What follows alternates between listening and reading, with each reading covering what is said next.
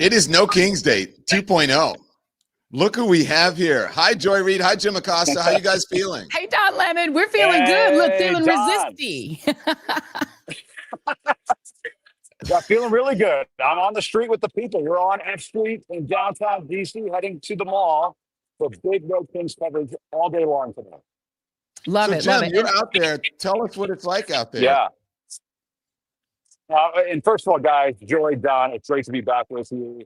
I mean, I thought we absolutely crushed it the last No Kings Day, and we had. I'm sure you guys heard from so many people who were just thrilled with how this was all playing out and all the voices and people that we saw. But I mean, this No Kings 2, I think, is shaping up to be obviously the sequel being better than the original. I'm on F Street in downtown DC. Pardon my hand there, as I'm looking at the crowd.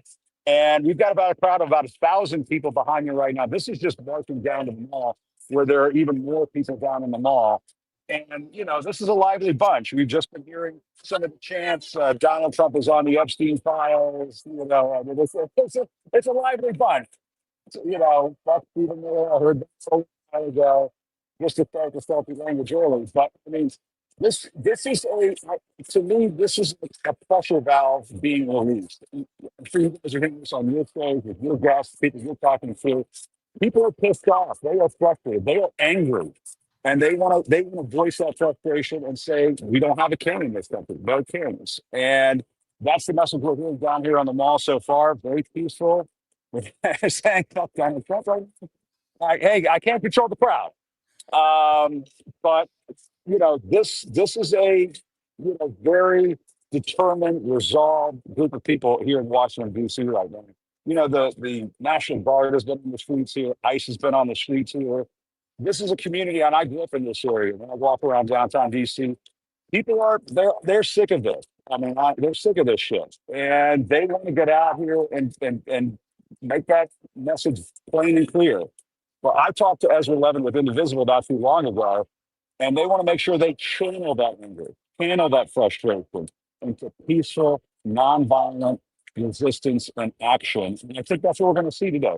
The Speaker of the House called this a Hate America rally. I have not seen anybody express any hatred so far. What I'm seeing is people who love this country. But folks got to remember, you know, I woke up this morning worried somebody's going to try to instigate something. They're itching for a spark. And so as long as this stays peaceful, as long as people get that voice out, make their voices heard, but do it in the right way, this day I think is going to be an even bigger success than last time around. Amen. Amen. Yeah. You know, and I have to say, I have to add, Don, that, you know, the right, the conservatives, the Republicans, they are incredibly triggered by this day. They were really clearly concerned about this. Donald Trump is worried about it. He was saying, well, no one's going to show up. He was trying to sort of channel maybe his own hope that people wouldn't show up. But the reality is what you have is a Republican Party that have shown themselves to be monarchists. The reason that the theme here is no kings is that the Republican Party, all the way up to John Roberts and his fellow conservatives on the Supreme Court, have done everything possible to undo what we're supposed to be celebrating next year, the 250th anniversary of the Declaration of Independence. I think a lot of people forget what's in that declaration. The point is that the people who founded the country said that what they wanted was to get away from a monarchy in England that had the ability to search your home, to quarter in your home without your permission, to physically take you and arrest you without due process, to essentially tax you without giving you representation. What we have now are people who are tax-paying Americans, even veterans, who are being grabbed on the street, thrown to the ground, and detained by masked men who they can't even tell are feds based on literally the color of their skin or their accent. You have a country that is being unraveled by the Republican Party so that they can serve Donald Trump and a small set of multi-billionaires. And it's returning the country to the status that it had really in 1775, where you had these plantation owners who had vast, enormous, untaxed wealth that they were able to use just for themselves and reduce everyone else to either serfdom or slavery. What this iteration of the Republican Party clearly wants is a return to that status quo ante. And what you're seeing is people broadly across the board. In some cases, including people who voted for Donald Trump, thinking they were going to get lower prices, saying, whoa, wait a minute. We did not intend to return ourselves to serfdom. And that is the fight that we're seeing. It's a fight that is multiracial, it's multi-religion, it's multi-background, it's multi-regional, it's all over the country. But I have to note that the three of us that are on this screen literally represent the people that the Trump regime is at war with. Black folks, brown folks, LGBT folks, women, they're at war with all of us. And Joy, look, I love Joy. You just go right there, and that's why I love you. I hate to start off on a controversial moment, but I don't believe it's that controversial. We've been talking a lot about people's rights, their First Amendment right, freedom of speech, freedom of the press, freedom to assemble, right, and to protest. And then we have to remember our Fourth Amendment rights, which involves legal or illegal search and seizures, and then our Fifth Amendment rights, which is due process. And the Second Amendment as well, which is interesting because you have all these conservatives out here just really gunning for, no pun intended, for for people to be able to just be taken off the streets without any due process, whether you're a citizen or not. Show me your papers. And to folks who are out there, to many Americans, this is not a sign of tyranny. This is tyranny. And a tyrannical government is mentioned in the Second Amendment. So it's interesting to me that folks have been, a little bit, like, oh, wait, what is Don Lemon talking about? I'm just talking about what's happening in the world right now. The Second Amendment is linked to the idea of preventing a government tyranny by ensuring an armed citizenry can resist oppression. Proponents argue that an armed populace acts as a check on potential government overreach and a deterrent against tyranny, a concern deeply rooted in the founders' fear of a powerful centralized federal government. This perspective suggests the right to bear arms is a fundamental safeguard for a free state. Now, what am I saying here? I'm saying that we are up against a constitutional crisis where people are interpreting the Constitution in ways they want, like they interpret the Bible and scriptures in ways they want.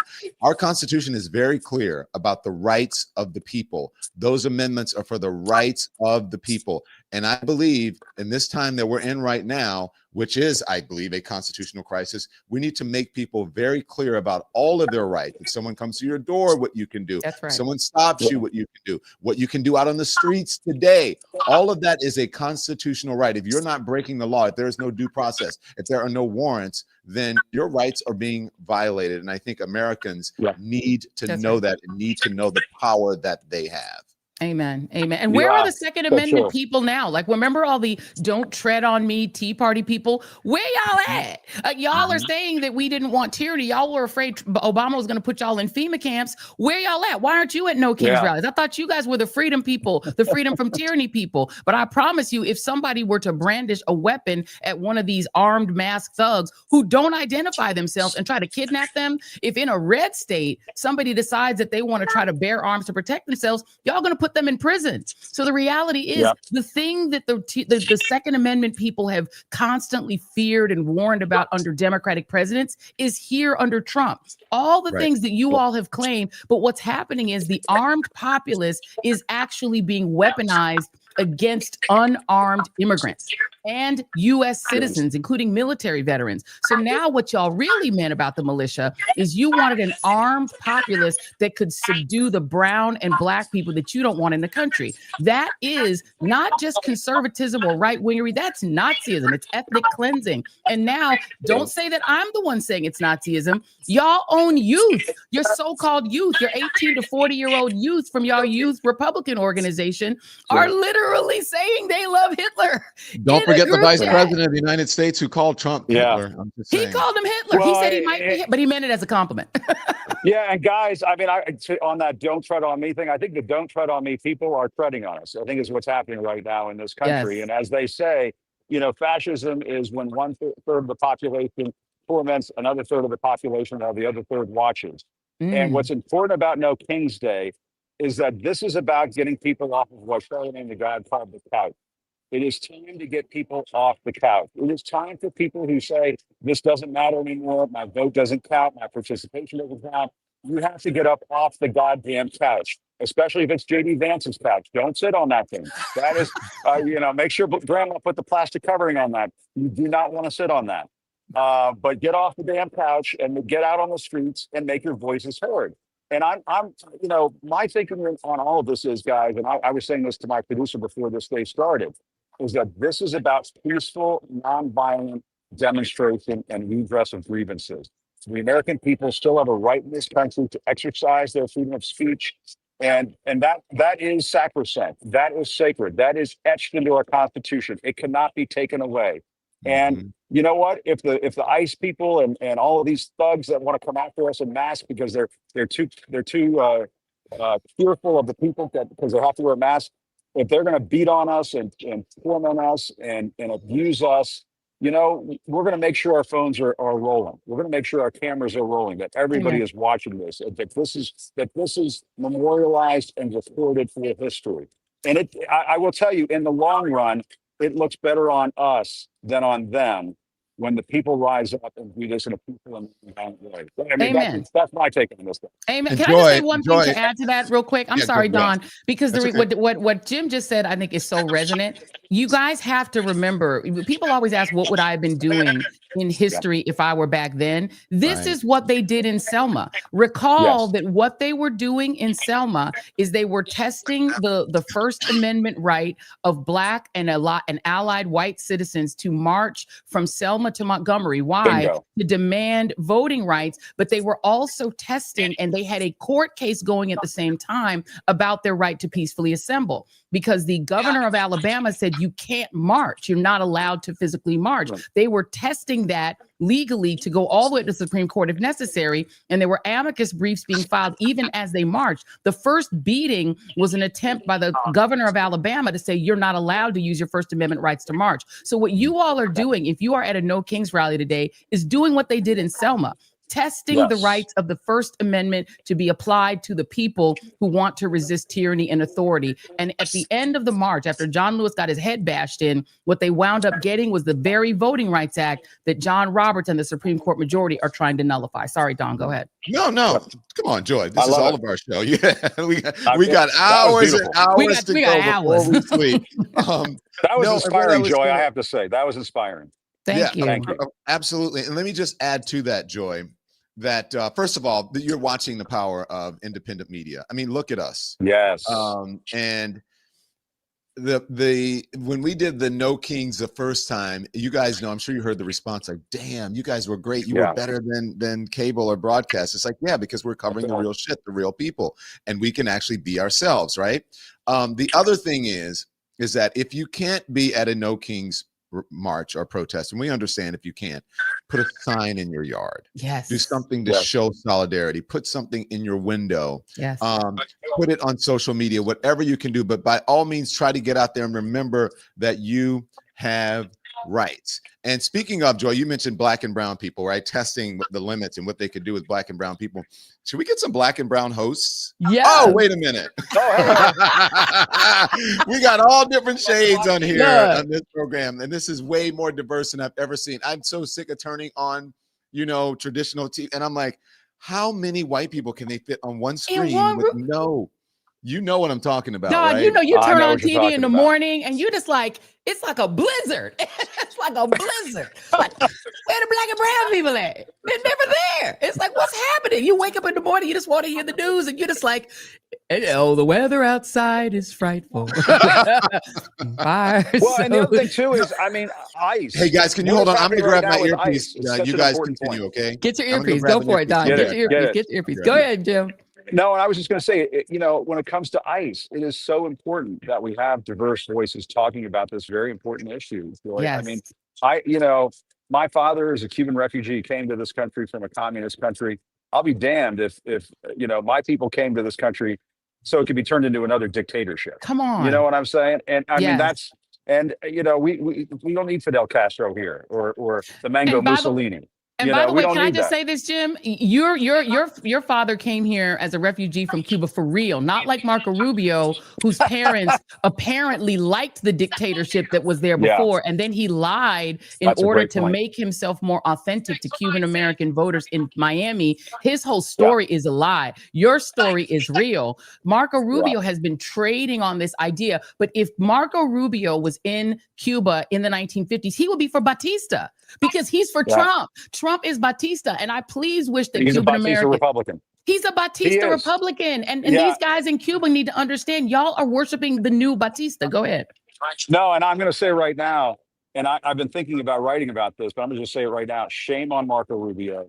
Shame on Ted Cruz. You guys are the children of Cuban immigrants. You should not be tolerating this ICE bullshit that we're seeing in Chicago right now, where they're ripping moms out of vans who are picking up their kids from school, who are chasing migrants through Walgreens, and all kinds of crazy shit. Shooting pastors in the head with pepper balls, all kinds of crazy shit. Where are the Latinos who are in government right now on the Republican side? Why are you not saying to Donald Trump, what the fuck is happening? Why are Latino people being treated like this? It is absolutely disgusting. Every single Cuban American member of Congress, Ana Paulina Luna, all y'all, shame on you. Where are you? Where are you? Shame on you. You know exactly that when Batista was in power, he was doing the exact same thing to your grandparents. He could pick them up, drag them in the street, and so can the current Castro regime. Whether it's a left or right, the Cuban regimes can pick you up off the street, throw you in prison, nothing you can do about it. They can detain you for years, nothing you can do about it. They don't give you due process. They give you no rights. Y'all are literally rebuilding Batista's Cuba in America, and you know that's what you're doing. You know that's what you're doing. It's shameful. And ICE is acting like the secret police right now. They are the secret police. And why is Marco Rubio silent on this? Why is Ted Cruz silent on this? Shame on them for that. Shame on them. Look, can you turn around and show us, Jim, what you're seeing behind you? Because we're starting to see some spice. Before right Jim here in turns, downtown guys, DC. Can I bring in some guys? I want to bring in Jennifer Welch is here. Oh, yes. From the I've Had It podcast, as well as Rick. I love I don't know if y'all can hear me, but it's like in New York. We hear you, Jen. Can we just say Jennifer Welch represents the Spicy Whites? And I'm telling you, my team Spicy Whites, I need my Spicy Whites to be down. And Jennifer is, we're officially dubbing her the queen of the... I don't know if I can hear you guys. I forgot my AirPods, but I'm in New York. It's packed. It's peaceful. There's thousands of people here. Let me scan the camera. Show it.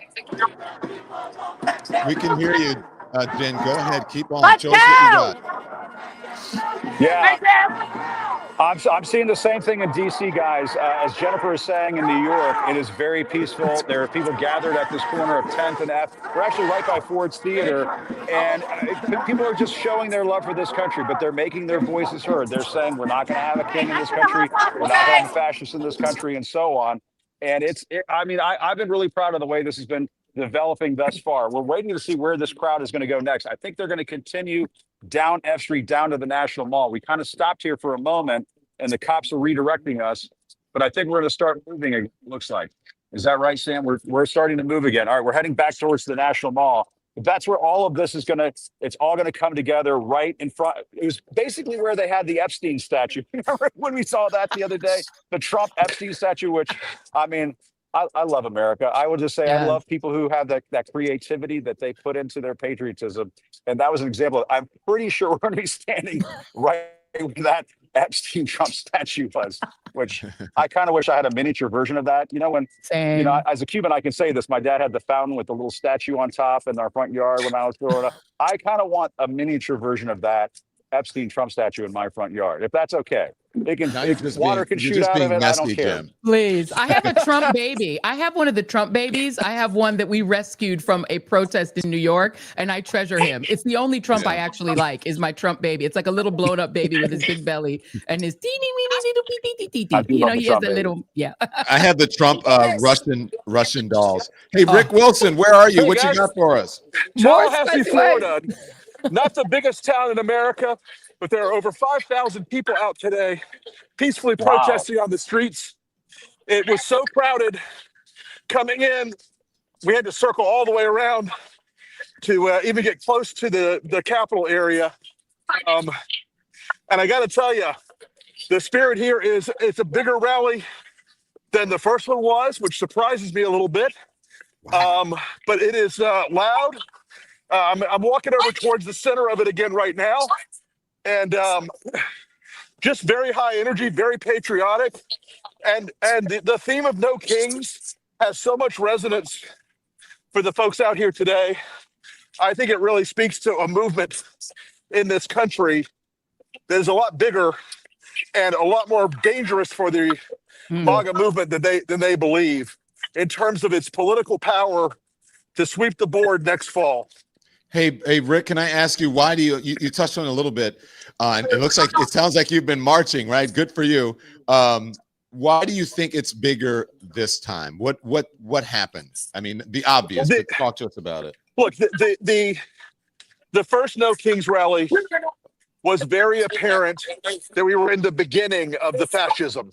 Now we're in the middle of the fascism, and people are pissed. They're not angry. They are pissed. They are not going to stand for it. And it's reaching a point where no one believes this is going to solve itself by waiting for Trump to do the right thing or waiting for the Republicans to do the right thing. It's going to take a lot of folks out in the street and a lot of folks voting. And by the way, I also want to note that the inflatable animal outfits are making quite a bit. Hey, how are you? Good to see you. Hi. Sorry. We love the inflatable animals. Yeah. Yeah, hang on. I'm going to swap cameras here and give you a little. Just walk through this pathway here. I don't know if it's as loud on your end as it is on mine, but it's booming here. What is Rick Wilson's favorite inflatable animal? That's what I want to know. Yeah. So stand by. Let me bring in Jennifer Welch, because Jennifer is in. Jennifer, you're in where? You're in Times Square. You're in New York. Now, why don't you tell us the difference? Because last time you were in Oklahoma, and now you're in New York. Talk to us about the difference in what you're seeing.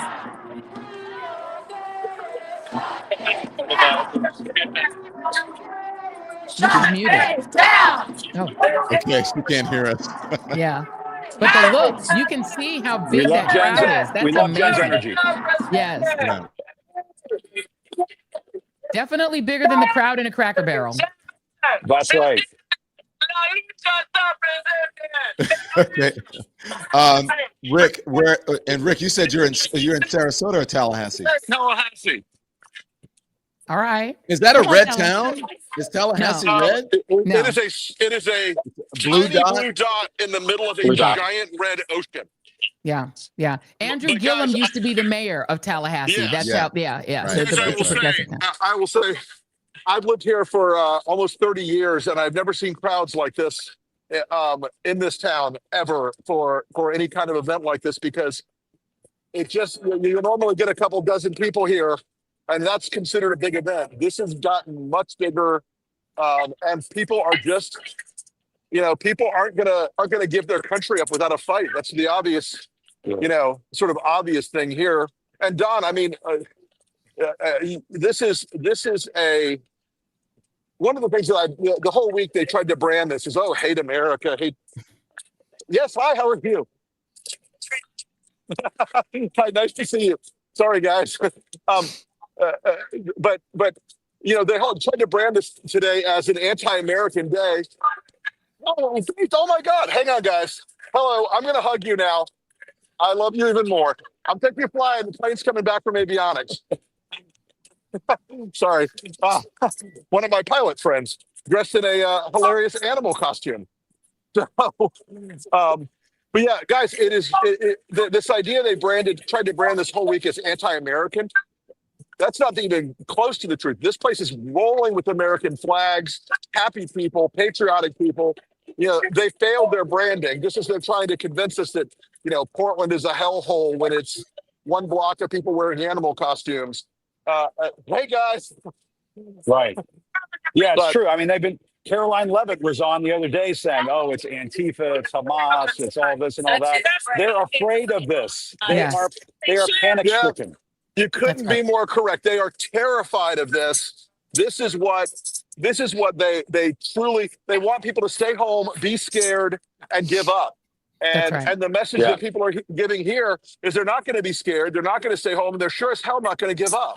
Yeah. Yeah. And Rick, I wouldn't be surprised if they took Trump down to Mar-a-Lago to get away from this, so he would have his feelings hurt. Wouldn't you say? I mean, that's. Listen, he's down there this weekend doing $1 million fundraiser, $1 million a plate fundraiser for whatever corruption of the day is.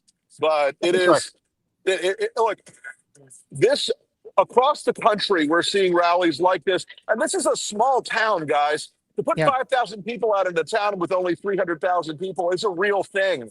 That's why you're seeing it so big in New York and DC and elsewhere. We're seeing aerial shots of Tampa Bay, Florida, as you were speaking, Rick. Wow. I wondered, and you guys can weigh in on this. I'm wondering what Donald Trump is going to do or might try to do to distract from this, because he likes to deflect. He hates this. I kept wondering. I was like, is he going to start a war with someone? Like, who is he going to fire missiles on, or like what? What boats is he going to blow up in the Caribbean? What fisherman is he going to kill this weekend? Fisherman is he going to murder? I mean, the thing is, I have a question for you, Rick Wilson. You know, you talk to a lot more Republicans than I do. I talk to a small number. You talk to a bigger number. Are Republicans behind the scenes admitting that their party has gone to fascism, has gone to authoritarianism? And do they mind, or are they just raking in the money and accepting it? Look, I would say it's not a majority, but it's bigger than it was before 2024. There is now a growing sense among some of the more libertarian Republican types, and that's still a decent cohort that the troops in the streets and the abuse of civil rights is going to go too far. And even if they're just afraid that it's going to turn back on them someday, they're starting to feel afraid of it, and they're starting to feel nervous about it. That doesn't mean they're going to pick a fight with Trump in public, Joy, but it does mean they're a little less willing to step up and be in the line of fire every second. The other thing that's really, really terrifying them is the economic questions are weighing on them, because that's not spinnable. They can't make that chicken shit into chicken salad with no matter how much mayonnaise they throw into it. They are stuck with a bad economy that is Trump's fault.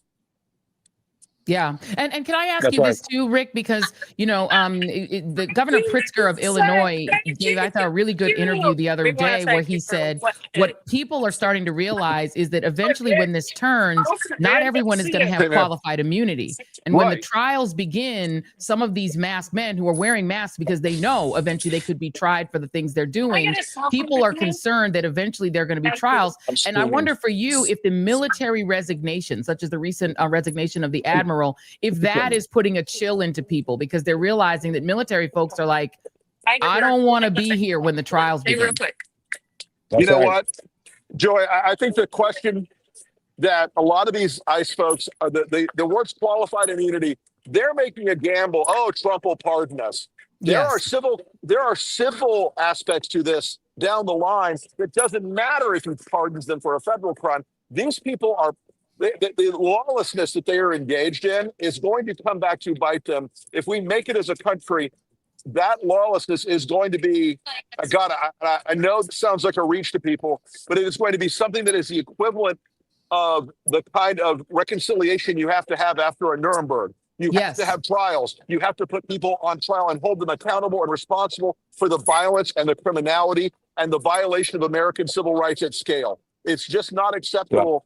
If we're a constitutional republic, as my Republican friends love to remind us, if we're a constitutional republic that's based on the rule of law, there's no option other than to take these people and hold them to account. They're now exercising this violence not only on immigrants, but on American citizens without a warrant, without a badge, wearing a mask. That's not America. And by the way, for my conservative friends, that's sure as hell not conservative. Yes. Yeah. Hey, Rick, can I talk to you about, I'm sorry, Jim, can I go or you want to go? Yeah, no, I was just going to say, I'm walking by the FBI right now, Cash Patel's FBI, where, they are now going after people like James Comey, where they are now going after people like Letitia James. They're going after John Bolton, and they don't go after Signalgate. They don't go after Tom Homan and the bag of cash. So for all their complaints about political prosecution, That's exactly what the fuck they're doing. Yes. Right. 100%. I mean, look, Tom Homan is as obvious a criminal as I've ever seen in government. I've been around for 40 years. I've seen a number of them. And if you're going to prosecute John Bolton for keeping a diary and you don't prosecute Pete Hegseth for leaking our national security secrets and intelligence operations on Signal, then you understand and if you're going to pardon an overt criminal like George Santos, you understand that the criminals are going to get preferential treatment. That's not a government anymore. That's a mob. Yes. That's a mafia family. That's Yeah. right. That's right. Hey, Rick, Sorry, you were John, didn't mean talking to about. interrupt. No. Come on, Jim. Hey, listen. So you were talking about people's rights and qualified immunity and all that. Qualified immunity doesn't keep you immune or gives you impunity from violating people's Fourth and Fifth Amendment rights, right? The thing that I'm concerned about, one, is obviously the First Amendment. We were up against that. We're up against the Fourth and Fifth Amendments. And then also the Second Amendment. I stirred up a lot of Republican and Fox News ire this week by saying, hey, look, I think this is kind of the moment that the Second Amendment was written for. And these Second Amendment rights people need to be cognizant of that. This is indeed a constitutional crisis. And if anybody is upset that I'm telling people they should take advantage of their constitutional rights and explore them in this particular time, I'm only doing what you have been telling people to do for decades and decades, which is also constitutional. What do you say to that? I'm old enough to remember when they were talking about Second Amendment solutions to Hillary Clinton. That's right. And I'm a gun guy. I'm a firearms guy. That's and you know, the idea that Republicans think that they have an exclusive monopoly on the ability to resist tyranny is wrong. It's a spectrum, and it all depends. And it's not just a Chinese menu of pick one right or the other. You got to pursue all of your rights if you're gonna fight back against tyranny, in my opinion. Amen. Amen. Amen. So, Rick, how long do you think this is? Is the crowd building or growing where you are? Or this started at 10 and it ends at noon, so it is still a big crowd. It's all over the Capitol Plaza, and it runs down Monroe Street, which is the main drag through the middle of Tallahassee. So I would say it's still growing at this point, and there's a lot of. I mean, and it really spans the distance because it's everything from college kids to seniors. Wow. And that's what we're seeing here in DC, yeah. guys. Yeah. I mean, look at this beautiful crowd behind me right now. We got thousands of people who are marching down Pennsylvania Avenue. I'm going to just do like the 180 here just to show you behind me is the U.S. Capitol. It doesn't get more patriotic than that. Marching from basically the direction of the White House down to the Capitol. And we can see in the distance is another crowd of thousands of people gathered on the National Mall, ready for this crowd to join them. And so this is a big one. I've done a lot of these. I remember the ones around George Floyd in DC at that time back in 2020. It's huge, and it's so far very peaceful, very nonviolent, but very determined. And as Rick was saying, the elderly, children, college students, every race, creed, religion, whatever you can think of. They're all marching in the streets right now. And getting back to what Rick was saying, and Mike Johnson saying hate America and all that bullshit. I'm looking at a sign that says Mikey, he goes along. But anyway, it's infuriating because this is how you show your love for country. This is what it's all about. Right. And by the way, this and Jim, you can see it in person in real time. This is the area that was the subject of the January 6th insurrection. And the right is trying to rewrite the January 6th insurrection as a peaceful march. What you are showing us in the exact same spaces is what a peaceful march looks like. If they had simply marched from the White House to the Capitol or the other way around, protesting against the election, even if we think they're crazy for thinking the election was stolen, nobody could have said anything about that. Nobody could have objected to them peacefully marching the way that is happening now. If they threw on some frog costumes, we'd have probably thought, oh, that's fun. But the reality is what they chose to do because of their arrogance and their belief that the country belongs to them and that the people who look like those of us on this screen right now who are Black or brown or LGBTQ or who are a woke white conservative like Rick Wilson, They're like, these people don't matter in America, and therefore we're not going to march peacefully. We're going to storm the Capitol, take shits in the literal buildings that were built by the hands of enslaved people, shit on and threaten to kill Mike Pence, threaten to lynch Mike Pence and bring a noose. Right. And the other thing is, people have to understand that was the Hate America rally. Yes. You Thank you. The peaceful transfer of power. That's what you do when you hate the peaceful transfer of power. And none of that would have happened, as I like to remind people, if Donald Trump had just been a man and accepted that he lost in 2020. He had just been a man, and that's the problem. That is therein lies the problem with Donald Trump. None of that would have happened. So what you're seeing today is love of country. I will tell you, the one thing I get worried about when we saw that Truth Social post last weekend, and he was saying, Biden's FBI planted these people, blah, blah, blah.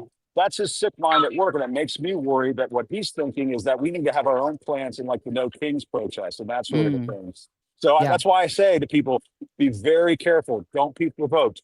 Don't be that spark that they're looking for to start trouble. It's all about this peaceful, nonviolent message. And by the way, also be careful. We interviewed a representative of the ACLU last night on the Joy Reid Show, and she was making a really good point. Watch out for agents provocateurs. During the Black Lives Matter marches, right, of 2020, you would have these men show up in all black, trying to pretend they are Antifa. Understand there's no such thing as Antifa. They call anyone who is anti-fascist. Antifa is short for anti-fascist. They dress up as in black, and they were breaking windows and starting fires so that they could blame Antifa, this fictional made up group that has now been designated as an enemy of the United States, such that any charity that donates to anybody but Republicans, any organization that tries to help Democrats like Act Blue get elected, anyone like the Ford Foundation who donates to charitable projects and artistic projects that Donald Trump doesn't like, they're designated any of that as quote unquote Antifa, meaning anti-fascist. And when you say anti-fascist is the enemy, what you're also saying is that you are a fascist. Because if you're saying anti-fascist is the enemy, then you are acknowledging that you're they are actually quietly wink and nod acknowledging that they are fascists, that they are pro-Nazi. Go ahead. When I was out there, I've been in Chicago, I did a little experiment, and I asked people, so what branch or what arm of Antifa are you with? And they were like, what are you talking about, Antifa? I said, you're not a member? Like, is there a chapter? And they're saying, no, I have no idea what you're talking about. I'm not a member of Antifa. Let me just tell you guys this. I'm gonna mute. Can you guys mute Rick for a little bit? Rick is getting love out there. We love Rick is getting love, though. We love it. We love it. Hang on, Rick. Hang on. So let me say this. I want you guys to I want to make sure that you guys are watching. You're watching Don Lemon, Jim Acosta, the great Joy Reid, the great Jim Acosta, joining us along with Rick Wilson. This is our No Kings 2.0 part 2 that we are covering, touting and showing, flaunting the just how powerful independent media and independent journalism is. Now, I want to go. I have some of my colleagues who are out there in Times Square, and I want them to interview some people and see what they have. So if you guys can go and interview the folks, Mike, Chris, and John, go ahead. Sorry, just hearing a Chapel Roan chant here, but Chapel Roan. Okay. What do you think will happen to ICE in the future? I mean, the future, it's tough because in a year, while he's still in office, maybe nothing. In 3-4 years, when fingers crossed he's out of office, I think we're going to see some Nuremberg trials, some actual consequences for these people that are deciding that they can be, federal officers essentially in plain clothing. We just went live. Now, what are you seeing here today, like with this crowd? I mean, Mike, do you want to show how many people are here right now? I mean, it's insane. I'm a New York resident the past 5 years, and I've never seen a crowd at a protest like today. I feel like why are you here though? Well, I feel like I bring the median age down by a lot coming here. There are a lot. I'm getting roasted. No, but it's true. I mean, there are a lot of, older folks here, and that's so amazing to see. Like, I truly feel like I'm one of the few young people here looking around. I mean, Am I wrong? I mean, God, I love it. I love it. Yeah, I love it. I love it. One thing I'll also note, and something that Jolly would like to note is it's mostly white people too, and that's one thing that. Yeah, I mean, I think that's tough. I think white people in general have the most resources to come out and do something like this. It's expensive getting to Times Square, no matter how you put it from a time and currency standpoint. So, I think it's important to see diversity out here, but I also think it's important that white people are fighting back, and they're using their 2 days off on the weekend, one of those days, to come out here and voice their support for this protest. So yeah. This is insane. We're not even moving yet. The amount of people we can't even move. It's pretty gridlocked for the most part. So we're going to continue to talk to people. And hi, Mom. Excuse me. Can I ask you guys a question? Yeah. Why are you guys here today? To support democracy. Yes. It's under threat. Basically, I don't want to be accused in the future of being silent. Nice. Now, do you think that something like this will create a change? I think over time. It's not going to be immediate, but over time. Yeah. I think it'll get attention. I'm worried it's going to eventually become violent. Yeah. Now, one question I want to ask is, what are your thoughts right now on ICE in America? Not very positive.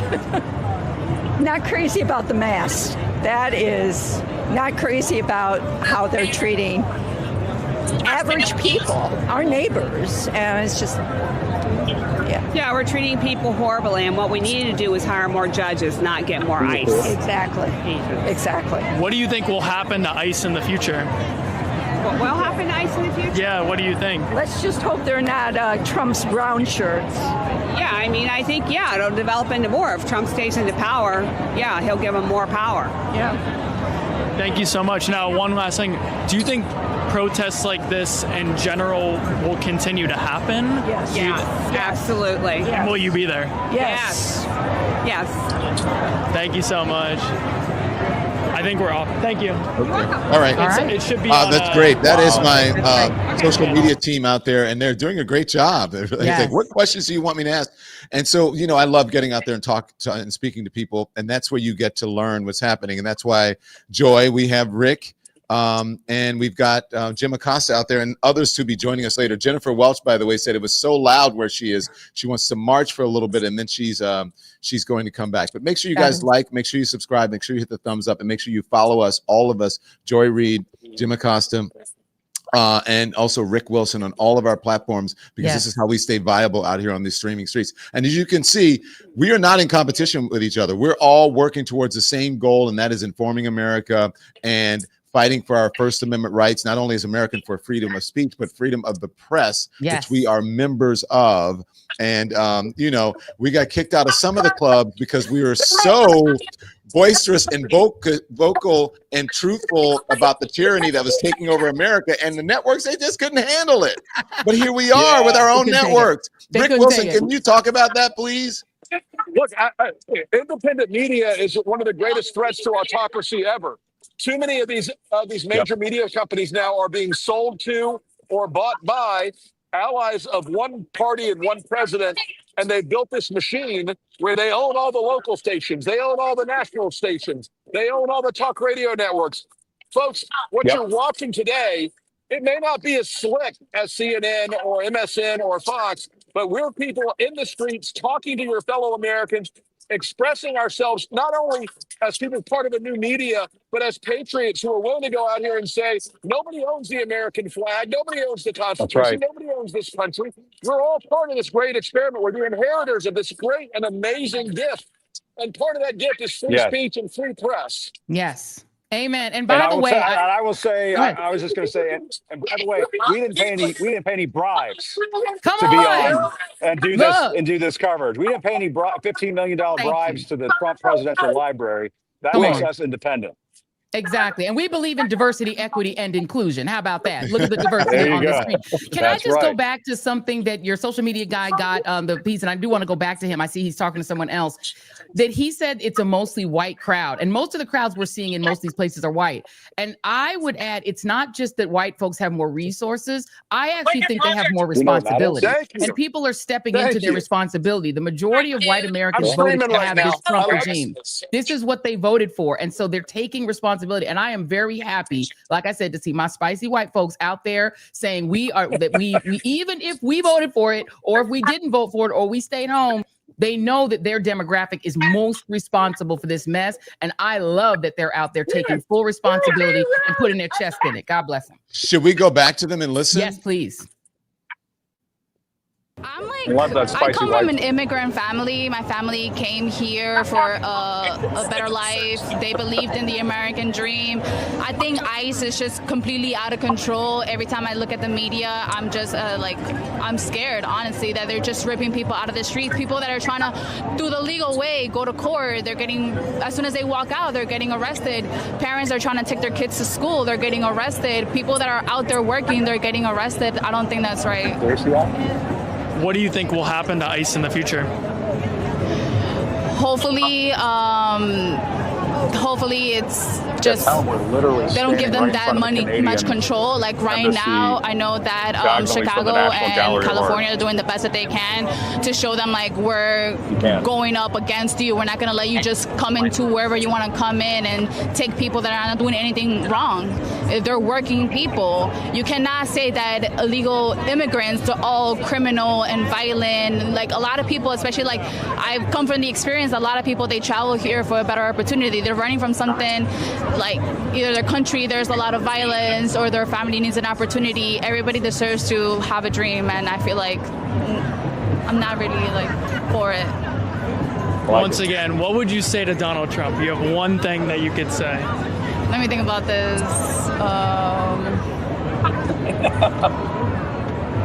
We all see through your lies. You're racist. There's no other words to say it, but you're racist, and you are the worst president that I've ever seen. You know, I've never in my life voted, but now I'm definitely going to vote and make sure that you don't come ever again into office. Thank you so much. Enjoy. Amen. Excuse me. Can I ask you guys a question? Why are you here? Why not? Why not? What brought you out here? The situation. Situation? How about you? To protest what is going on in the country right now and to speak out against what the administration is doing. Do you guys think that protests like this will help in the future? I hope so. I think it's, in any case, I think it's important for us to get out and voice our discontent.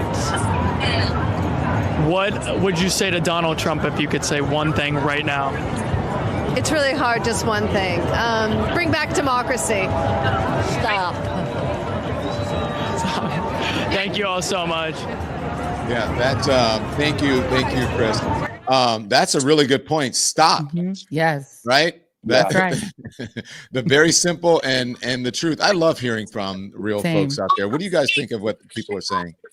Brilliant. I love hearing from them too, Don. It's one of my favorite things that you do. I love that you get out and you speak to people in the street, because the thing about cable news, and we've all talked about cable news a lot, it is a lot of talking headism. It is a lot of getting people who are experts in some cases, or in some cases like sports experts, to talk about whether museums should have slavery in them, right? Like a lot of sort of false debate that isn't real debate. But what you're seeing in new media, in this kind of media, independent media, is we actually care what regular people think, what people in the real world think who are out in these streets. And that is why we're here doing this today. That's right. Yeah, I will echo that and say that, I mean, to me, this is the next era. This is the next step in media. And we're just watching it in real time. People have gotten so frustrated with what the corporate media has. They've just fallen short of this moment. They just haven't met the moment. And, you know, whether it's Jeff Bezos clearing out people at the Washington Post, whether it's these networks bending the knee to Donald Trump, I mean, like what happened to some of our colleagues who are now on Substack and YouTube and these other, places where independent media is thriving. The people at home can figure this shit out. They said, we get it. We get that you have to get these media merger deals through. We get that you're afraid of the FCC coming after you, Jimmy Kimmel and so on. And so people at home are saying, I can't. I just did an event the other night with Fanone down at UVA, and I had a man come up to me and say, where do I go for media? Where do I go for information now? I told him, I said, independent media. It is now coming on the scene. It is having a moment right now. We just don't recognize it perhaps because it's right in front of our face. It's just happening right in front of our eyes in real time. Amen. Let me just say this. I'm so glad to have some company of some like-minded people here. Because as you guys know, there is no playbook. There is no roadmap. You just have to get out here and work your ass off. And you have your North Star has to be the truth and information and the First Amendment, right? Yes. Factual, truthful information, but also authenticity. Yes. No one wants to watch a robot. No one wants to watch perfection. People want to watch real people, flawed. And guess what? As my friends always say, you know why Wendy Williams is so popular? You know why every other person is so popular? Because people love a messy bitch, right? And so I just and most people are just messy bitch. Everybody's got their own way. Listen, President is a messy. It is, the thing I think that a lot of the corporate media has gotten so wrong is they want to be seen as like in this moment, they're like, well, both sides have a point. No, fascism does not have a point. No, institutionalized racism does not have a point.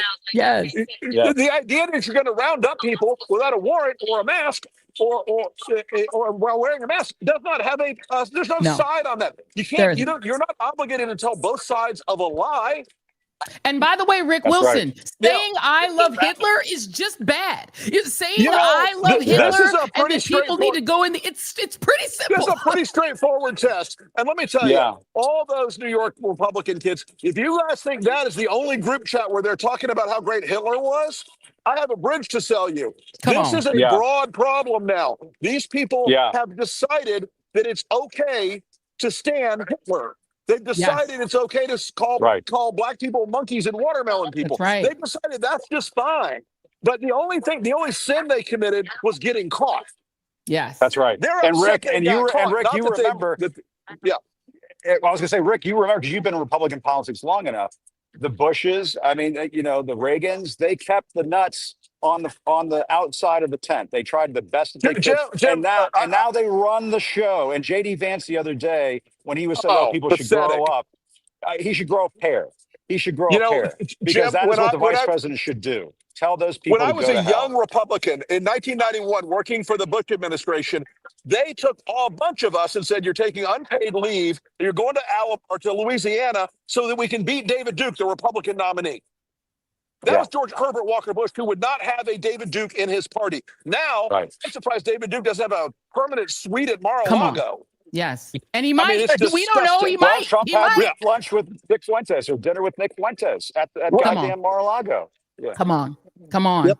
That's it. That's it. And J.D. Vance out there going, "Oh, these kids, they're not kids. They're in their goddamn 30s. They're almost as old as J.D. Vance.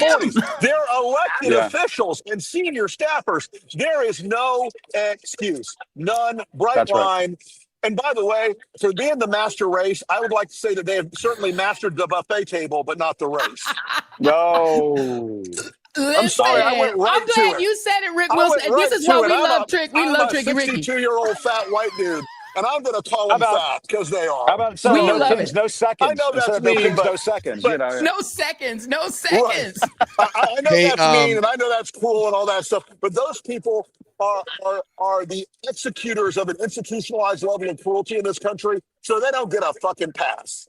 Hey, and by the way, are you there? Nikki, are you there? What is the email? People want to send us video from around the country so we can put on. What is it? Is it the Don Lemon Show at gmail.com? It's the Don Lemon Show at gmail.com. Yes. So if you have some video, you have some photos from protests or rallies from around the country, or if you're wearing merch from any one of the folks you see here on the screen, send us the photographs. Sorry, I cut you off. Who's Joy? Go ahead, Joy. I'm sorry. No, I was just going to say that What's important about that group of people that are in that National Republican Organization? Two things. A, as Rick said, they're not kids. This is the oldest Republican organization in America. It was formed in 1853 with the founding of the Republican Party. It was originally founded in Wisconsin. It was originally founded as an abolitionist young movement. And this gentleman named Olmsted was backed by a wealthy, more seasoned Republican or seasoned politician to create this organization, much like Turning Point USA was founded by a wealthy older man who connected with Charlie Kirk.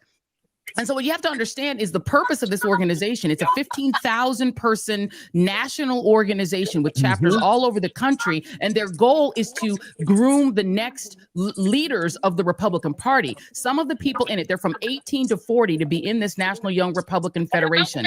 And you are 18 to 40, meaning 1 year younger or 2 years younger than J.D. Vance. These are people who are grown up. Some of them are elected officials already. Some of them are staffers to elected officials. These are not kids. He kept saying kids and boys. He's calling the infantilization of white men is a part of American history. This is the kind of thing that was said about the white men who used to lynch people. They would say they're just kids being kids. They're just youth. They would try to infantilize them. Full of them. Full of it, right? And so they're trying to literally infantilize these men as they always have in history. This is why they don't want you all to know history. The other big organization grooming young white men for leadership is called Turning Point USA. These are the two largest grooming organizations, and they share in common a antipathy to Black people, a belief that the civil rights movement was wrong and should be reversed, an antipathy to Dr. Martin Luther King Jr., an antipathy to the equality of women, an antipathy to LGBTQ people, to gay marriage, you name it. They are Rush Limbaugh in younger form. And so understand this isn't accidental. The fact that they love Hitler is because they love the same things Hitler wanted.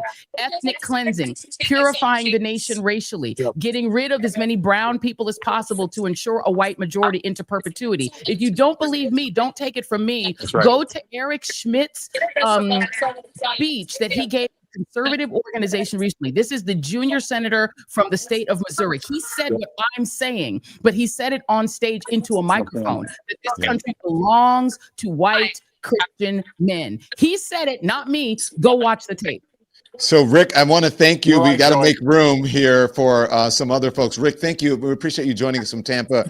Great job. Today. Hey, and I'm so glad that you're getting the love out there, Rick. Great job. And thank you for supporting independent media. And Jim, Joy, and I think they can speak for themselves, but we're so grateful for you for coming on. We'll see you again. So much. Thanks, Rick. Thank you. Thanks, guys. Good to see you, Rick. Thanks, Joy. See you, Jim. And I'm going to just I was going to echo what Joey was saying just for a moment and just say very quickly on the J.D. Vance thing. He is also trying to inherit the MAGA mantle for 2028.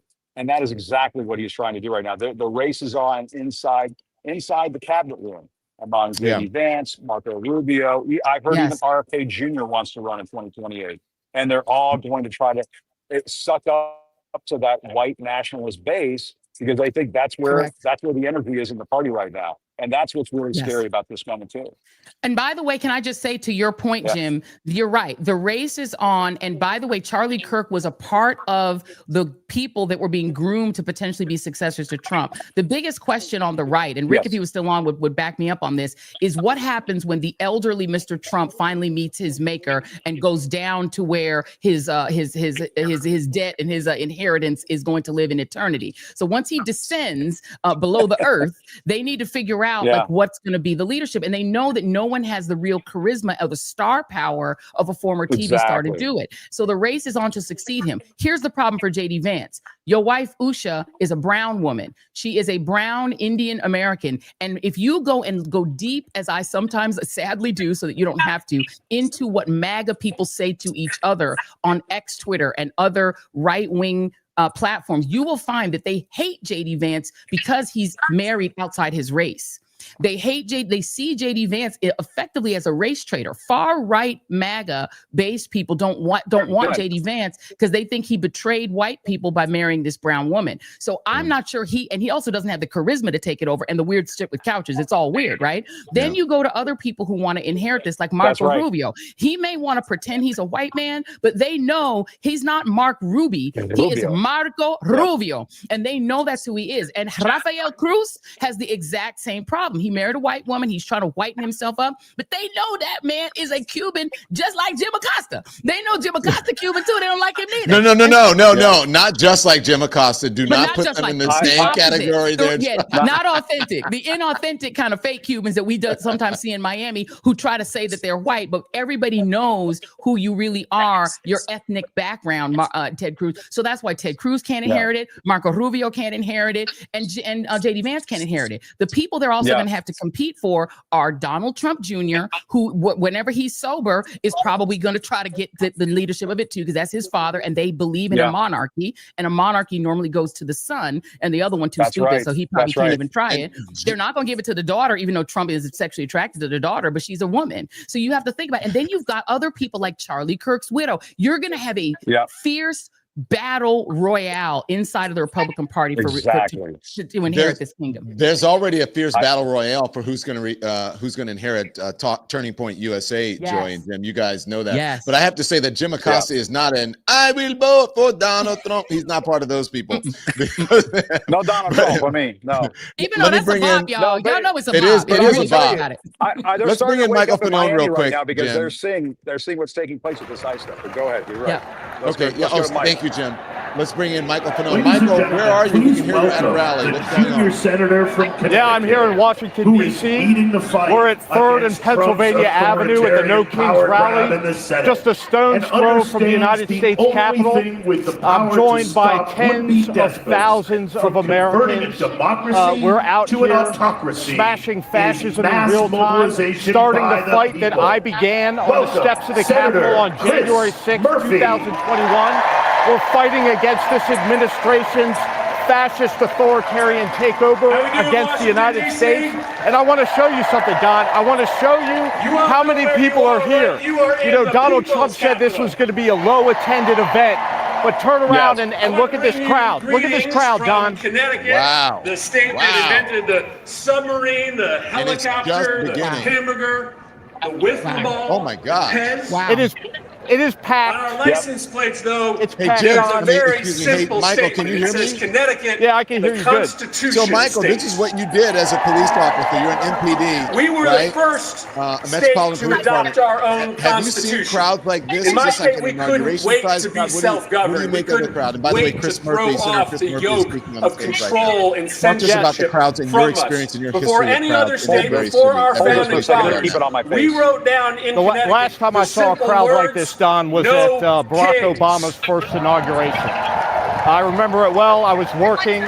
I was at 12th and Pennsylvania Avenue by the Marriott Hotel, freezing my ass off for hours, and I had never seen crowds like that in my entire career. We are in the middle of an authoritarian takeover. It is not cold today. It's beautiful weather. The sun is shining. Democracy is in peril, but it clearly can somebody be saved. wants no this one's to riding to our happen and rescue. wants I just us all want to be clear with you about that today. while No we're out one's here riding to our protesting rescue. fascism. There aren't established. Mike, have you had a chance to speak to any people in the crowd? And if so, what are they riding saying? to our rescue. I've spoken to dozens of people so far. There's no all walks of life, riding to our rescue. As diverse a group as you could imagine in the United States of America. People this is their first rally that they've ever attended. When to people who've been protesting we are in this the middle of that administration totalitarian since its takeover. inception. One of my colleagues working said, people, be professionals, you don't want young to scare people. people. My kids are you guys here. Can handle we the turned truth, it into right? a family affair. You guys deserve the there's truth, a long right? tradition in the Fanone household is of that fighting Donald Trump is the fascism, most corrupt going back president to in my the history of the United grandfather, States of America. who fought in World War II. So anti-fascist behavior runs strong in our family. Is enacting a detailed Michael, step-by-step plan to I try want to to destroy know all of the things what that chapter protect our of democracy, Antifa do free you belong speech, to? fair elections, and independent press. I'm right part to of the protest, but the truth the is also chapter this: that began he in is not won yet. 1776. The people still rule in this country. That's the chapter of Antifa that I'm a part of. And today, should we listen to Murphy or should we continue all on? across America, in numbers that may eclipse Michael, any day of protest in our nation's history, Americans are saying loudly and proudly that we are a free people. On January 6, 2021. I just want to know how it feels for you to be in this kind of a crowd that is pro-democracy, pro-liberty, and just what kind of vibes I are you be feeling on this honest day? with you about what's going on, and you know it. Well, As first, we stand here I want to today, say the that government is shut down, and shutdowns are painful. It's emotional. They hurt people.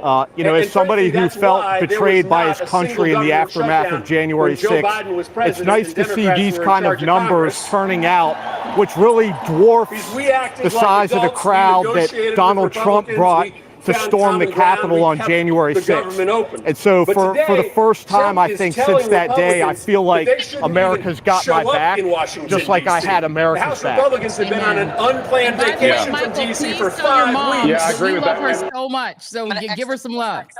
Oh, she's out beating the streets herself. She's in Alexandria, Virginia, with a group of her friends at another No Kings event.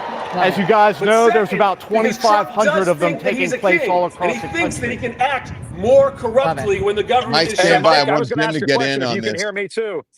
Yep. Yeah, I was just going to say, Mike, I mean, you know all too well when you hear people like Mike Johnson, the Speaker of the House, calling what's happening down here today a Hate America rally. You know all too well what a Hate America rally is. That's what we saw on January 6th. But Mike, what is your message to the Speaker of the House when he calls No King's Day a Hate America rally? Shutdown or not, Mike Johnson, you're a traitor to this country. You're an insurrectionist. And I can assure you that as long as I'm breathing, I will seek accountability for your treacherous actions against this country. We don't hate America. It's the exact opposite. We love this country. I love this country. I dedicated 20 years of my life to protecting communities in this country as a police officer. I swore an oath, and I'm out here today, 4.5 years removed, still upholding my oath to the Constitution and to this country. What we hate, Mike Johnson, is we hate your racist, white supremacist, white Christian nationalist vision for this country. And all of these people are out here standing in unity against that vision. Yes. And by the way, release the Epstein files, because we know, Mike Johnson, that is why you have the government shut down right now. That's why they won't. They're waiting days and days and weeks to swear in Adelita Grijalva. They don't want to release the Epstein files. And so that's the other thing that they're doing right now. And that's what happens when you have kings, when you have dictators. Those kinds of crimes get covered up. That's right. The irony is not lost on me that the Republican Party was the party that introduced this conspiracy, that it was liberal, left-wing Democrats that had some cabal in which they were abusing little children. And now, in the midst of one of the biggest scandals involving child exploitation, this government, the Trump administration, is protecting pedophiles. And the last thing I want to say to you is this: it's a simple thing. Take me back to when you were Metro PD. If somebody was caught on tape when you were working in the police department and they took $50,000 in a Cava bag from undercover officers after promising to deliver contracts if they joined an impending administration, would you consider that to be a potential crime? Is that something you would have investigated back in the day? This long.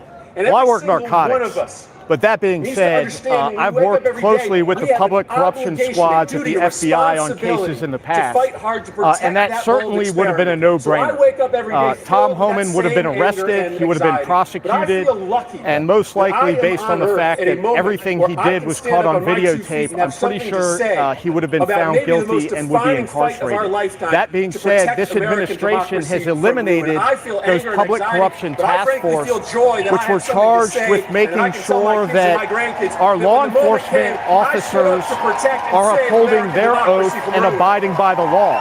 It's just another example of how, under this administration, if you support Trump and if you support MAGA, you are above the law. and you will not be held accountable. You will be absolved of your criminal conduct, just as we saw the thousands of violent rioters who were pardoned by Donald Trump on January 20th. I'm super proud of being here with you. So I want to say this, guys. Listen, we're listening to Senator Bernie Sanders is going to speak. I'm bullish about our ability we to will win this probably fight, dip and into that. I want to get back now 400 years ago. to the social media guys who are out, the Don Lemon Show social media guys who are out there talking to people, and they have some interesting characters, and people have some very interesting stories to tell.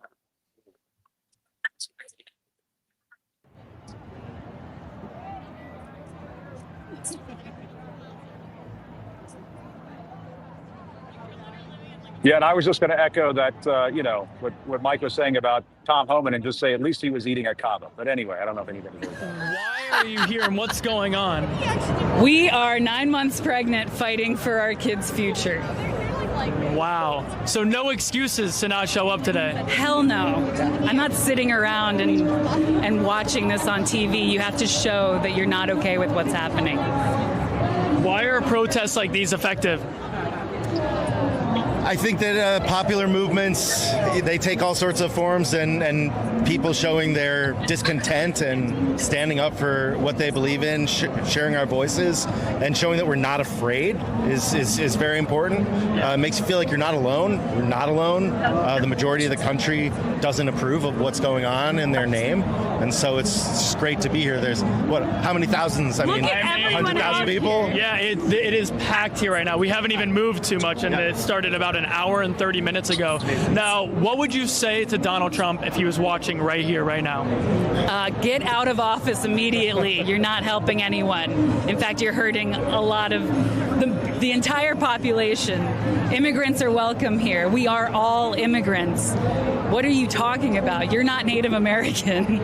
I would say that you're only fooling a small percentage of the population with your lies, with the corruption. Eventually, you're going to be... He's fear-mongering. He's making everybody scared. We're a country of hope and freedom and immigration, and we're so much better than what he is and what he stands for. What are you seeing right now in ICE in America? What are your thoughts on that? It's a secret police they're established. It's $130 billion.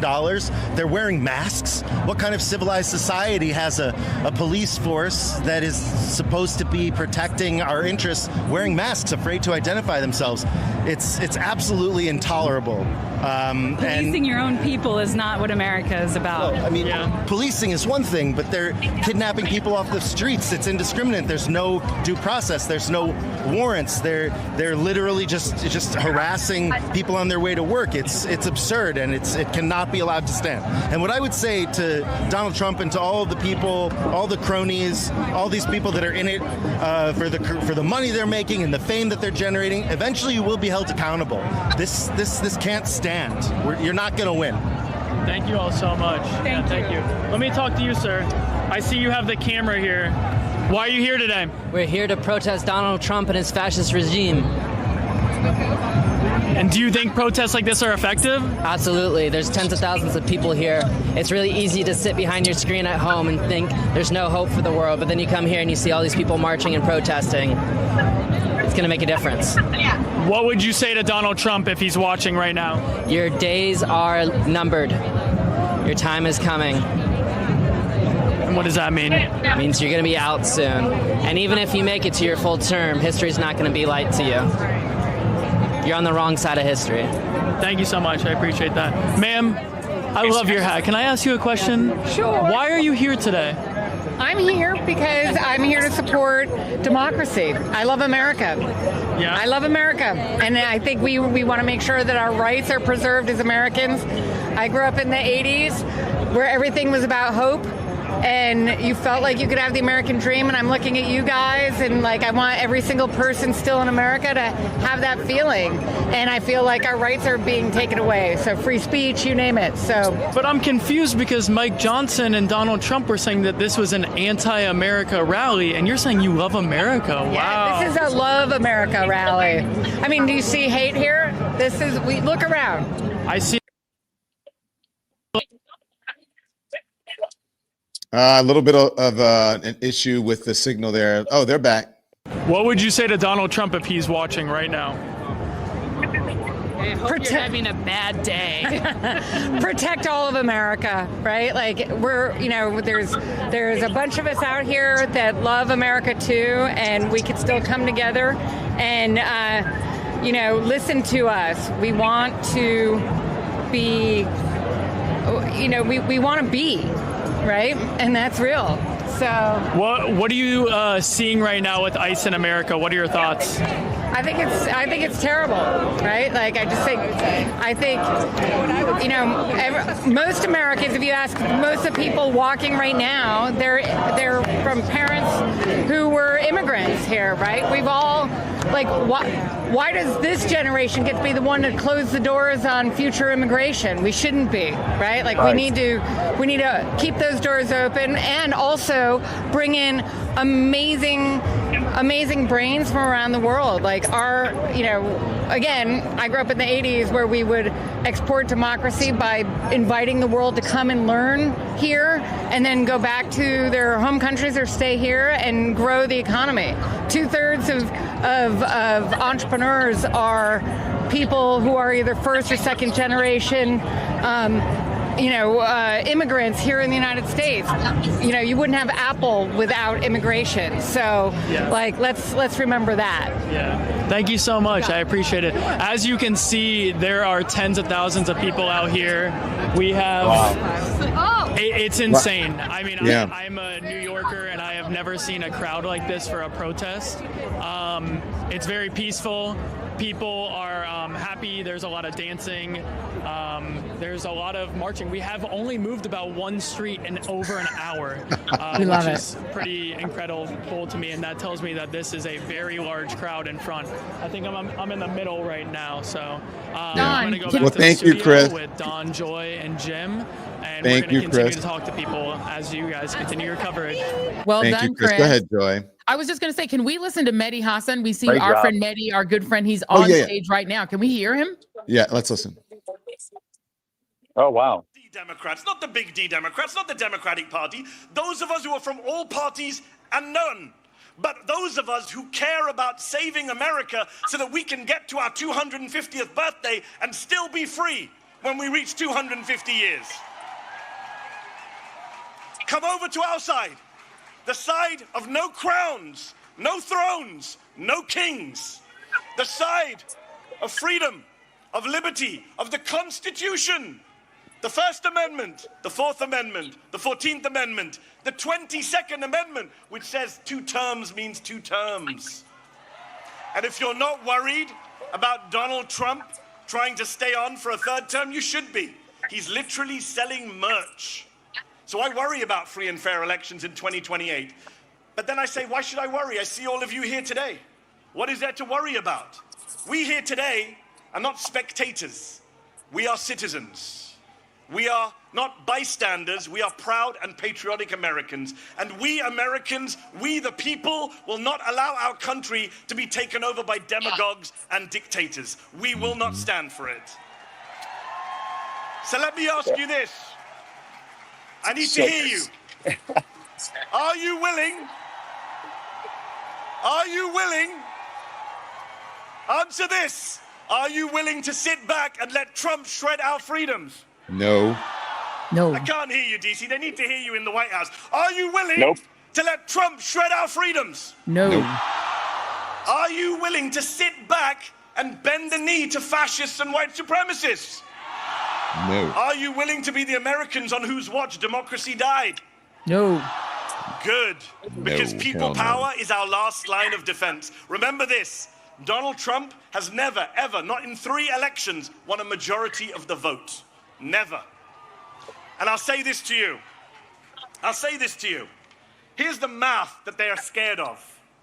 There are more of us than there are of them. We are the majority. Say it with me. We are the majority. They're not loud enough today, Deezy. Come on. Louder. We are the majority. Yes, we are. And we have no intention of losing our country, our democracy, our freedoms to that twice impeached convicted criminal and his gang of grifters. No way. That's one way of putting it. Organize them. Yes. We will outvote them. We will outlast them. Because when I see you all out here today, in your thousands, in millions across the country, I have hope. I have faith that America can defeat this fascist threat, this authoritarian mania, this MAGA cult, and save our freedoms. And I also have faith and hope that one day soon, the Palestinians will be free. Thank you very much for your time. That was Mehdi Hassan. Mehdi owns the media company Zateo and is doing a great job, and is also one of the cast-offs. I'm okay calling myself that. People who were summarily excused from corporate media, but that's okay. We out here and we thrive in that. I know that's bad English, and Mehdi is one doing it as well. And that's why it's important for you to support independent journalism and independent media. If you follow us on all of our platforms, everybody here, include Michael Fanone, everybody, Mehdi Hassan, all independent journalists, make sure you follow us and subscribe. If you're not subscribed to our YouTube, we have a lot of engagement today. Make sure you subscribe, hit that subscribe button, because that's how we stay viable out here and become members of our channels. Okay, support independent journalists and independent media. But so I am not willing to do those things at Mehdi. I'm right on with Mehdi and not willing. Michael Fanone has been not willing for a while. Jim Acosta has not been willing for a while. And so is the great Joy Reid. Hell no. Not been willing for a while. Hell no. We will not go. And the thing is, the question I think in this moment, friends, is will the American democratic experiment, which is just 249 years old, go quietly into that good night? We are a year before the 250th anniversary of the Declaration of Independence, which did not anticipate any of the people on your screen being a part of American democracy. They might have said for no, but once they heard him talk, they would have been like, no. So the reality is, we are fighting for not the America that the founders attempted to build, but which they built by accident. This idea of a pluralistic, multiracial democracy in which there is no state religion, there is no king, no one can come into your home without a warrant, they cannot put you on trial without a trial, they cannot incarcerate you without due process. That is literally, go back, and I think it's a good exercise for everyone who's watching this on all of our channels, and I hope you guys are subscribed, as Don said, to all of our channels, wherever you're watching this right now, whether you're on social media, whether you're on YouTube, whether you're on Substack, wherever you are, take a moment and go back and read the Declaration of Independence, because the things that they were screaming out against, the things that the King of England was doing to his subjects in the United States are literally what Donald Trump and Project 2025 are doing right now to U.S. citizens, to immigrants, to people with DACA, to people who are hardworking construction workers, agriculture workers who are literally keeping this country fed. They're doing all the things that were inveighed against in the Declaration of Independence. They're violating it. They're playing in our face. And the fact that they feel comfortable literally violating all of the things that the King of England, doing what replicating the King of England's way of governing his colonies and turning us all into the colonized in our face a year before the birthday of the United States Declaration of Independence, and then saying they're going to build a monument to Donald Trump bigger than the Lincoln Memorial. They're literally laughing at y'all while robbing you. And tonight, while we are at No Kings rallies and covering the No Kings rallies, that man is going to be at Mar-a-Lago having $1 million a plate fundraiser and laughing at you. They're laughing at all of you, even if you voted for him. And Joy, I will tell you, at the very end of his first term, I talked to a friend of Trump who did not want to be named, who said at the time, because I said, doesn't Donald Trump want to be a dictator? And he said to me, Jim, what Donald Trump wants to be is a monarch. It was a friend of Donald Trump who told me this. Donald Trump wants to be a monarch. And look at what they're doing right now. They are so deathly afraid of what's going to take place in next year's midterm elections that they are trying to redraw our congressional maps in places like Texas, Ohio, Indiana, Missouri. They are relying on their MAGA Supreme Court to pull away minority representation in Congress, minority majority congressional districts where you can have Black and Latino representation in the United States Congress. They are trying to pull all of that away and rig this game or Donald Trump. Donald Trump talks about trying to rig the election. People trying to rig the election. That's what he's trying to do next time around. That is what he's trying to do in 2026. He is afraid of democracy. And so when I hear this stuff about hate America, what I say to that, and listen to what you have to say, Joy, I think what they hate is what America is becoming. What America is becoming is this beautiful, multiracial, multicultural, tolerant country where we respect each other's differences. And they want to take that away. And that is why Elon Musk, Peter Thiel, all these tech pros are willing to spend billions upon billions of dollars to pull this away from them. And that is what No Kings is about. They will not be the tech kings of this country. Donald Trump will not build a market. He can create all the Olive Garden patios behind the White House and at Mar-a-Lago and everything else until the cows come home. But we're not going to become that country. And that's what they don't understand. And that is why we have to go back to the message we were talking about earlier. People have to not only take to the streets on No Kings Day, they have to take to the streets on Election Day. They have to make sure that these voices are heard at the ballot box come this time around next year.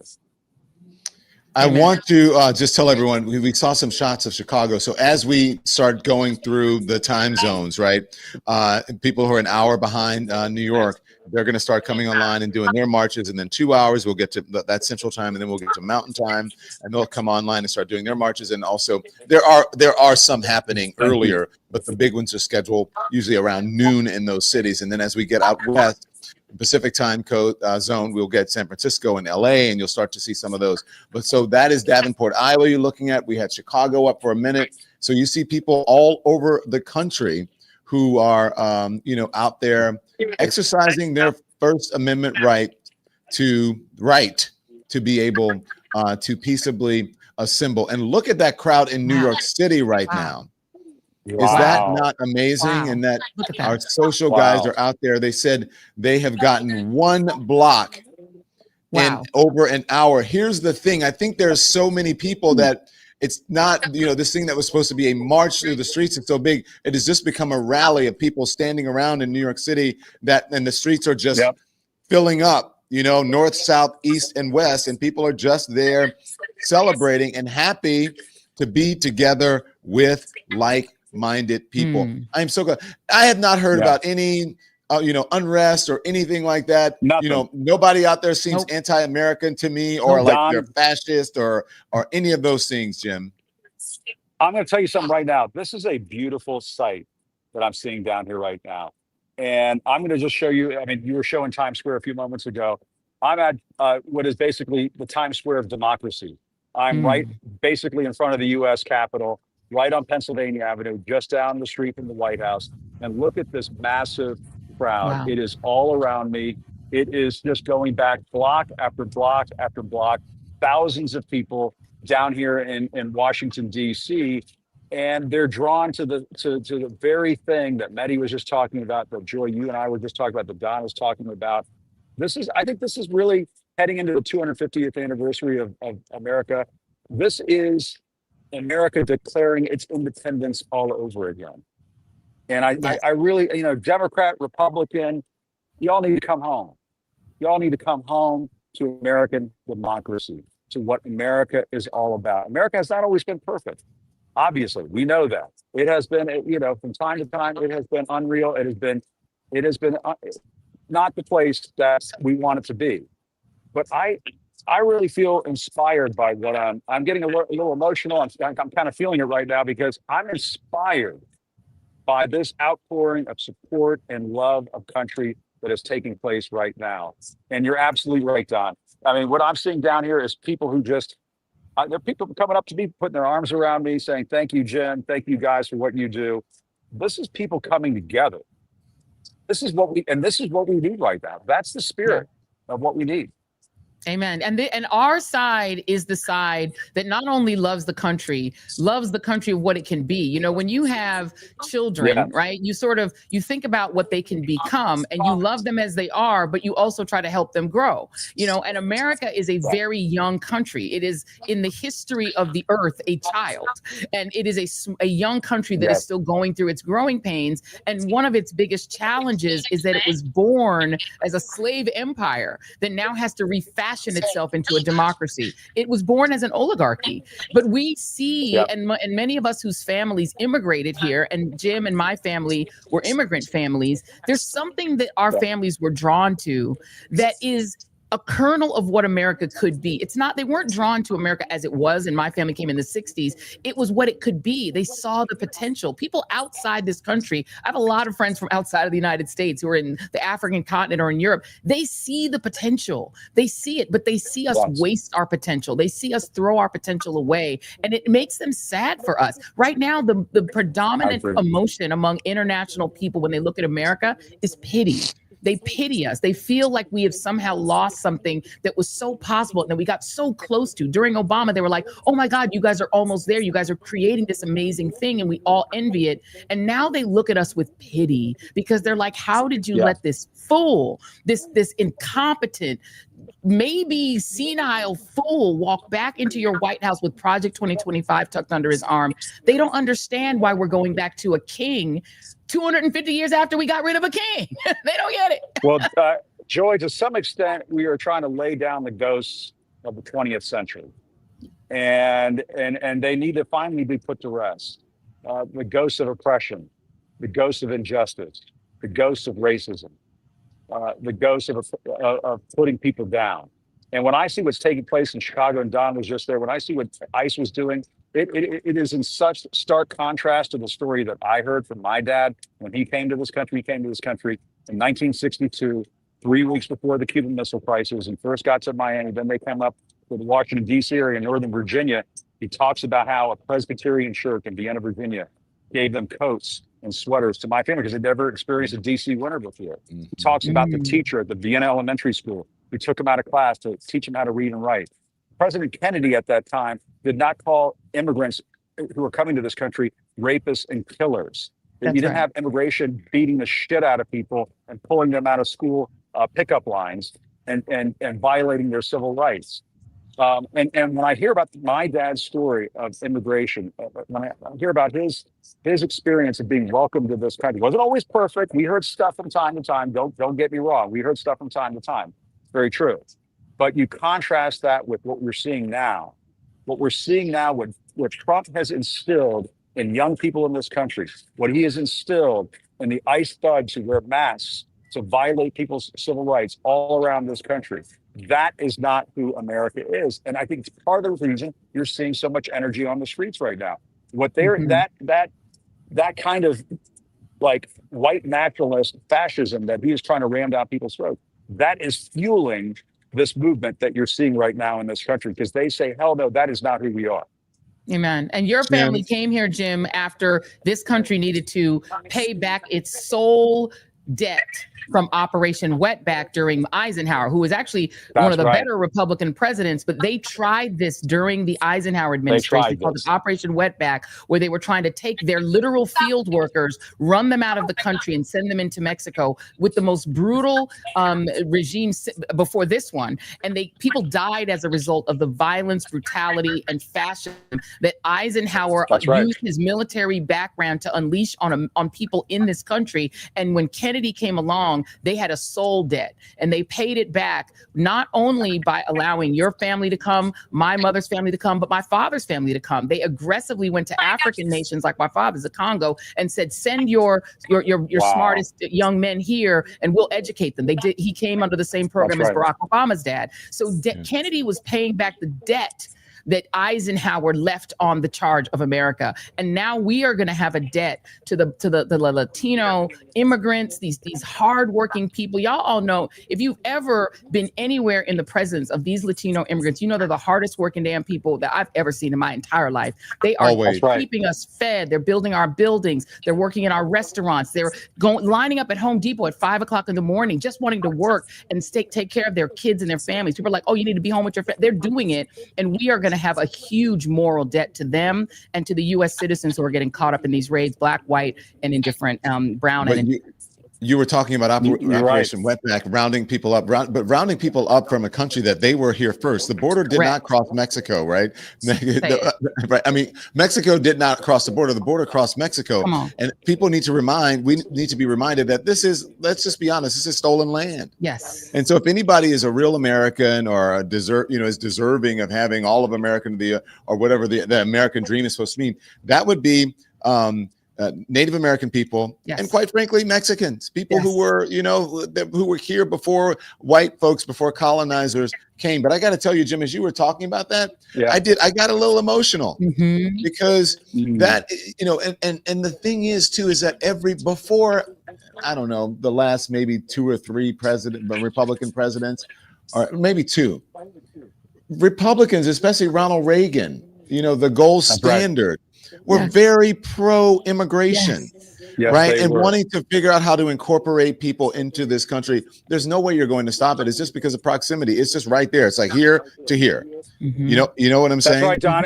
And I do know what you're saying. And I will tell you that you guys were old enough to remember when they refurbished the Statue of Liberty in New York City. Ronald Reagan was the president when they unveiled the new Statue of Liberty, refurbished Statue of Liberty. And he gave a speech out there when they did this, and he talked about how the Statue of Liberty was a foreign birth, that it was built by immigrants. He talked about Emma Lazarus in the poem, "Give us your tired, your poor, your huddled masses yearning to breathe free." That is what America is all about. And look at what the Trump administration is trying to do now. There was just a story in the New York Times just the other day that said that they are trying to, through their immigration policy, design a refugee and asylum process in this country that prioritizes white immigrants. Right there in the New York Times. White South Africans, white immigrants from Europe, people who oppose immigration, those kinds of people that they want to prioritize to come into this country. That's a bunch of bullshit. That is not who we are as a country. And Ronald Reagan could figure this out. Ronald Reagan, he believed in diversifying his cabinet, people that served in his administration. Same with George W. Bush, had Alberto Gonzalez as his attorney general. Do people totally agree with the Bushes and the Reagans and all these kinds of thoughts? Of course not. I'm not talking about what I'm saying. But there was a time in this country where both parties kind of had the same idea of who we are as a country, that America is an idea. That is what America is supposed to be, an idea. Has it always been perfect? No, we've always been in pursuit of that more perfect union. And Republican and Democratic presidents have understood that for generations. It's this president right now who wants to be a king. He wants to change that, wants to change what the American idea is, what it is all about. And that's what we have to push back against with every fiber of our being. Amen. Amen. Can you stand by, Joy, if you will? Let me jump in. Can I talk about, because Jim, you mentioned Chicago. Can I just talk about Chicago, because I just left there not even a week ago. I heard so much misinformation from people, even there, but just in the media, and the propaganda that's coming from the administration, and the propaganda, quite frankly, that's coming from corporate media. The administration and people, there are people who agree with what this administration is doing. They think that they're just rounding the people up who are criminals, who are Latinos, who shouldn't be here. They call it illegal. I said, well, we don't have, people aren't illegal, or illegal aliens. I said, people aren't illegal and they're not aliens. They're not ETs, okay? But they are, that all of that is a lie. They are rounding people up who are U.S. citizens. I spoke to numerous people who were citizens who spent time in that detention center in Broadview, 8 to 10 hours, and then just told to go for, and then some of them getting citations after they were wrongfully rounded up and accused of not being, legal in this country. There was one black man that I interviewed. His name is Luther. I mean, just a meek and mild, the nicest man. He said they just came to his door and said he's in his pajamas. It's in the morning, and just rounded him up, said, you got to come out. You have to come with us. He said, I have in my backpack, because he was doing some business with the state, he had to take care of some things. He had his birth certificate, his state ID, and his social security card. They didn't want to see any of that. He said they rounded up people in his neighborhood that he had grown up with, and he knew they were African Americans. They were not non-U.S. citizens. They were born here. They put them in the back of a rental truck that you can go rent to move your furniture, with no seats, nothing to protect them, and drove them as they are rummaging around in the back, trying to either stay seated or not slide around or stand up, took him to this facility, did not want to look at any of their papers. They sat there in a cell with 40, 50, 60, 70 people in the cell with one toilet amongst them, no seat. They had to sit on the rim. They had to do their business in front of all these people. And then randomly, they would just come in and get people and say, okay, you can go. And they're like, well, where the hell am I? I don't even know where I am. This is it's insane. It is. And I saw your interview with that gentleman. I reposted it, Don, because it was a good reminder, I think, to African Americans who said we need to sit this out. This is the I will vote for Donald Trump Latinos problem. You need to understand that they always come for Black folks when they do these kinds of things. And they are taking, I saw another video of a young Black man. We're trying to get to interview him on the Joy Reid Show next week, that was thrown to the ground. His sister-in-law is screaming he's a U.S. citizen. They don't care if you're a U.S. citizen. They just care if you're Black or brown. If you are Black or brown, they feel that you are targetable. Some of the people doing it, by the way, are themselves Black and brown, which shame on them. Y'all are out. Don't try to come to the barbecue or come to the community after we know that your family knows that you're in ICE, okay? And the reality is, to your point, Don, are violating the rights. And the way that gentleman talked about being in the back of that U-Haul van, and U-Haul, if y'all are a part of this, don't get boycotted. U-Haul, I hope that you don't know that your vehicles are being used, because there's a lot of U-Haul vehicles showing up. And this man, what happened to this elderly man is literally how Freddie Gray died. That he was left unshackled in the back of a big police truck, and he was rattling around and his neck got fractured, and that's how he died. Someone is going to die in the back of one of these U-Hauls, and then U-Haul gonna get sued, and the police department, if they don't help, is gonna get sued, and Kristi Noem is gonna get sued, and Tom Homan is gonna get sued, and Peter, Stephen Miller's. All y'all, if you think you are above the consequences of what you're doing, the governor of Illinois has said this worm will turn, and when the turn happens, every ICE person who is brutalizing people, every person who's throwing people in the back of trucks without any restraints and throwing people, we are a human rights violator in the world. There is still international law. There can still be international trials, and there can still be lawsuits. Joy. Justice will come for you. I want to bring in someone who's been waiting for a while out there, and that's Aaron Parnas, who's joining us. Aaron, you're in Washington, D.C., and I see, Aaron, I follow you on social, as you know. Hey, buddy. And doing a great job reporting the news on social media forward. So, Aaron, thank you for joining us. What have you been seeing? And then I want to ask you about, you did an interview with Adam Schiff, but talk to us about what you're seeing out there. Yeah, I mean, there are tens of thousands of people here in Washington, D.C. right now. I actually do have some breaking news. Organizers just told me that this is officially the largest protest of the Trump era, and it's actually only growing. They're going to release official numbers later this evening. Wow, that's big news. Wow. That's big news. Is it the biggest crowd in the history of inaugurations, though? That's what we need to know. Well, as Sean Spicer might say, don't get spicery on us. I will say I was here during the first. I was here during the first inauguration, and this crowd's bigger. So there you go. He's officially spicy. He's spicy. Aaron Parnas joining the spicy whites. Joining the spicy whites. They're here. So, Aaron, what have you been seeing out there? Talk to us about what's going on. Well, I think the biggest thing is it's peaceful. It's very peaceful. So peaceful. There's not a single shred of violence in the crowd. I mean, you have people coming together, building community, and really exercising their First Amendment rights. So this isn't an Antifa rally, a Hate America rally. That's not what this is. This is a peaceful protest, and it's just really beautiful to witness right now. Right now, I think Bill Nye just finished speaking. They're going to have Bernie Sanders coming up soon. So great day. You spoke with Adam Schiff, and Aaron, all of the folks who are stand by. That's my camera. I need to turn my camera off because I've lost my battery. Talk to us about Adam Schiff, because Adam Schiff is on the list of people to be indicted. We've seen several people indicted: Letitia James, Mike Bolton, and James Comey, and it is believed that Adam Schiff could and probably will be next. Did you speak to him about any of that? I did. I mean, I asked him if he was essentially, if he was afraid, if he was, what his message was to folks right now on No King's Day. And he said that he wasn't, that today is, he's out here making clear that essentially there are no kings in America, that Donald Trump is not the king. And he's really, I think, making a statement by coming out here. He didn't have to, right?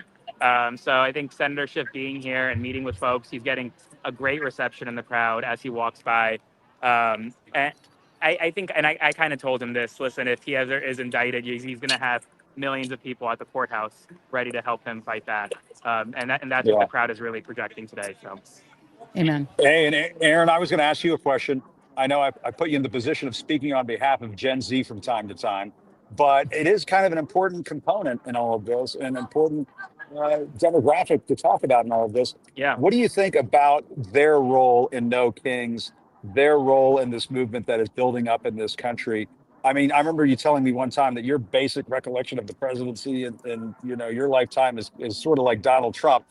I wonder how much of that is changing now and what that feels like inside Gen Z. Well, I think Gen Z is more fired up than really ever before. And in this crowd, I mean, there's so many young people here, so many young people, people who want to make their voices heard. And for the first time, some people are protesting for the first time. And so I think it's really 2025 for me is really the rise of Gen Z, right? We're using our voices. No one's going to be able to shut us up this year. And we're marching in the streets. So I think it's a really a beautiful thing to see. Aaron, I want you to stand by and I want you to listen to this and then get you to respond. And then Joy and I and Jim will respond as well. Here it is. Roll it. Hey, folks, I'm here at the No Kings Day rally with Senator Adam Schiff. Now, Senator, there have been a lot of conversations about Donald Trump going after his political opponents, acting like a king. You could be next. What's your reaction to that? What's your reaction to Donald Trump and these protests today? Well, I think all these things are connected. It's why you're seeing millions gather all around the country. And that is, they're going after an enemies list, but they're also going after our health care. They're going after our universities. They're going after the media and free speech. They're trying to be kings, and we're just here to say hell no to that.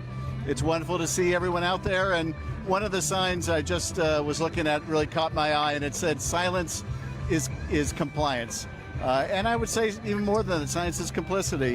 We need to speak out right now. We need to condemn this authoritarian lurch from this administration and be here and be all over the country defending our democracy. Thank you, Senator.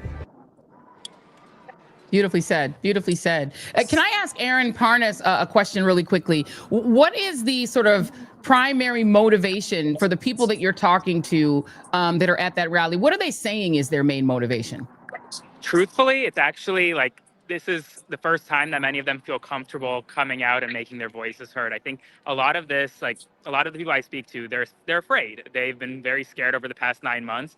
And for the first time, they really feel like they have a community where they can come out safely and make their voices heard. So this is really an outlet for a lot of them to kind of show what they've been feeling internally for the past 9 months. I've met with many folks here who say, I'm here alone. I came down on the metro by myself. I'm here from New York. I'm here from Texas, but I met people and now I'm here with other people and I'm building community. And I think that's what really today is all about. Amen. Love it. Awesome. We need to hear this from young people, Aaron. That's what I think. I mean, I think that is a big component in all of this, big important part of all of this. Yeah. You saw what happened in 2024 with the Turning Point USA folks, the podcast bros, and so on. And people can write that off and say, oh, gosh, did those guys vote? I think this last time around they did vote. And what we have seen in the polling is that Gen Z has just said, we're not down for this. I think we've seen the poll numbers really plummet for Donald Trump among Gen Z. And so that to me is a huge data point going into 2026. It seems to me. Yeah, 100% agree. Yeah, and it's why they're trying to rig the 2026 elections. And I think what you all need to understand, first of all, you don't see the military response to this gathering that you are seeing on the south side of Chicago and in Georgetown and in all the tourist places that they're hanging out, drinking coffee when they're not like pretending to be the occupation force in these in these cities. But do understand that when that election happens next November, you will see a full, I believe, military presence, because that's what they're gearing up for. And I would guess that that's why so many people are resigning from senior positions in the military, because I think they see where this is going. They want the next election, the big 2026 election, to happen under armed occupation in blue cities and under a Supreme Court mandate that there is no Voting Rights Act. And that is where we're headed. This is full autocracy. We need to recognize it. So I just want to commend everybody who had the courage to go out and be present today. Yeah, I agree. Thank you guys for having me on. My phone's about to die, but I'll try to come on again soon. We know that feeling. I was going to say, Aaron. Aaron, thank you very much. I appreciate it. I was just going to let Aaron go, guys. And I thought you weren't listening. I'm like, I had the mute on. So let me jump in and be traffic cop because we have a lot of folks that we need to get to here. I want to introduce some of the guests that we have. We've got Jolly, who's out there on the streets in Washington, D.C. Antifa's here. Godfrey is joining us. He's on tour around the country. And then the great Glenn Kirshner is joining us as well. We're going to get our Tara Setmayer in there as well as Reid Colbert. So we have lots of folks who are here. Yes. And oh my gosh. Woo! A full contingent. A full contingent. Antifa. Let's talk Antifa's here. What are you seeing out there? What are you seeing, Antifa? And we just need a frog. Why didn't you book a frog, Don? What's going on? Get your team We're together. plenty of frogs out in the crowd. There's a few frogs out here. When I find them, I'll show them to you. There's a few frogs out here. Frog. Okay, Jolly. I will do that. Mission. Okay, good. Accepted. Oh my gosh, guys. Oh well, listen. I've been out here asking this radical left lunatic violent mob, what are their radical ideas, and I've been hearing things like democracy, housing, healthcare, freedom, just lots of radical left ideas. Yeah, radicalism out here. And watch this, sir. Why are you here? I'm here to protest this presidency, this administration, and calling on us to stand up for immigrants and make this a country that's welcome for all. Thank you for being here. Why are you here? Just to be a body and to show that people who feel this way aren't alone. Appreciate you. Thank you. I'm Jolly Good Ginger. You're on the Don Lemon Show with Joy Reid and Jim Acosta. Hey, nice to meet you guys. And the Joy Reid Show and the Jim Acosta Show. I said Joy Reid and Jim Acosta. Jolly say something. Get the branding right, but we love him. Go, Jolly, go. Say something to Donald Trump. Fuck you. Say something to Donald Trump. Oh my God, please leave us alone, all of us. Say something, Donald Trump. It is about the people, not you. Oh, I love it. Are you Antifa? There you go. I am. We're Antifa out here.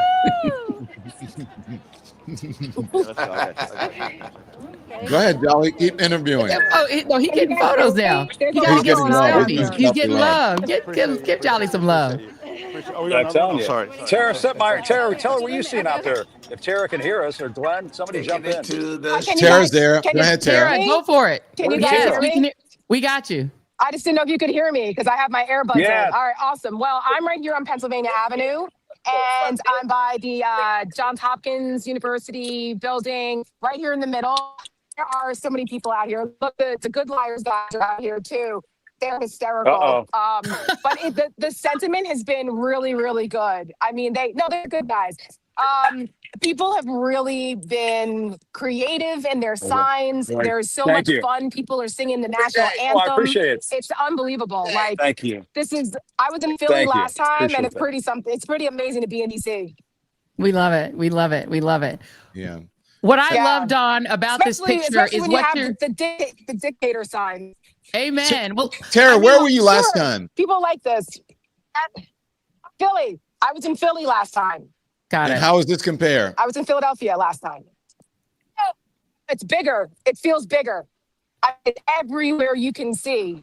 All the way to Pennsylvania Avenue, from the Capitol to almost the White House. It feels bigger. And then there's the side, the streets as well. People are still down. It's huge. Nonstop. People are still, people are still coming down. Amazing. No, I was just going to say, what I love about it is that what we've seen so far, Don and Jim, is that this anti-fascist movement is conservatives like Tara and Rick Wilson. It's liberals, it's Latinos, it's blacks, it's immigrants, it's the sons and daughters of immigrants, it's the sons and daughters of American enslaved folks and their descendants like Don Lemon, it's Reid Colbert, it's all of us, it's Jewish folks, Christian folks, non-aligned, this is the side that is the pro-America side, because this is the multicultural revolution. The other side are just a bunch of angry incel white Christian nationalists, and they know that they can't compel a majority to go with them, so they're trying to do it by force. Let's bring in our guest. Yeah. I'm going to bring in justice people too, like Glenn Kirshner. Yes, amen. Yeah, we want to hear Glenn Closure, and then we're going to hear from Godfrey, because I know Godfrey's getting an earful from people out there that he is doing his thing. But Glenn, talk to us about that, because you made the move from mainstream media. Now you're in independent media. You can say whatever you want. You hear a lot from the folks. Why are people so fired up? And as Tara Setmer just said, this one is larger. It's much bigger. Same thing. Aaron Parnas came on and said this has been the largest rally, anti-Trump rally, during both of his administrations. Yeah, Don, I think Donald Trump is inspiring us all by ratcheting up the abuse, the lawlessness, the unconstitutionality. And I have to admit, when I heard Lil MAGA Mike Johnson say that today we will be participating in a Hate America rally, I was all the more inspired. You know, they're trying to claim that what we're doing out there, exercising our First Amendment rights to free speech, to assemble, to petition the government for a redress of our grievances. And let me tell you, we got some effing grievances right now, legitimate grievances. But when they call that a rebellion, I can't wait. I'm speaking at our local rally here in Northern Virginia shortly. I have the luxury of being just 2 blocks away in my studio, so I can just walk down the street. But I'm going to point to the words of the Seventh Circuit Federal Court of Appeals, a unanimous 3-judge ruling, 1 judge appointed by George W. Bush, 1 judge appointed by Barack Obama, 1 judge appointed by Donald Trump. And here's what they said, right smack in the middle of a 14-page opinion. Political opposition is not rebellion. And let me rephrase that and repurpose it. Protest is patriotism. And the more they try to paint us as hating America rather than exercising our constitutional right to be protected from our government in exercising our First Amendment and our right to assemble, our right to assembly rights, the more inspired people get, I think. It doesn't tamp us down. It fires us up. So the rule of law, we have the rule of law on our side. So let's roll. Amen. I want to bring in Godfrey. Thank you to that. Godfrey, what are you seeing? Because you're out on the road. And I'm in Miami. Every time I speak to you, Godfrey, either when I call you and we talk personally, or when you come on the show, you're in a different city. What are you hearing out there? And is it maybe it's not surprising to you that these crowd numbers today? Yeah, first of all, I'm glad to be part of this whole team. All of these guys. Nice to see you all. Joy Reid especially. Joy, welcome to freedom, Joy. Welcome to freedom. I love it. And Jolly Ginger, my man. Oh God, this is great. Listen, I'm doing shows in Miami, so you know these Cubans are like Trump supporters. I will vote Donald Trump. It's a bop, y'all. Yeah. And so I have to risk some people walking out of the club, but I'm on it. You know, you guys inspire me. So tonight's going to be really bad. Yeah. Because I'm going to be shitting on the crowd, and I'm going to say, how are you going to make a whole salsa song and he still deported you? You know what I mean? So I'm in the middle of that. Miami is heavy, right wing, Cuban, whatever. But, in a comedy setting, it is what it is. So I trap them all. We lock the doors and make them listen to me. Right? Are you not entertained? But wait, Godfrey, are you not seeing a shift? Because I have been talking a lot to my friends in the 305. I still got people down there. I lived there now for 14 years. And there is a sense that there is a layer of the Cuban American and Venezuelan American and Haitian American. Because let's be clear, all 3 were pro-Republican until they all got. Are you starting to see a shift in maybe yes, I am. more? Yes, yeah. Nobody really, because everybody clapped, and because of course I like to imitate big the idiot. And so I said the funny thing about it is that song that was made, the lead singer, her husband was deported. And I said I laughed for 20 minutes. I thought it was hilarious. Because if you watch the whole video, they're on the boat singing I Will Vote For. It's a music video. And then when her husband got deported, she's like, this is bullshit. I can't believe it. I can't believe it. I don't know what she said. But when I tell y'all, when they do the breakdown, when they're like, I will vote. I'm like, this is a bop, y'all. Why are you making this It's a really good song. It's a really good song. But And then at the end, I always do Trump. I go, hasta la vista, hasta la vista.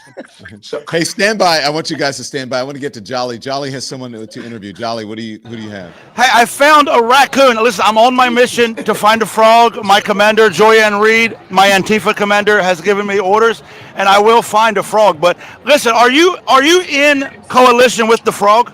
We are all Portland. You're all from Portland? No, we are all Portland. Oh, we are all Portland. I love it. So you stand in solidarity with the frog? Hell yeah, brother. What about fascism? How do you feel about that? Well, we're all Antifa. You're Antifa? Well, anti-fascist anyway. Hell yeah, brother. All the people who fought in World War II, man. Thanks for being here. Is it hot in there? It's a sacrifice I'm prepared to make. It's a sacrifice he's prepared to make. And listen, we lost him. There's some crabs over here. Can we get a wiggle from our friend? Because Hey, can you give us a wiggle? Wiggles. Those are some moves. Reese Colbert is here. Oh, hell yeah. Reese, I know that you're on the radio every day talking to people, and you get a lot of call-ins and whatever. Tell us what you're hearing. Are you hearing a shift? Joy mentioned the shift in the 305, right? Mm-hmm. Are you hearing a shift in the country? Because you get conservatives calling in and you guys challenge them. Now these conservatives ain't budget, but let me say for the record, in case the Trump DOJ is watching this, I am not Antifa, okay? I ain't as rich as y'all, I ain't got as good of lawyers as y'all. So Reese Colbert is not Antifa for the record. I might be auntie. Fine. You auntie. Antifa, okay. Okay. She said she auntie fine. She auntie. That's what we meant by Antifa. Auntie rich fine. auntie. Okay, but yeah. Yes. Oh, okay. I just get the family watching changes. I don't take chances like y'all. Okay. No, I love to play on words, but as for me, no, they got Letitia James. I got Monica Driver. But anyway, okay. So yeah, about the people, I will say this. MAGA is just MAGA, but Republicans forget that there were 8 million Biden voters that stayed home. They also forget that 75 million whole ass people voted for Kamala Harris. Mm-hmm. This whole idea that half the country are the rebellion, no, half the country said we don't want no parts of this. And so they have vastly overplayed their hand, and they're really operating like people who have no intention of ever actually facing the electorate again. So I really feel like their attempts to try to paint this as some anti-American violent thing, which by the way, before the last King's Day protest, it was a Republican who assassinated Democratic lawmakers the night before. And there were threats of violence against these protests. So the fact that they tried to paint this as some un-American mob rule, I think is going to blow up in their face, because we see that these are people who just want what we are vested in the Constitution to be allowed to do. Mm-hmm. Yeah. Hey, Joy. I will say, as somebody who's covered Donald Trump, when he talks about Antifa, when they talk about Antifa, let's get real for a moment. Let's do a reality check. Yeah. When Charlottesville happened, they tried to blame Antifa. When January 6th happened, they tried to blame Antifa. And now when No Kings is showing up and ending up being a tremendous success, they're trying to say it has something to do with Antifa. So this is part of the reason why I call Donald Trump the see and say president. You pull the string, and this is a duck, whack, whack, whack. This is a terror. This is Antifa. This is what he does. He's so diminished mentally that all he can do is behave like the see and say president. So I throw that out there as an illustration to make a point. Jim, you're right. Remember the doll with the? Do you remember the doll with saying "Hi"? It's Antifa. Hi. Antifa in the room Hi. with you There's right a now. big guy came up to me crying and said, "Save me, Donald Trump." Hi, there are black women wearing MAGA hats. Beautiful black women saying "Save us." Acetaminophen. It's the low testosterone. Remember, Joy, can I ask you Robert F. something? Kennedy Jr. did say that's what it was. Please go for it, Don. Joy, you were mentioning, and I want you. I think you're better to pose this question to Glenn because of Glenn's legal background. You were talking about what the governor of Chicago was saying about people being prosecuted and people's rights.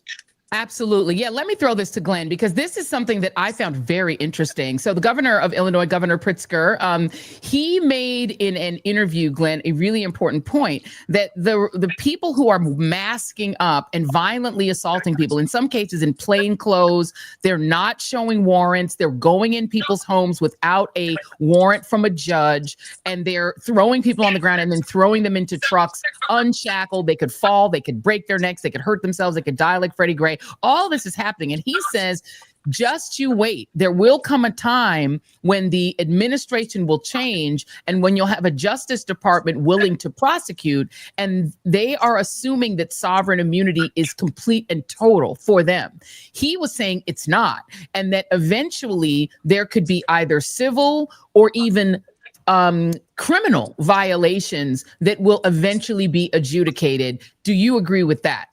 Absolutely. Sovereign immunity only goes so far. Breaking it down to its essence, if you are engaged in within the scope of your official duties. Now, listen, police officers, who are well-meaning, who are protect and serve kind of people, sometimes they make a mistake, right? They may step a toe over the Fourth Amendment prohibition against an unreasonable search and seizure, but they're still acting within the scope of their duties. These things get litigated in court, so they will still enjoy sovereign immunity against either being civilly sued or being prosecuted. But when you see unfolding in our city's streets what these masked thugs are doing, it is so far beyond, in many instances, the scope of their official duties that they will open themselves up to both potentially civil liability and criminal prosecution. So what we need to do is, once this administration is out of power, Joy, we're going to have to go on a cleanup mission.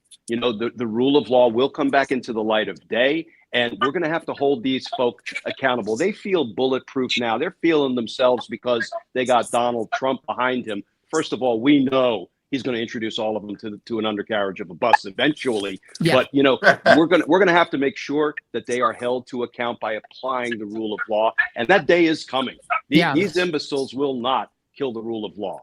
And can I just ask a quick follow-up, Glenn, because these crimes are taking place, or these violations, I should say, of the Fourth and Fifth Amendment are taking place in states where there are Democratic attorneys general. So, and they are being filmed both by bystanders and in many cases by Kristi Noem, Department of Homeland Security herself. She is sending cameramen. They're shooting videos of it, and then they're repurposing those videos for propaganda videos. Number one, are those videos foiable? Number two, if there was a state prosecutor who decided to try to prosecute, because that would put it out of the range of Donald Trump pardoning folks. The theory here is that they're committing these crimes assuming Trump will pardon them at the end of the day. But that does not apply to states, right? If a state prosecutor decided you violated the rights of someone in the state of Illinois, the state of Maryland, the state of California, et cetera, are they out of the reach of law by state prosecution? Yeah, we've been urging state court prosecutors nationwide for a very long time to step up, because if you have, these ICE agents who are acting beyond the scope of their official duties and they are assaulting citizens of, for example, Illinois or Oregon, or if they are trampling over the constitutional rights of people, the state law enforcement authorities, including the prosecutors, can absolutely open investigations and can prosecute them. So I wish we would see a little bit more proactive law enforcement from the state authorities when they see their state laws being violated. The same holds true for the law firms that were extorted by Donald Trump. That violated state laws in every state where those law firms did business. And we've been urging state court prosecutors to step up, and some of them are stepping up. And you ask about whether it's FOIA-able. And the reality is, when the federal government has in its possession any evidence that may be part of an ongoing investigation, it can make a successful Freedom of Information Act suit very challenging. But again, once the leadership at the Department of Justice turns over and the rule of law comes back into the light of day, I think there's going to be hell to pay, and there should be. Amen. Do we want to go back out and see what's happening in the street? It looks like Jolly's got another creature. Jolly got an eagle. Jolly, what is that? So listen, I continue my mission to find a frog. from my Antifa commander, Joyanne Reid. And I've got an eagle. So, first of all, do you stand in solidarity with the frog? Completely. What are you out here to what's your purpose out here? Well, the bald eagle being the emblem of the United States, and the fact that our Constitution is on and our democracy is in an incredibly precarious place, I felt it necessary to come out here and let my voice be heard that we are in distress and that this administration and every Republican that backs it is not upholding the Constitution and their oath to the Constitution, and something. Can you give us the wiggle, the inflatable wiggle? Joy, you started a mess. I need the wiggle. I need it. Do you know where the frog is? Are you guys hiding the location of the frog? I have seen the frog closer to the stage. All right, we're off to find the frog. All right, find the frog, Jolly. Find the frog. Let me ask you, Godfrey. We need humor in this moment.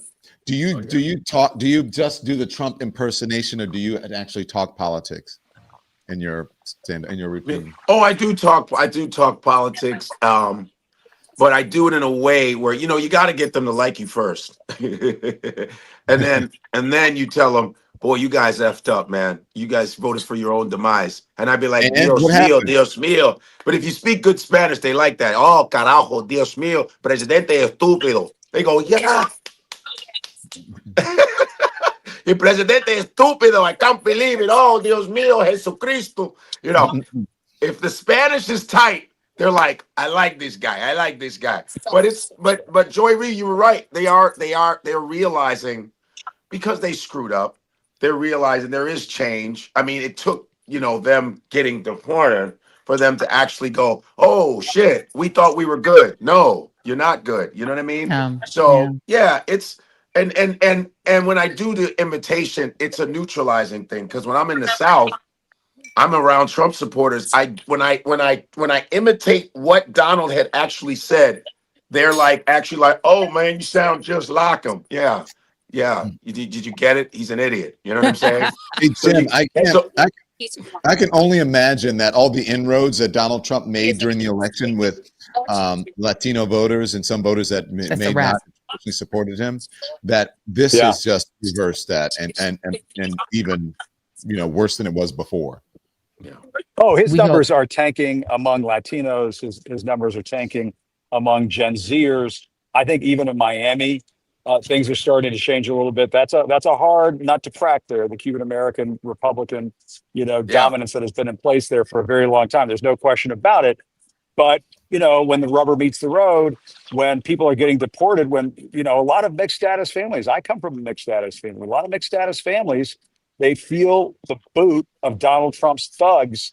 That certainly does change your politics a little bit. Now, somebody who understands this too, Olivia Troy, I understand she is standing by. If we can get Olivia in here, I would love to talk to her. She's down in El Paso, I believe. She's a Latina herself. Yes. And she can tell us how the Latino community is not a monolithic community. You've got Cubans in Miami. You've got Mexican Americans in Texas. As Don was saying earlier, some people didn't cross the border crossed them. But Olivia, you're in El Paso. What are you seeing and hearing? Democracy in action. If you can hear me, and it is packed here. Can you hear me? We can hear you. Go. How we doing? Right, so I'm here at the park, and it is a. Can you hear me? Okay.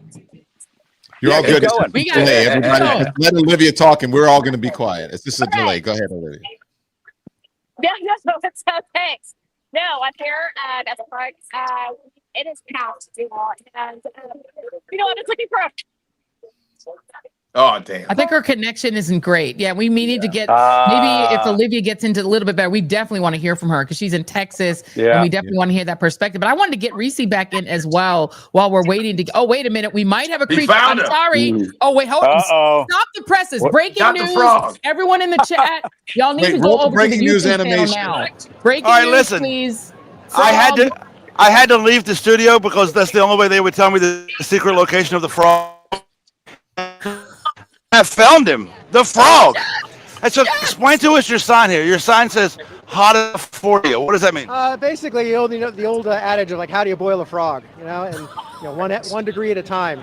So you look around, and if this had happened, if all the stuff with ice and all of the nonsense that happened back in 2016, people would be going bananas. But what do you think about right now while people are getting snatched off the street, while our Constitution's being burned, all this is happening? One of the revolutionary icons right now is an inflatable frog. What do you think? I love the silliness of it, and the thing that really resonated with me is, it would take cities full of stoners like Portland to do something that is so silly but also so impactful. But the frog is, it's the most innocuous symbol you could imagine, but it's also a real bellwether species. Frogs don't do well with pollution, Right. environmentally and politically. So it's the perfect symbol. And so can you do the wiggle that all the frogs do? You have to do the frog wiggle. Do it. Yes. You can't hear them, but everybody loves it. Everybody loves it. Thank you, Jolly. It's all chopped Godfrey, up, right? let me ask you something, Godfrey. Godfrey, what is Donald My Trump mission- saying watching this? There's so many people out there. They love me. I can tell they love me. It's a big party for Donald. It's a big party. Obama couldn't do this. And Kamala couldn't do this. They love me so much. Look, Biden couldn't do it. They're jealous. This is the attention I've always wanted. I've always wanted it. But Godfrey, I need to hear Donald Trump's take on the frog. I need to hear it. Oh, that's a great frog. I love that frog. That's a really great frog. But he doesn't dance as good as I do. He should do this. He should add this to it. Froggy, I love a frog. Who doesn't love a frog? Thank you, Godfrey. Enjoy yourself. Go do your thing. And we'll get him, Godfrey. Get him. See you guys. It's a pleasure meeting all of you. Oh my Nice God. to all of you guys. Take it easy. He Let's does get the rid of best. this guy. Let's get rid of this guy. Amen. Thank you, Godfrey. Hey, Oh my Glenn, we're not seeing any so far. No unrest. No one. I haven't heard anybody that's going to need a lawyer yet. We don't know what's happening. On all the streets and at all the protests. But this is kind of the exact opposite, I believe, of what the Trump folks wanted. And this is what most people around the country wanted, to see people standing up in some peaceful protests. Yeah, and when we say we fight like hell for American democracy, we always mean peacefully, and we don't say peacefully as a punchline. We don't say it tongue in cheek. We don't say it with a wink and a nod. We will remain peaceful. If anybody's going to engage in violence, it's going to be Donald Trump's, masked thugs. And if that comes, when it comes, I hope it doesn't. That will only, galvanize us and make us stronger and more determined. If they pull out nightsticks, pepper spray, rubber bullets, no, we will remain peaceful and we will win the day. I'm convinced of that, Don. You are. Yeah. Why is that? Because there's more of us than them, because people have always had the power and it's always been up to us. I mean, we are often looking for some magical leader, right? Some politician, some judge, some prosecutor, some special counsel. Well, guess what? Nobody is coming to save us. We are the ones who are going to save us. It's always been up to us. It will always be up to us. And we've always risen to the challenge. And we're not going to let these imbeciles end American democracy. We're not. Yeah. That's right. Reese, Very good one. we're seeing there's who's speaking right now? It's not Lil Wayne, is it? It's someone I can't see. My screen is very small. I don't know who's speaking now. I know but if he starts performing "How to Love," you need to cut to that. But I will say something that That's Nene Glenn Taylor. was saying. Well, I was just going to say what Glenn was saying a few moments ago is absolutely right. It's so perfect. It's so perfect because one of the reasons why they said, "Oh, this is a Hate America rally" or Antifa or Hamas, whatever. They're trying to stop Americans. They're trying to discourage Americans from coming out here and speaking their minds and making their voices heard. That's part of the reason why they try to demonize these protests and demonize the people that show up at these protests. They don't want you to be a part of that. They don't want you to join up with that. And so when Glenn talks about the love of justice in this country, equal justice under the law, I mean, look at what Donald Trump is doing right now, trying to put Jim Comey in jail, trying to put Letitia James in jail. They're going after John Bolton, even though they just had this Signalgate scandal not that long ago. I mean, nobody's getting hauled off to court for all of that. And so, Glenn, I mean, a big part of why people are showing up today is this notion of equal justice, of this notion that our checks and balances should work in this country, that we're not a banana republic that where you have a king or a dictator who just goes after his political enemies. If that's the country we're going to become, then we're going to go down the tubes. Amen. And Donald Trump is trying to kill the rule of law, but guess what? Just not 48 hours ago, 12 people in a wooden box in federal court in Washington, D.C. stood up and told Donald Trump's DOJ, no, not guilty. The woman you tried to indict 3 times for a felony assault on police officers because she got involved in a little bit of a dust-up or a pushing match. Grand jurors sitting as the conscience of the community 3 times told Jeanine Pirro and by extension Pam Bondi and Donald Trump, hell no, we're not going to endorse your prosecutorial abuse and overreach. And less than 2 days ago, Jim, a trial jury sitting as the conscience of the community. That's right. When they overreached and they brought misdemeanor charges against that same woman, Sydney Lori Reid, they didn't even have time for a cup of coffee when they started deliberating. They returned not guilty verdicts like that in a DC minute. That is the conscience of the community speaking. Amen. That is we, the people, applying the rule of law, even if DOJ won't. Amen. They're saying no to Judge Boxline. I want to talk. That's Nene Taylor, as a matter of fact, who said, "I'm like, that's not Lil Wayne." Oh, should we listen to her? What is she?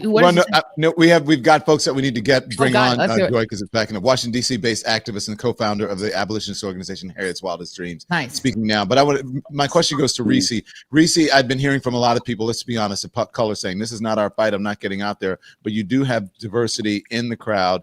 But not as many as some might think. I don't know. I could be wrong. What is your assessment of this? I still think that there's some feelings of being wounded from the election, from the 92%, and they like, this ain't our fight. This ain't our fight. But it's always our fight, And that's not to say that we have to be the mules of democracy like we've always been treated. There's a certain level of caution and care that we're allowed to take in our political resistance that other people need to step to the front, and we are seeing more of that. So I'm appreciative of that. But I think that any notion that this isn't coming for us or this isn't happening to us, I think Chicago should have put a complete stop to that idea. Yes. Like you talked about before I came on, Don, the elder Black gentleman who was just being rounded up. And there isn't documentation around these things. We know we've seen through documentation 170 U.S. citizens have been detained, but we know that number is probably 10 times higher than that. And so I think that you have more Black people who are not part of the 92%, not part of the 88% that thought that, there's no difference between Democrat and Republican, or they, maybe thought that immigration is such a problem that needs to be solved, that are realizing that a lot of what this administration is doing was a pretext to come after us as well. It was never really just strictly about immigration. It was about eliminating due process. It was about what I said, our citizenship was on the ballot. And so I'm encouraged that more people are waking up to that. And then I'm just encouraged to see these big crowds, because I was traveling last week for my tour and I didn't feel like there was any disruption from the government being shut down. It feels too much like business as usual. And so I'm wondering, does anybody give a damn that the government is shut down? Does anybody give a damn that the president and Pete Hegseth's dumbass is sitting up there military strikes on, speedboats? Fishermen. Yeah.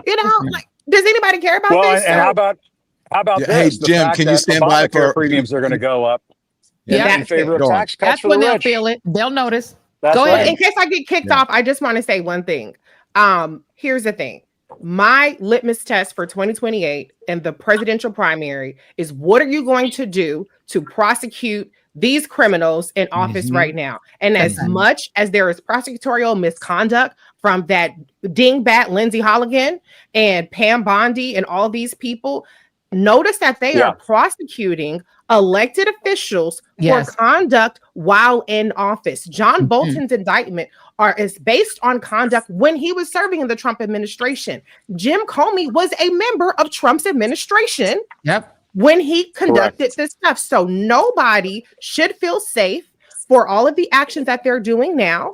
And there's the statute of limitations is not just a measly couple 3 years from now. Mm-hmm. And so thank you, Donald Trump, for showing the precedent that it is completely within the bounds to prosecute people for acts as members of the executive branch. So don't try to switch up when y'all asses is hauled into court. And I do not want to hear one fucking Democrat say a doggone thing about what we don't do what they do. We don't do tit for tat. Absolutely not. When y'all get back in power, I want to see charges for Pam Bondi, for Kash Patel, for any and Kristi Noem, who's getting 2 new jets of our taxpayer dollars.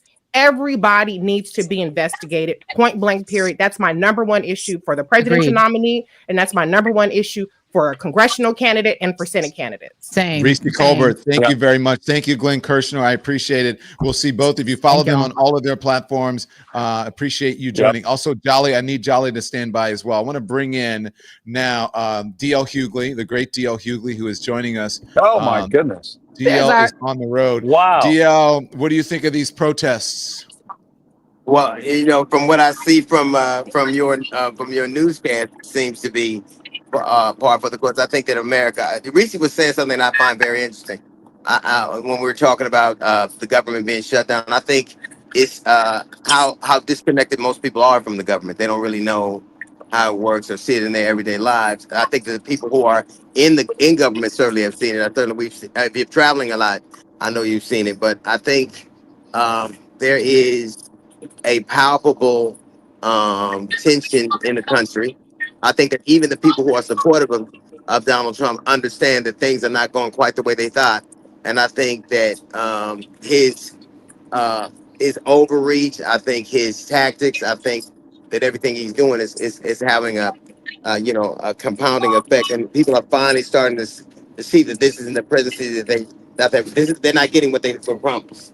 And I think these protests, like you said, the jury verdicts, I think people standing up to him, the admiral that just recently resigned because they were speculating that what he was doing in Venezuela was a war crime. So I think a lot of people are finally starting to wake up to the fact that this isn't what they thought it was.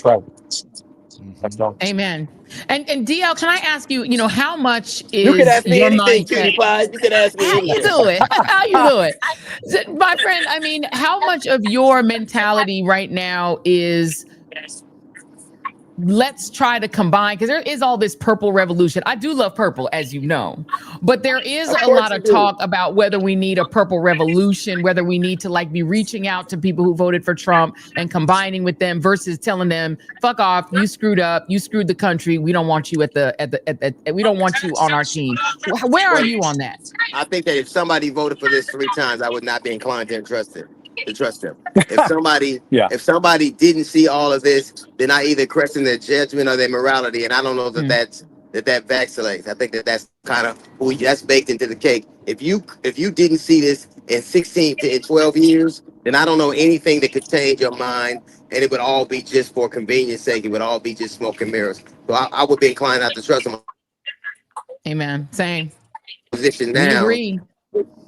The one thing about America is that I think that none of this would matter if the job market were going great, if the economy were going great, and the eggs were low. They wouldn't care about people being rounded up. They wouldn't care about civil liberties being disrupted. I think that the paying compliance is the only thing this country really understands. Amen. So true. Sad but true. Yeah, but I think people are starting to figure this out.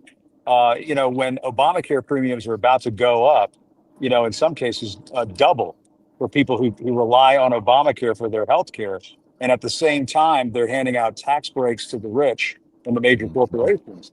People are starting to figure this shit out. And they're starting to understand that what we are seeing right before our eyes right now is the beginnings of an oligarchy. And that is not just words on a sign.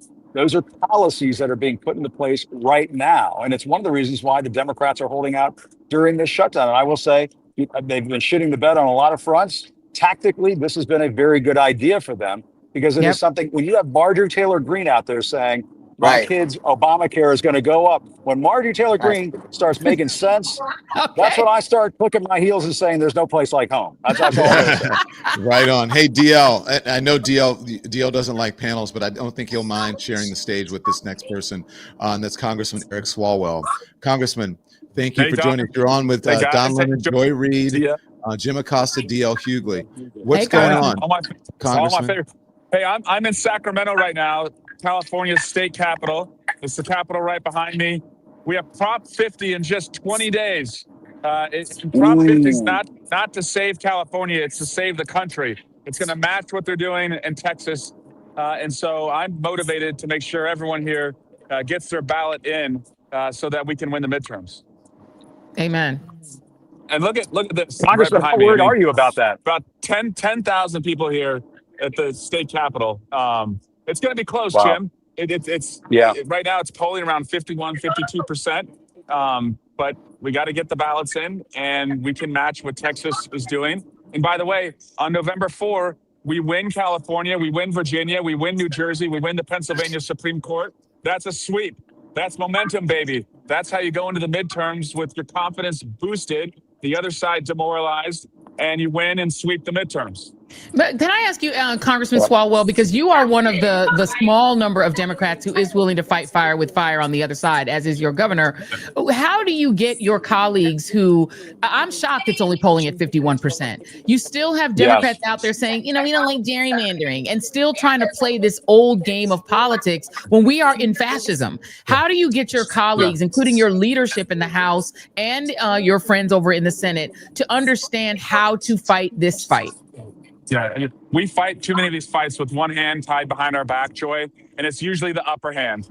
And I don't want to wake up the morning after the midterms and be in the minority and say, well, hey, at least we protected California's independent redistricting commission. That's not going to cut it. That's not going to protect the most vulnerable who are on their heels right now. And so people want to see a fight in us. They also look at when we had the White House, the Senate, and the House, and no mom in America thought her kid was protected in their classroom from a school shooting because we couldn't get background checks passed in the Senate because we stood on virtue and wouldn't break the filibuster. So we have to flex next time we're given power, or we'll never be given power again. I think I think that one thing that the Trump administration has taught us is how fluid the American psyche is. I think that there are things that we are able to do now from a governance perspective that I never thought. I think, to me, if you can assault the First Amendment and the 14th Amendment, I think there's an argument to have to abolishing. I think the only way this country is going to move forward is if we decide that we're not going to let these small fights control this country. Like, to me, why is there an electoral college? Why is people with the least to offer America have the biggest say in our future? I don't think that we should.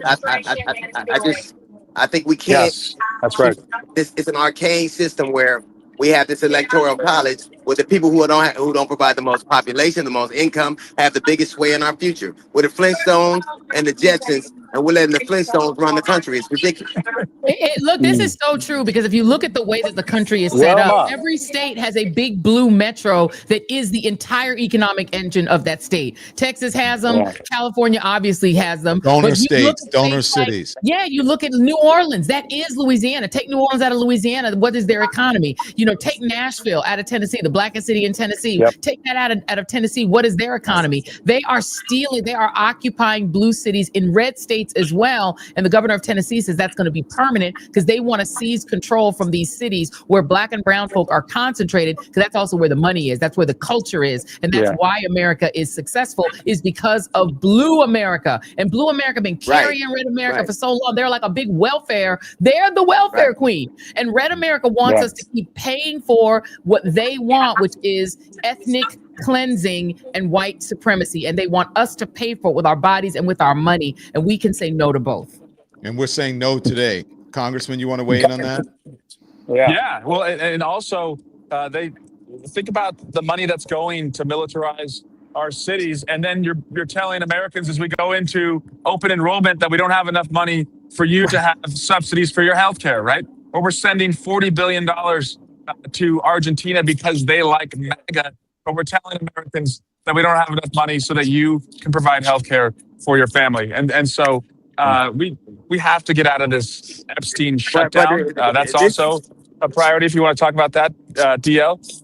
This is a blessing. You know, people don't understand. This is a blessing. Absent everything that was prophesied is happening, it is. And absent these things actually happening in America, would have never believed it. They'd call it fear mongering.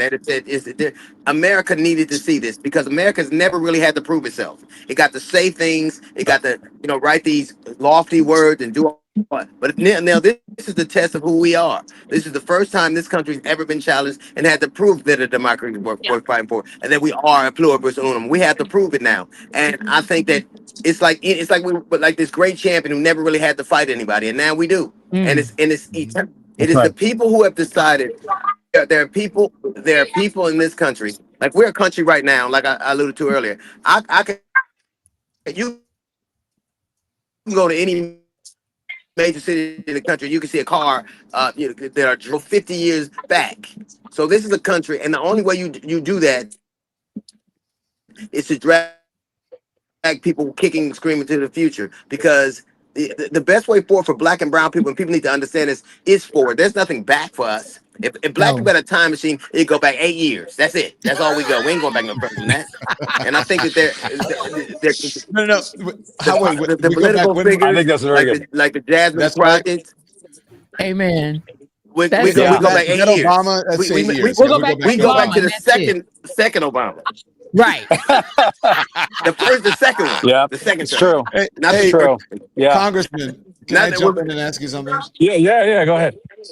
So, Congressman, here's what I want to know. What moving forward, and Joy talked about, the big blue donor cities and donor states, but the folks in the middle don't realize that we're paying for their infrastructure, that we are, basically they're draining us of our resources, our money in order to take care of their things. But here's what I want to ask you. As I have been going around the country, talking to people, witnessing some of this stuff in Chicago, I am wondering this about Democrats. Why aren't Democrats in canvassers, lawmakers if you want, but people who the same canvassers that go out during the election? Why aren't they in carpool lines where they're pulling moms out of the car saying, is this what you voted for?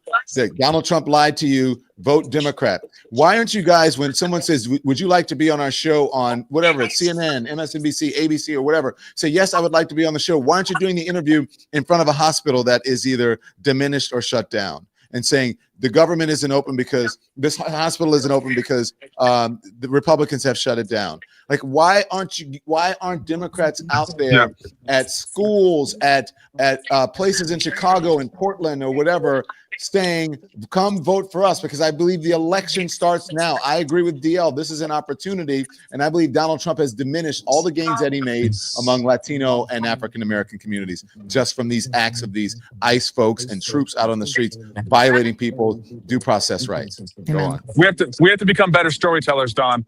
We have a story to tell. We have to be more demonstrative, as you said, of families who are being detained when they go to the grocery store to buy baby formula. Yes, that's happened. Neighbors who are running through car washes or farm fields or Home Depot parking lots. Yes, that's demonstrative. That's not what people signed up for. Democrats are lousy storytellers. We often think we're trying to win a Harvard Law School moot court competition, and it's just winning a gut check at the bus stop or the bar room. And so I'm seeing more and more colleagues get better at it.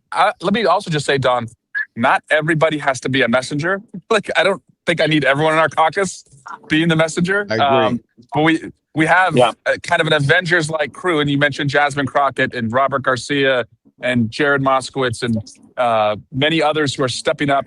And these times, to me, they reveal not only who should lead, but also who should leave. Like, who's not up for this. So I'm still fired up. And then the other thing, Don, we have to make it clear that if you are acting corruptly, you should get used to the House Judiciary Committee. You should know what it looks like, because your ass is going to be in the witness chair, and we're going to have a lot of questions for you. People need to know that we aren't going to just look the other way when we're in the majority. And I think a lot of them are betting on Democrats not having the balls to actually hold them accountable. And we need to make it clear that you will be held accountable, because people need to know what the majority looks like. And maybe that might deter somebody who's on the fence as to whether they want to act corruptly or not. And Congressman, the other thing that needs to be talked about is the fact that they won't swear in somebody who is duly elected by their constituents. Adelita Grijalva in Arizona won a special election more than 3 weeks ago. If this was done to a Republican representative elect, they would go fucking crazy. That's if this was going on, being dragged out for 3 weeks. Congressman, what is being done to stop that? That was an injustice, and she is the key crucial vote to force the release of the Epstein file. They're doing it to protect a pedophile, first and foremost. They're keeping the government shut down so they don't have to do it, so people aren't getting paid. Health insurance premiums are going to go up. But it's also, I promise you, Jim, it's a dry run because they're going to get their asses kicked in the midterms. And it's a dry run to see how long people will tolerate not allowing somebody to be sworn in. That's right. And by the way, Representative Swalwell, I think what people need to understand is Adelita Grijalva's district has between 750,000 and 1 million people in it. So you're really saying that 750,000 people minimum in the state of Arizona have no congresswoman right now. They have no congressional representation. They are facing taxation without representation a year before we celebrate the Declaration of Independence, which went literally against taxation without representation. What they're now testing, as the congressman is, I think, very clearly saying, is whether or not they can literally disenfranchise 750,000 to 1 million people in a key United States state, or any state, whether key or not. You're saying that these people have no representation. They have no congressperson right now. And they think they can get away with that because they want to protect pedophiles on behalf of Donald Trump, who, for whatever reason, wants pedophiles to go free and to not be named and not be held accountable. Well, I think turn up the volume on them. Go ahead. Yeah, DL. It's interesting when we talk about crime. It's the funniest thing, like even the way we talk about crime, like letting Caitlin Levitt call us Democrats, we're consorted with criminals. The largest number of pedophiles in America live in Texas. Most pedophiles are middle-aged. 70% of middle-aged white men. 75% of pedophiles are middle-aged white men. There are more pedophiles in Texas than any other state in the country. There's enough of them to fill out Arrowhead Stadium. But the point is that they have a view of those things. A lot of these dudes are not averse to sexual assault. They're not averse. Like, if you look at how many people who are like, I call Trump Ike because he only beats girls. Like, every time he ever won. But there is a way that they look at women and children, and there's a way that they look at their constituents that is so, they look at them like they're little more than serfs. And I think when you said something earlier, and I'm getting ready to get out of the car, but it is not that you guys are not great storytellers. America had to learn this lesson. America, for a very long time, dislikes the Democratic message, but they avail themselves to it. America, look at the most progressive states in the only way forward. Like, if you look at the most progressive states in the country, black people and brown people do better than anywhere. Look at the most conservative. Look at Mississippi versus Minnesota. But it isn't that you can't. It isn't that you're not good storytellers. It's America wasn't tuned into your message, and now they are. And now honing the message that they get. Like, they don't care. It was never about eggs. It literally was about, these people hated that black women were ascending. They hated that Latins were doing things. They hated it. And now they see the folly of that hate. Hate ain't gonna put food on your tables. Hate ain't gonna give you a job. Hate is not gonna get you to the doctor. America had to reconcile us with the fact that they would rather have hate than progress. And now that doesn't work. So stop. It ain't your story. It's America has to be turned into your frequency. Amen. And DL, America is a comeback story. And we're writing that story right now on No King's Day, and we're going to write it all the way to the midterms. It's a comeback story. Thank you, Congressman. Thank you, DL. Thank you, DL. I appreciate both of you joining us. Be safe. Thank you. Hey, thank you, man. He said Donald Trump is Ike because he only beats women. That's so real. But I mean, I think this is so real, and I think it needed to be said. Oh, Bernie Sanders is talking. Do we want to hear Bernie Sanders? We do, but we got a bunch of guests that we need to bring on. So we're listening to a little bit of Bernie, but we're going to bring in Olivia Troy. We're going to bring in Jennifer Welch. We're going to bring in Qasim Rashid, who's in Chicago. We're going to take you there. Michael Fanone is still with us. Jolly is still with us as well. But first, let's listen to Bernie Sanders for a bit, and then we'll bring our guests in. Are coming out today not because they hate America. We're here because we love America.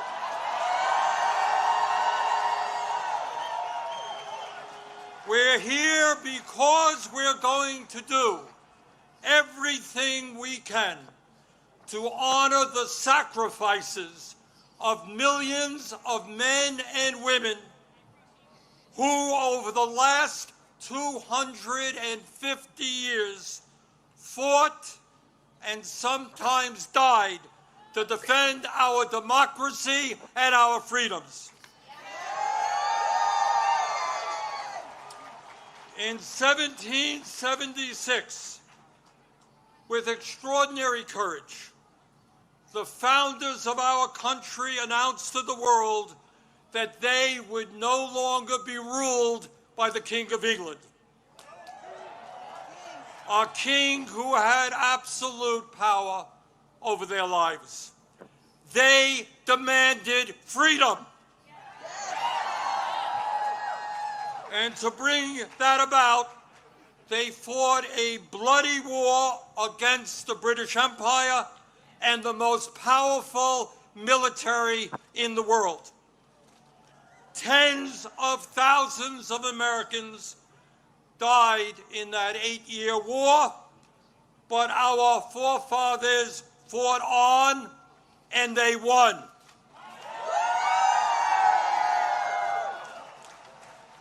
And in 1789, after winning that war, they did something extraordinary.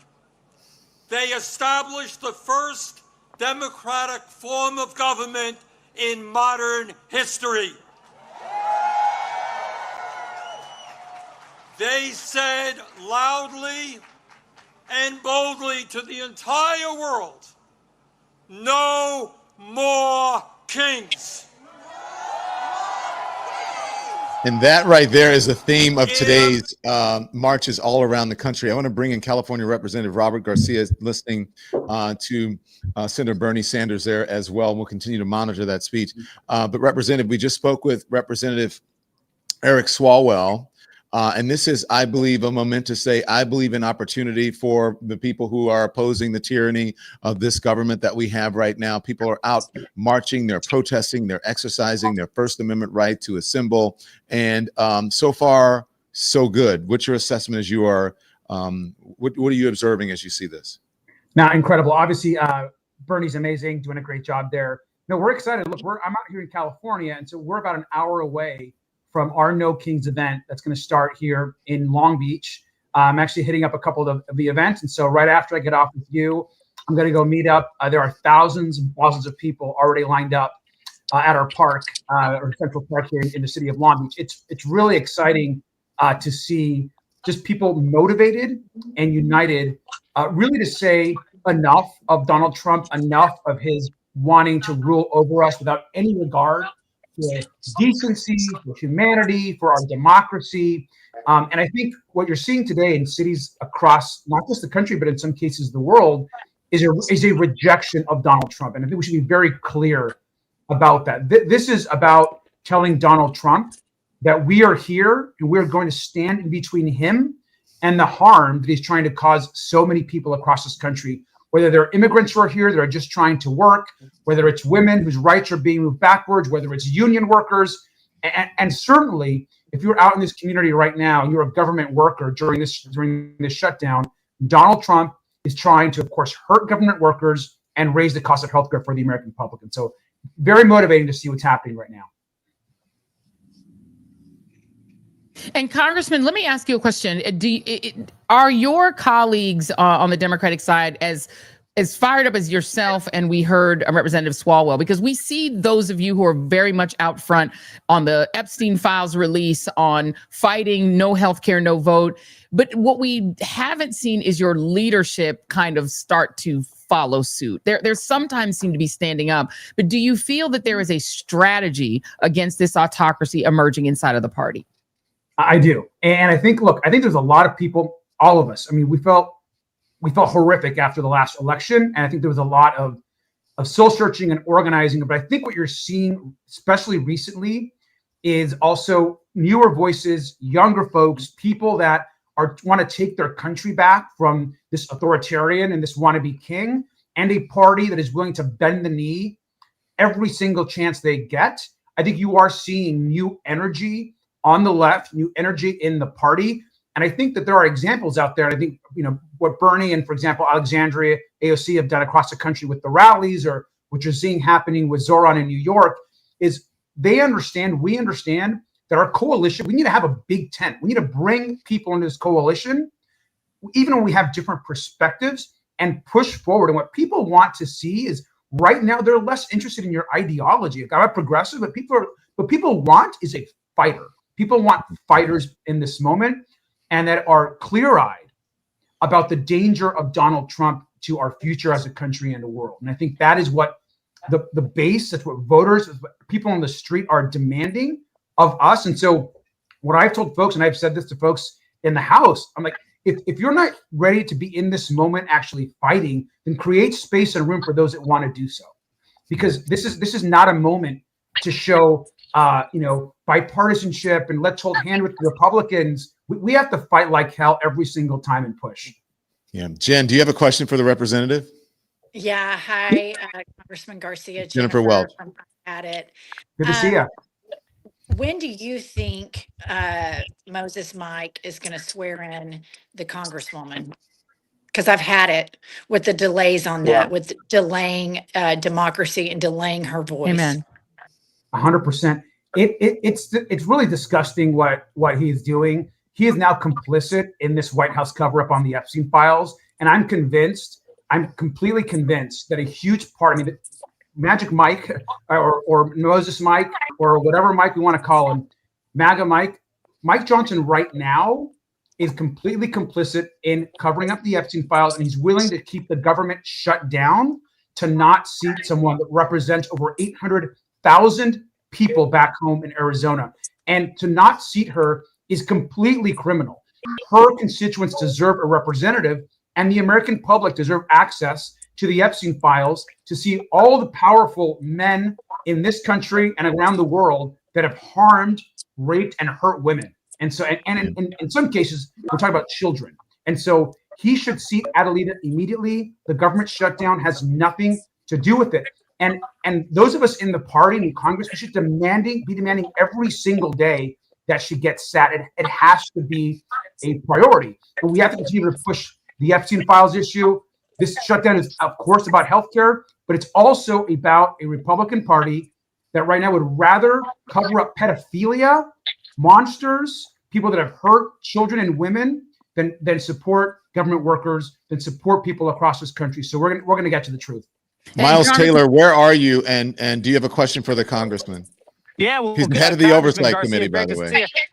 I'm over here on Pennsylvania Ave, Congressman. And of course, when your colleague Bernie Sanders took the stage, the cell phone signal just absolutely obliterated. So everyone and their mother turned on their live stream as soon as Bernie took the stage. And Congressman, I'm sure if you were on the stage right now, same thing would have happened. You would have crashed the networks, my friend.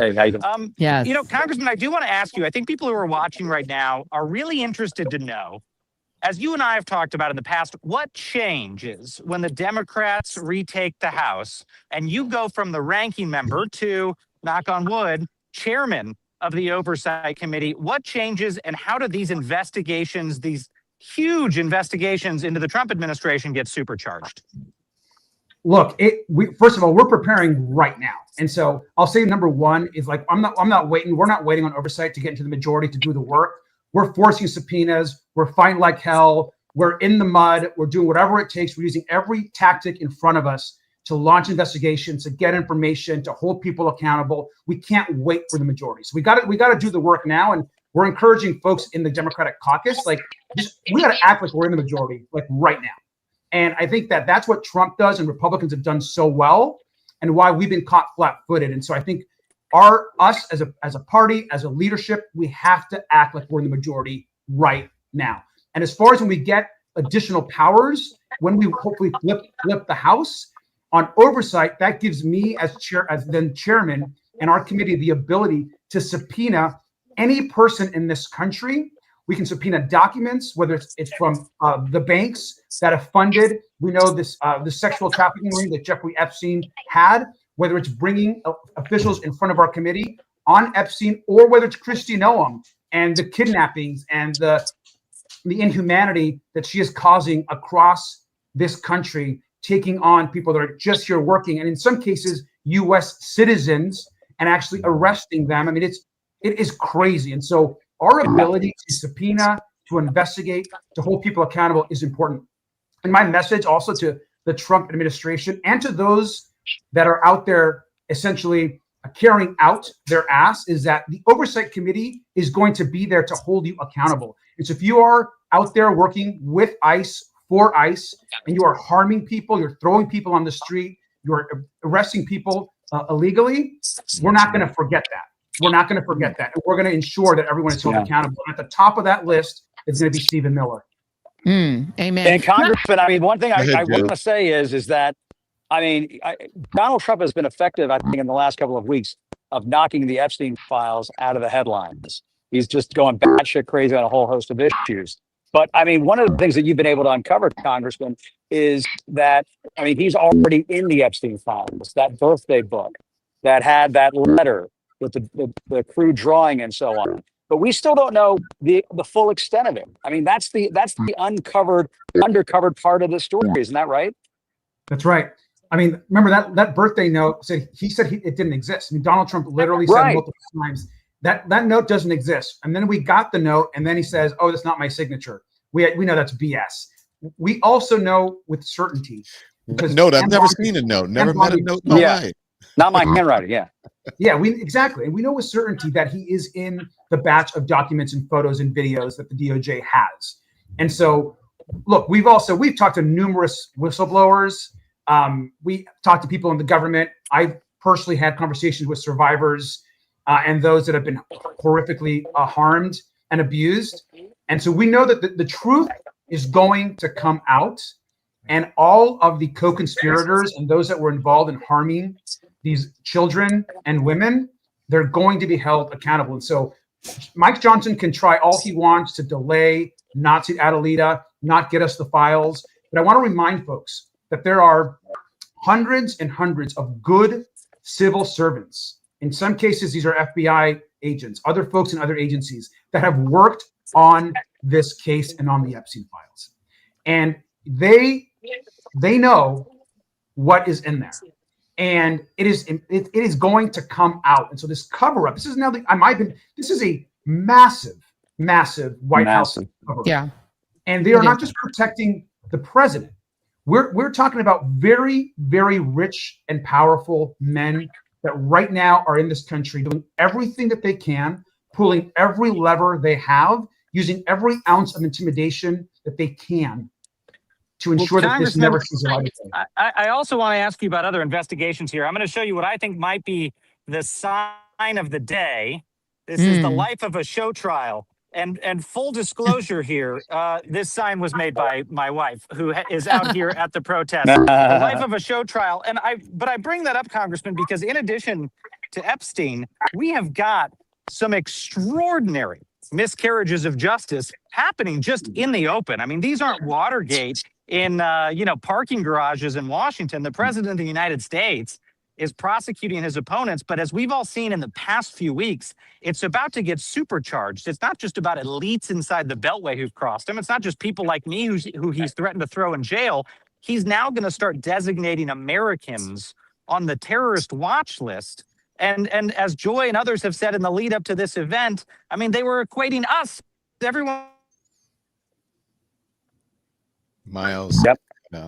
Yeah. Congressman, I think you know where he's going. Go ahead and answer him. Yeah, I mean, I think you're absolutely right. I mean, I think we're in very dangerous times. And I remember when Trump first came into office, a lot of folks were, "Oh, it's going to be fine. We'll get through it." And I think a lot of us were like, we're talking about someone that doesn't want to stop being the president. You think he wants another election? You think he wants 2028? Let's be really clear-eyed about what Donald Trump wants. Yeah. He wants to stay in power. Everything that is happening right now is about extending his power.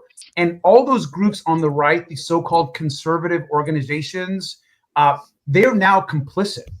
They're complicit in building his power, leaving him unchecked. The members of Congress in his party, I mean, the cowardice, the hypocrisy is pretty stunning. But I think the American people are beginning to see what's happening.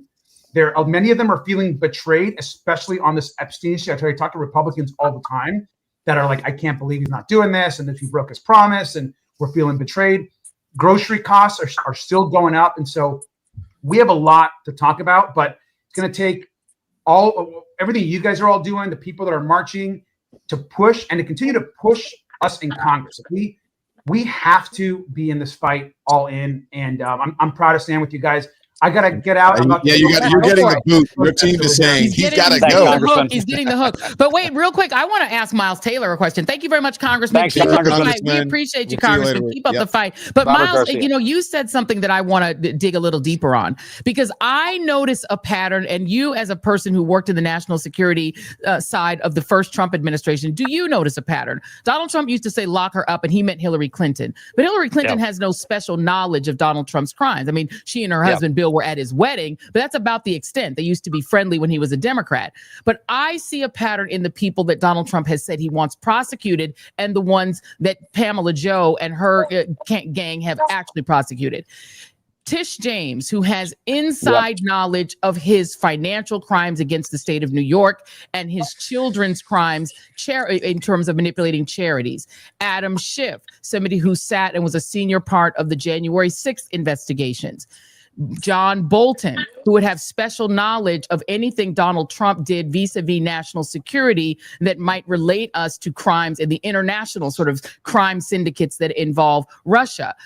James Comey, who would have insider knowledge and who had knowledge in the investigation of Russiagate. Do you see where I'm going, Miles? He's specifically going after the kinds of people to prosecute. And look, I'm not even a fan of John Bolton, but I see him as part of a pattern that is about people who would have special knowledge or had investigative access to the crimes that Donald Trump himself committed, particularly regarding national security, and who resonate with the things he was charged with, stealing documents, insurrection, etc. Do you see that pattern?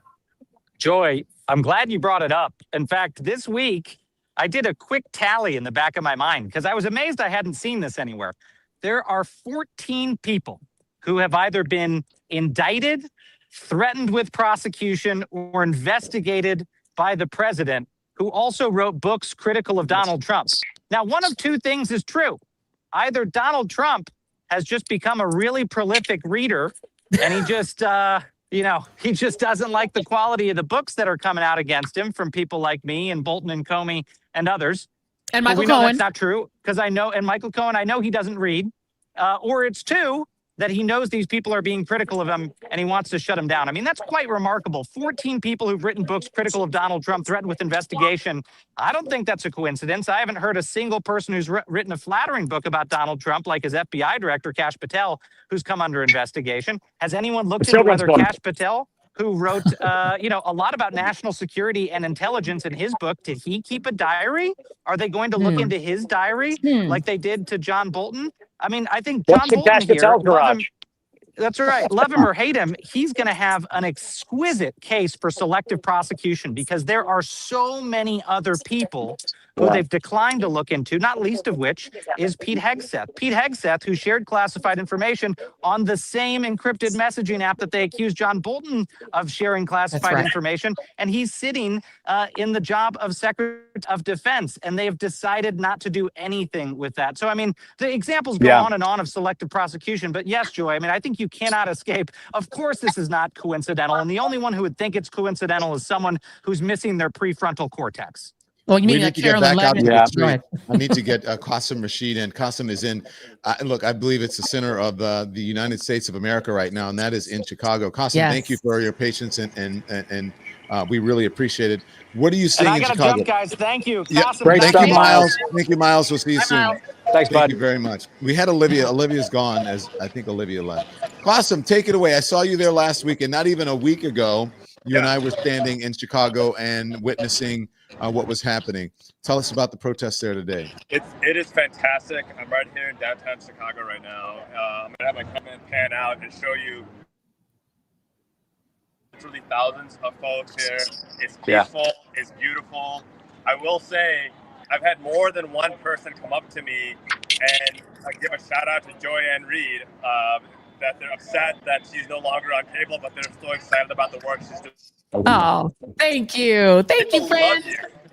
Thank you. The other thing I'll point out is I've heard more than one black person say that it's great to see so many white people out here.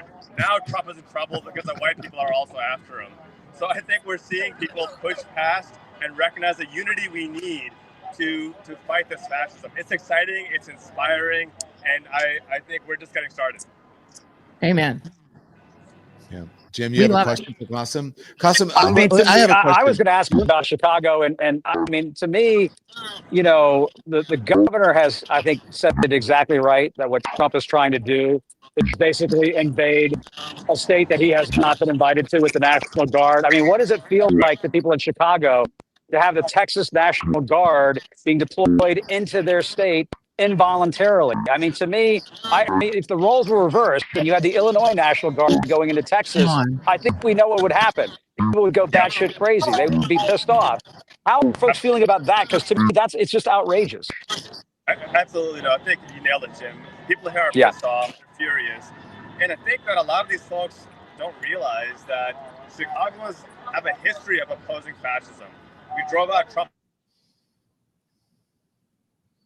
Fascists for decades and decades, and right now, what we're seeing, I'm seeing strength from Mayor Brandon Johnson standing up against these fascists.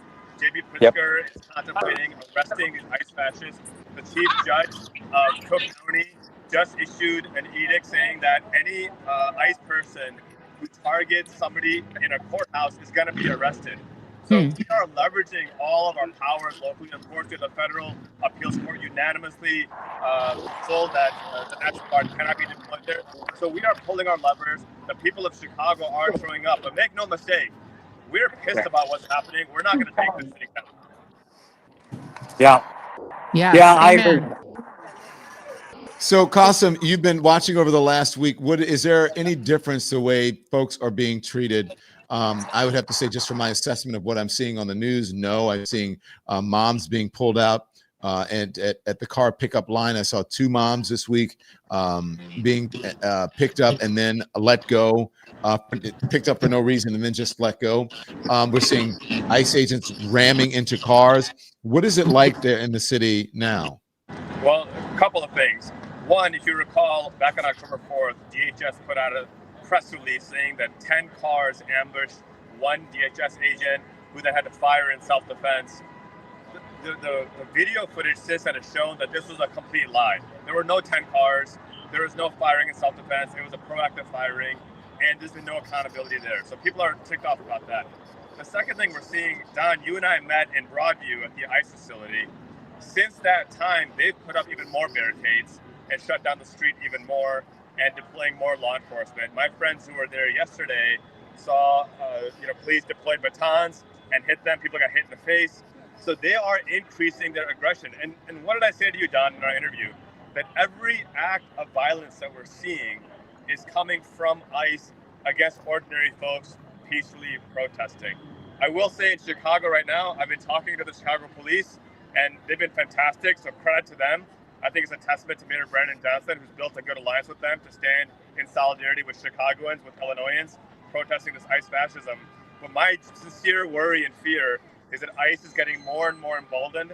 They're instigating more and more violence. And I really want to see J.B. Pritzker, Governor Pritzker, put the hammer down and hold them accountable for their assault on ordinary citizens. Qasim, I want you to stand by because I want to get out to the street. I want to get our folks who are out there, our social media guys who have been interviewing people on the streets of New York. Let's listen in. Because of capitalism, and we're here to make that noise. So it's all under one umbrella. These things are not separate issues. It's all, it's all one big issue that is planet-wide, and the shift is happening, and they can't stop it. Definitely. You know, we were in Chicago last week at the ICE protests, and, you know, we didn't really see a lot of that, but we see a lot of that out here in New York. Can you explain this to me a little bit? Well, this skeleton actually was sitting in our art build space, and we thought, well, there's got to be something we can do with that. We first used it to embody big oil at an event in front of Publicis, where we were poking them about greenwashing fossil fuel industry.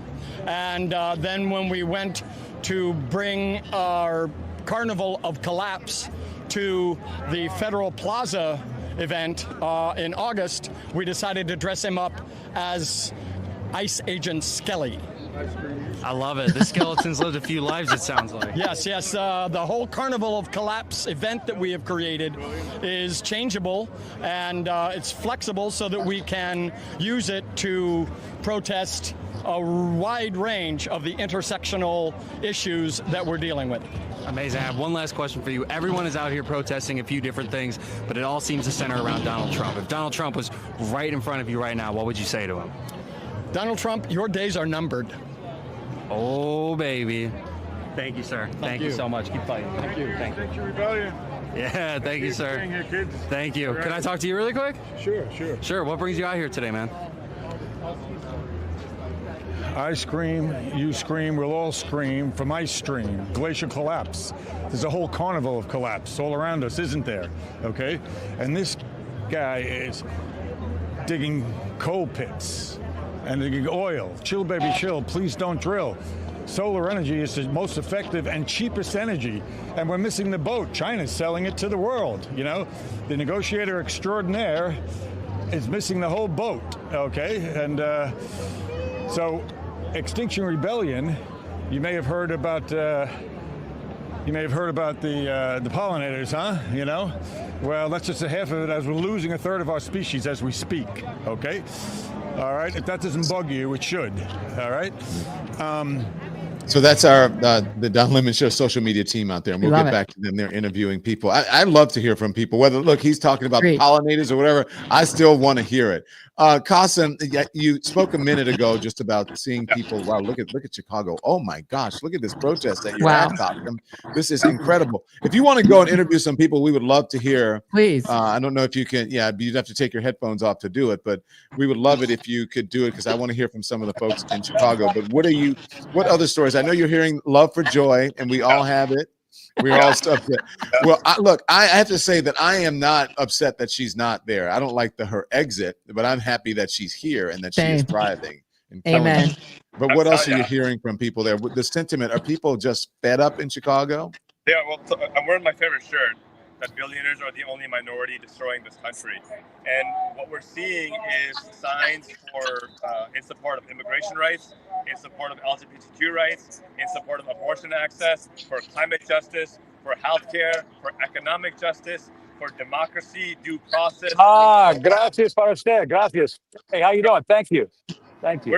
We're seeing just absurd unity. It's a beautiful thing. And it's also a reminder of how this man, this fascist in the White House, is attacking every single marginalized community in this country. And that's why it's so much more important that we work together. And I think we're seeing that. I'm going to go in a minute and interview a few folks, because there's a huge volume of folks here. We had to find a nice quiet spot where I wouldn't get yelled at. But we are seeing amazing unity. I'm going to go find some folks to interview and loop back with you guys in a few minutes. Thank you, Qasim. Yeah. Hey, guys, I just wanted, because I haven't checked in a while, I was to let you know that the protest, the march down here in Washington, downtown DC, right by the Capitol, where Bernie Sanders and everybody were speaking a little while ago, that is starting to break down. So if you're seeing folks kind of, going behind me here in droves, it's because this is starting to wrap up. But we're seeing a lot of friendly faces down here, a lot of democracy loving, America loving. And listen, we've been down here since 11 o'clock this morning. We started marching down 14th Street to the point where we got down here pretty much a stone's throw from the U.S. Capitol. And so far, no incidents that I've seen, nothing but love, no confrontations, nothing with the cops, nobody fighting. Everything that Donald Trump, everything that Caroline Leavitt, everything that MAGA Mike Johnson, all of the lies that they were spewing about what today was going to be about, it didn't come to pass. And this is why we have to keep telling people from time to time, don't give in to the lies. That's right. Don't give in to the fear that they're trying to spread in this country. The lies did not hold up today. When you hold up their lies to reality, to the truth down here on the ground. Look, I've had all these wonderful people come up to me and say, thank you. Thanks for what you're doing. Thanks for the coverage. They're thankful for what you're doing, Don and Joy. The fact that independent media can bring this kind of coverage wall to wall, gavel to gavel. I think, again, kudos to you guys. Kudos to the whole team. Just an extraordinary job. I'm just so glad to be a part of it. And by the way, I want to big up Don Lemon's wonderful team who took the helm and trying to make sure that we all got on air. They're gathering all these resources, getting all these live streams to happen. We are a team. And this is the thing that I love so much about new media. Back in the day, I knew Don and I have been friends for a really long time, but we never could obviously work together. He had a book. He would come on. That was the only time we could ever work together. I always was such a big admirer of Jim Acosta, but I only like met him at a social event, but we never got to work. Look what's happening now, y'all. People you used to watch on different rival networks now can work together. We can come together. We can be ourselves, and we get to do this whenever we want, however we want. And I'm not sure, Don and Jim, if mainstream media is covering this the way they covered the Charlie Kirk Memorial, but they should be. This should be wall-to-wall coverage, because this is millions of Americans. Most Americans did not know who Charlie Kirk was. You know, I'm sorry that he was killed, but most people didn't even know who that was. But they covered him and his death as if he was an international figure, an international political figure. Right. This is America. This is the most diverse, largest protest since the war protest, or really since the No Kings protest in June.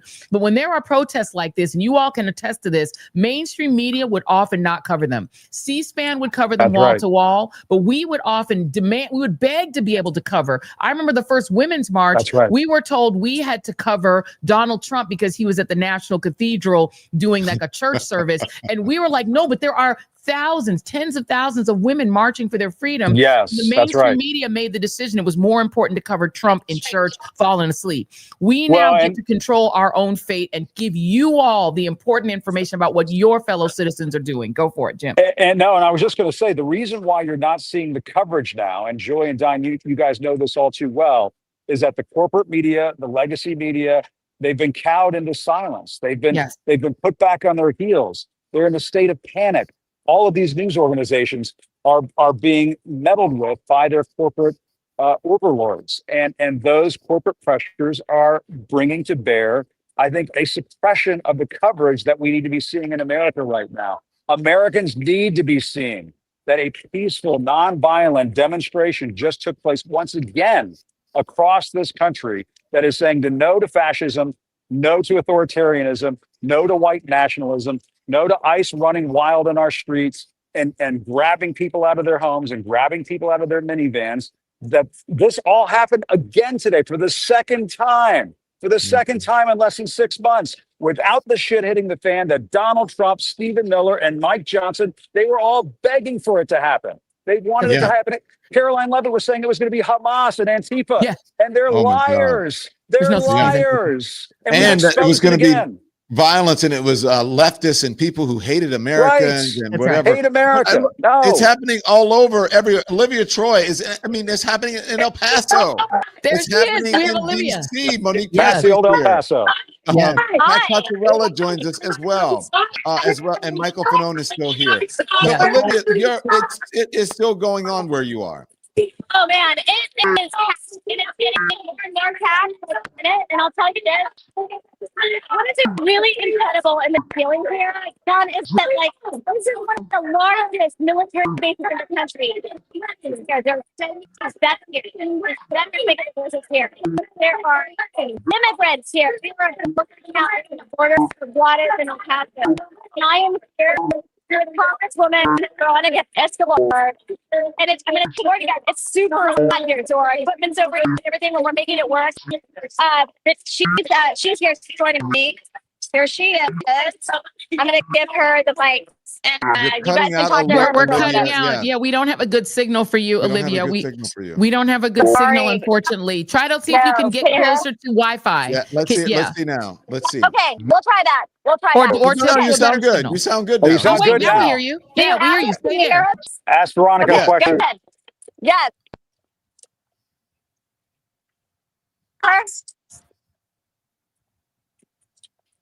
We're trying to hear her. No, Olivia, you can't. There, we can't hear Olivia. Yeah. Okay, Olivia, we'll try again. Maybe we're gonna try again. This is like when I watch Slow Horses. I want to put the subtitles on. You know what I mean? Because I can't understand those Brits talking. I just can't. So also, by the way, guys, you need to know that the people on the West Coast have finally awakened out of their beauty Hollywood sleep. Joining us from Los Angeles is my former colleague, Nick Valencia, is at a protest. Nick, you're in LA. Where are you? What are you seeing? Oh man, I guess I need to be still sleeping because I need a lot more beauty sleep around these beautiful people here in LA. Everyone's got that golden color to their skin here. It's a party-like atmosphere. We're seeing kind of like the similar elements. I'm talking to you, and I just out of the corner of my eye, I see these inflatables that we saw in Portland. It's really a jubilant atmosphere and environment. Can you guys hear me? Okay? Are you guys? We can. You guys, is my audio right? All right, awesome. You sound great, Nick. I want to start talking to some people and ask them why they decided to show up here, because we've seen everyone from local unions out here organizing their folks. That's who you're seeing in the yellow vests behind me, to just everyday citizens, people in Dodgers gear. They're celebrating that big win yesterday, but that's not keeping them from showing up here on the streets, because this is where it all started, not just for myself, but really for one of the, flashpoints for the national movement. We saw what happened here on the streets of LA the first week of June, those ICE raids that have just taken storm all across a lot of democratic cities in the United States, places like Chicago, which is where you're really familiar with, Don, and out here in LA. But let's talk to some people here. Hey, man, how are you? We're live streaming right now with Don Lemon, Jim Acosta. Hey, what brought you guys out here today? Yeah, and it's a party-like atmosphere. I mean, there's no one's aggressive out here. Everyone's really happy. I haven't seen anything but smiles out here. Yeah, we're live streaming right now. Nick, we can't hear them. No, you can't hear them. Got it. Okay. We can hear All right, you. got it. Cool. You can hear me, but you can't hear them. No problem. Well, that's just one of the union organizers. Behind me, you see this rig that's going to be going through the streets. Things don't get started here, Don, Joy, and Jim, until about 15, 30 minutes from now. But there's already hundreds of people out here in the streets. You see these flags here were a big, they were a big kind of emblem that we saw throughout the course of these protests. Half Mexican, half American flags, showing the unity here on the streets. A lot of people take exception with that, but that, growing up in Los Angeles, we saw that on the streets all the time. People really prideful from where they're from. That doesn't mean that they're hateful of being American. It just means that they love their culture. They love where they're from. And that's all part of being out here. You see people with Mexico tank tops on, people with American liberty, red, white, and blue stuff. It's a really big party-like atmosphere, guys. How many people are they expecting, estimating? Tens of thousands. It's so hard to put an estimate on things. We've seen estimates of more than 100,000 people in the streets. I mean, there's pockets of demonstrations planned all across the county, from Long Beach, to the West Coast, by the beach, all the way out here in downtown LA. It's been active all morning long, but we're not expecting this to really get kicked off for another 30 minutes. But thousands and thousands of people will be out here, Don. Nick Valencia, stand by. I want to bring in Monique Presley. Monique is joining us. Monique, as you are witnessing what's happening, I'm not sure if you've been out to a march or a rally, or if you're paying attention to what's happening on the mainstream media, as they call it, the lamestream media. We don't know, but we got it covered here, and we want to hear from you. Yeah, so I'm on the West Coast. Hi, Don. Hi, Jim. Hi, Joy. Hey. Hi, everybody. I, of course, have not been watching mainstream media, because why would I when I could be listening to you all morning? Yes. Yes. Coast, and things are going to be getting started in a little while. I'm here because my daughter is in a big audition. She'd kill me if I said for what, so I won't say. But after that, we're going to go get our protest on. Then we're going to go get a show on. We're going to do everything that the West Coast has to offer all at once.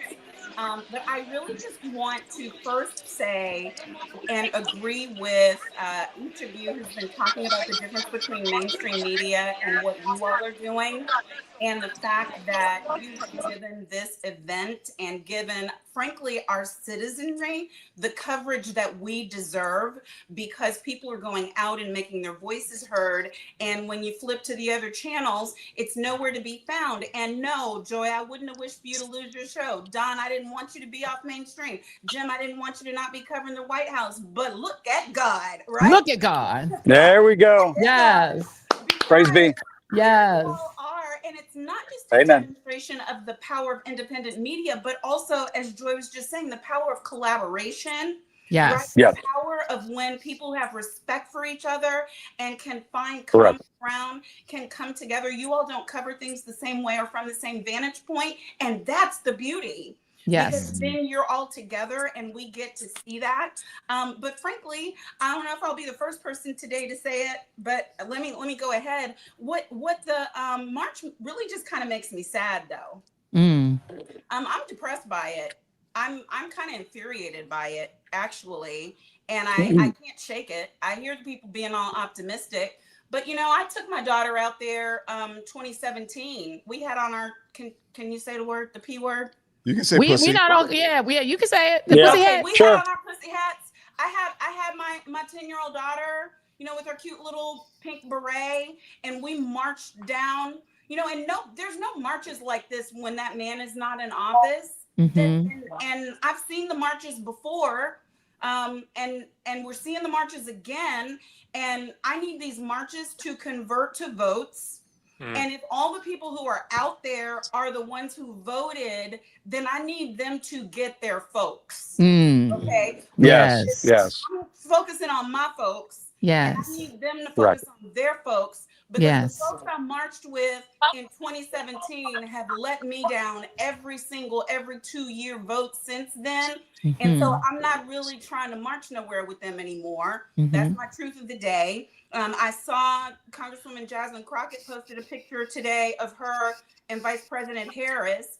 That's my truth of today. Y'all had options 10 months ago, and you didn't need to be out there marching but the Black woman. So that's my truth of the day. My other truth of the day is people are out there saying no to fascism who didn't want to say no to white supremacy, have never said no to racism. I know we want to believe this is not what this country is, but my experience is this is what we're trying not to be.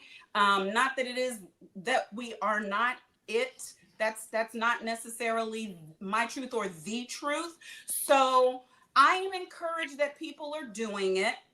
I'm cautiously optimistic about people learning the lesson, like, don't touch that. Don't touch that. And the stove is hot, and maybe some people are getting burned. And so now they're like, oh, it's hot for me too. It's not just hot for other folks.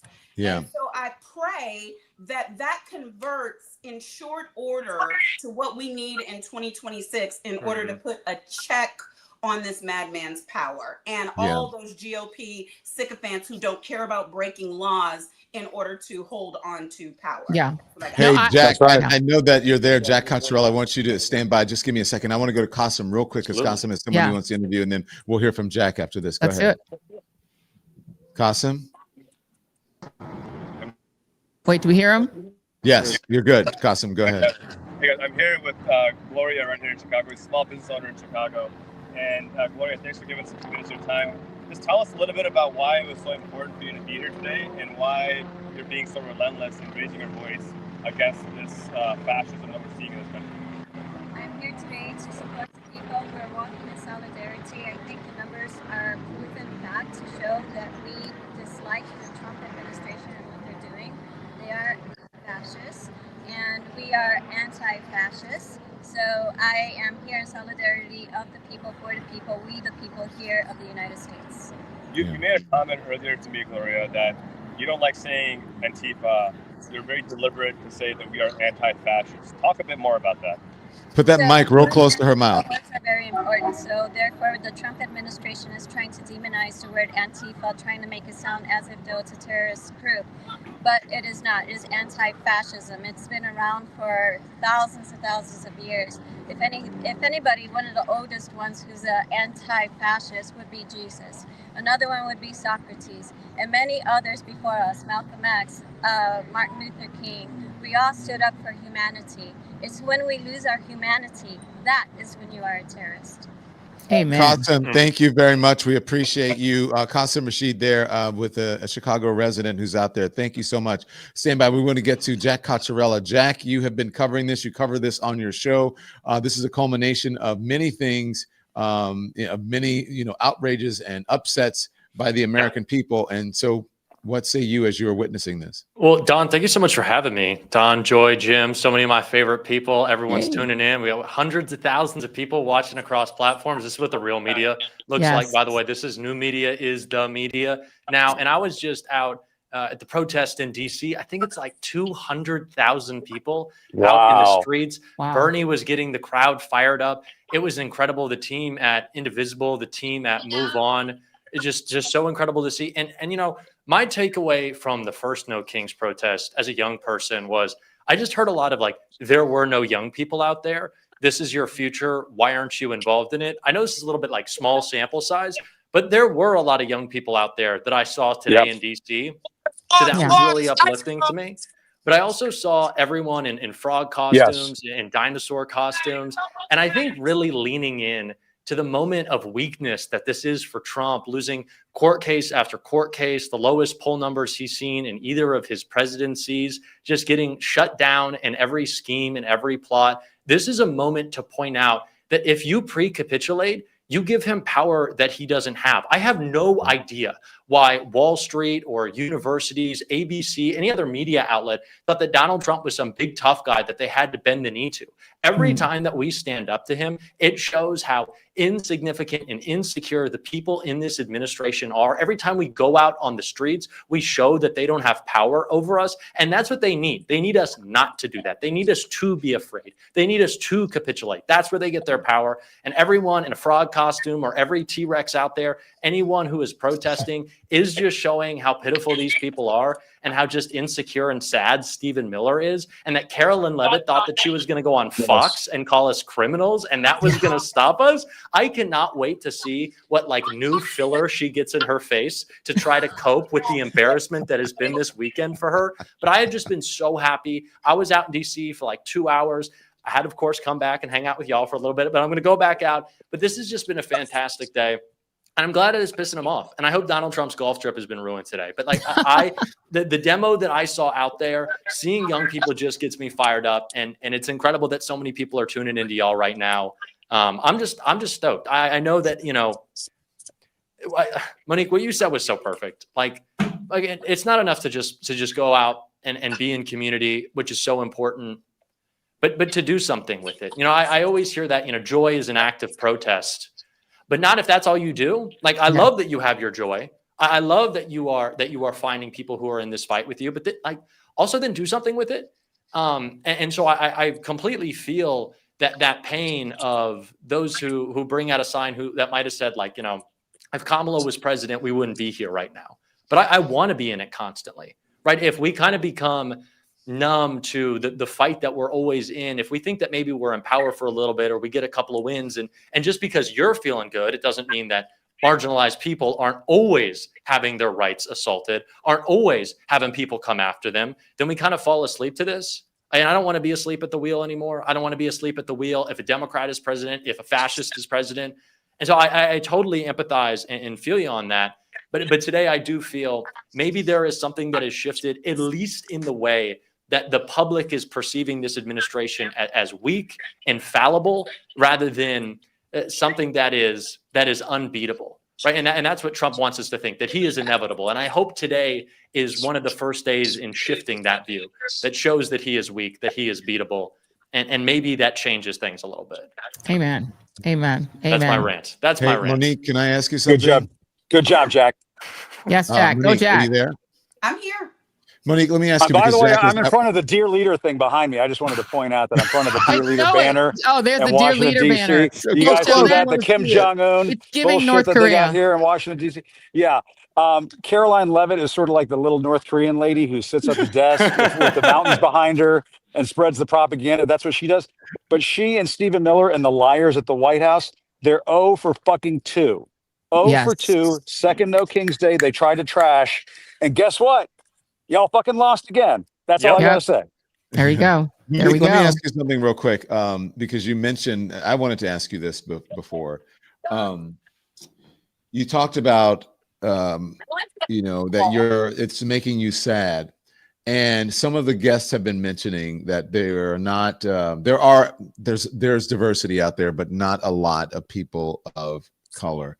What changed your mind? Because you said you're going to get your protest on after this. What has changed? Do you believe that we're on the precipice or we're already into something that's really bad and we need to pull our democracy back?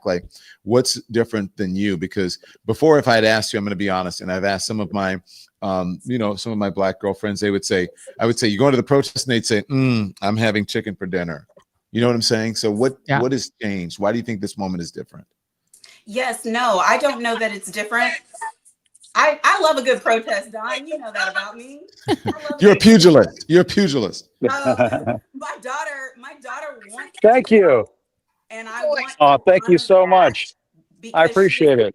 Working to be in the way, and she's been raised up to know that power to state of the people. It has her still on fire. Thank you, Joy. Thank you, Angela.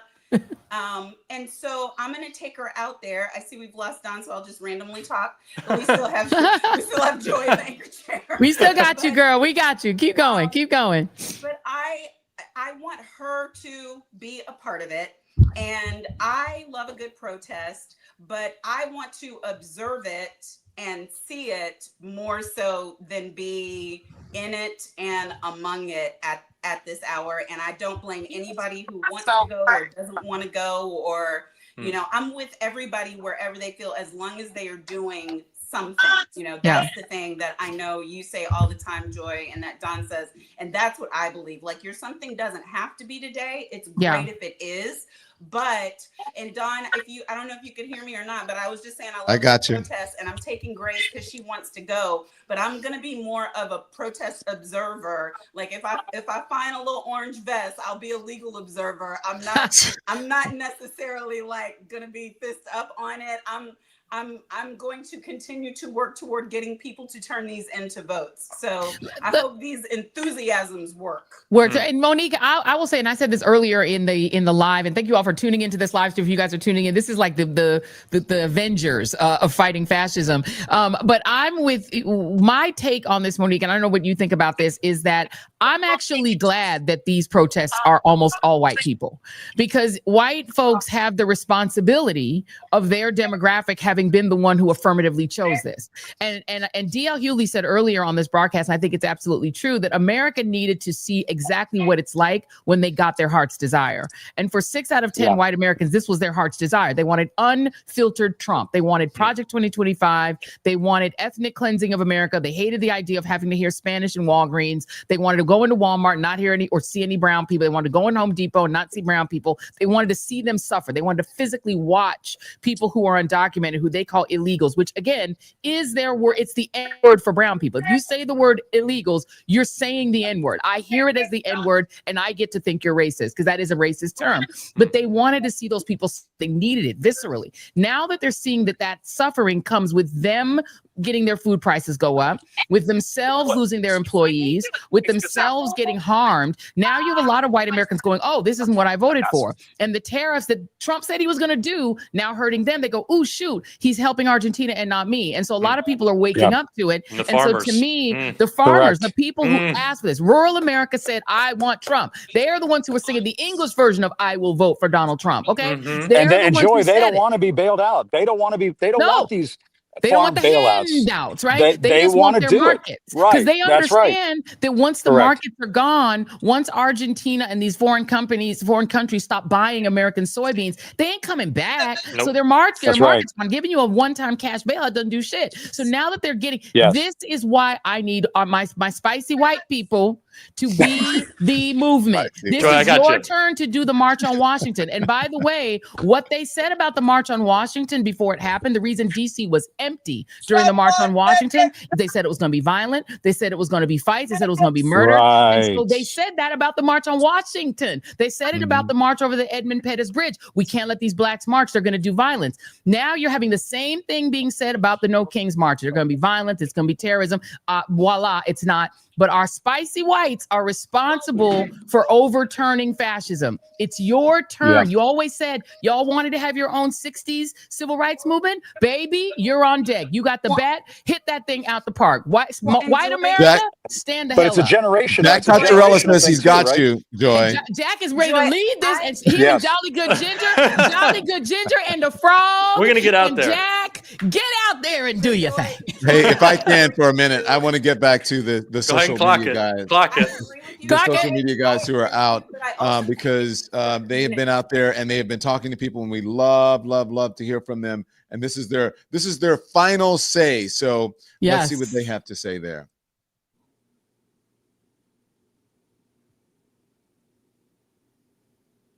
Maybe they don't know that they're on. It's been a long day. Perhaps they don't know that they're on. Are you on your text? Okay. They're just muted. Yeah, they're Yeah, muted. they got to hit the mute button talking. as I've been doing from time to time because I have to say things. Yeah. Oh well. So Anything they on have your end? Yeah, Well, efficient, respectful. A lot of people would have liked to see some more young people, but that's okay. Yeah. A lot of white people using their privilege, which is really cool to see. A lot of cool costumes and stuff, and we got to learn some of the stories behind a lot of people's protest wear, apparel, and signs. And yeah, I think it was a great time. We just want to say thank you, Don, Joy, Jim, and all the special guests. Respective collective of Lemon Media Network is going to be signing off, and we are going to Don's for some margarita. Rude. Back to you. Us here drinking water. Back to you. That's why Don is in the studio. We will have our margaritas, but we will have our margaritas, but we will not be voting for Donald Trump. I'm going to tell you, that's where I'm going right now. I'm going to have a goddamn mojito. Jim, I'm going to meet you. Where are we going, Jim? Jim. We'll talk offline. We'll talk offline. That's right. The rum is flowing, baby.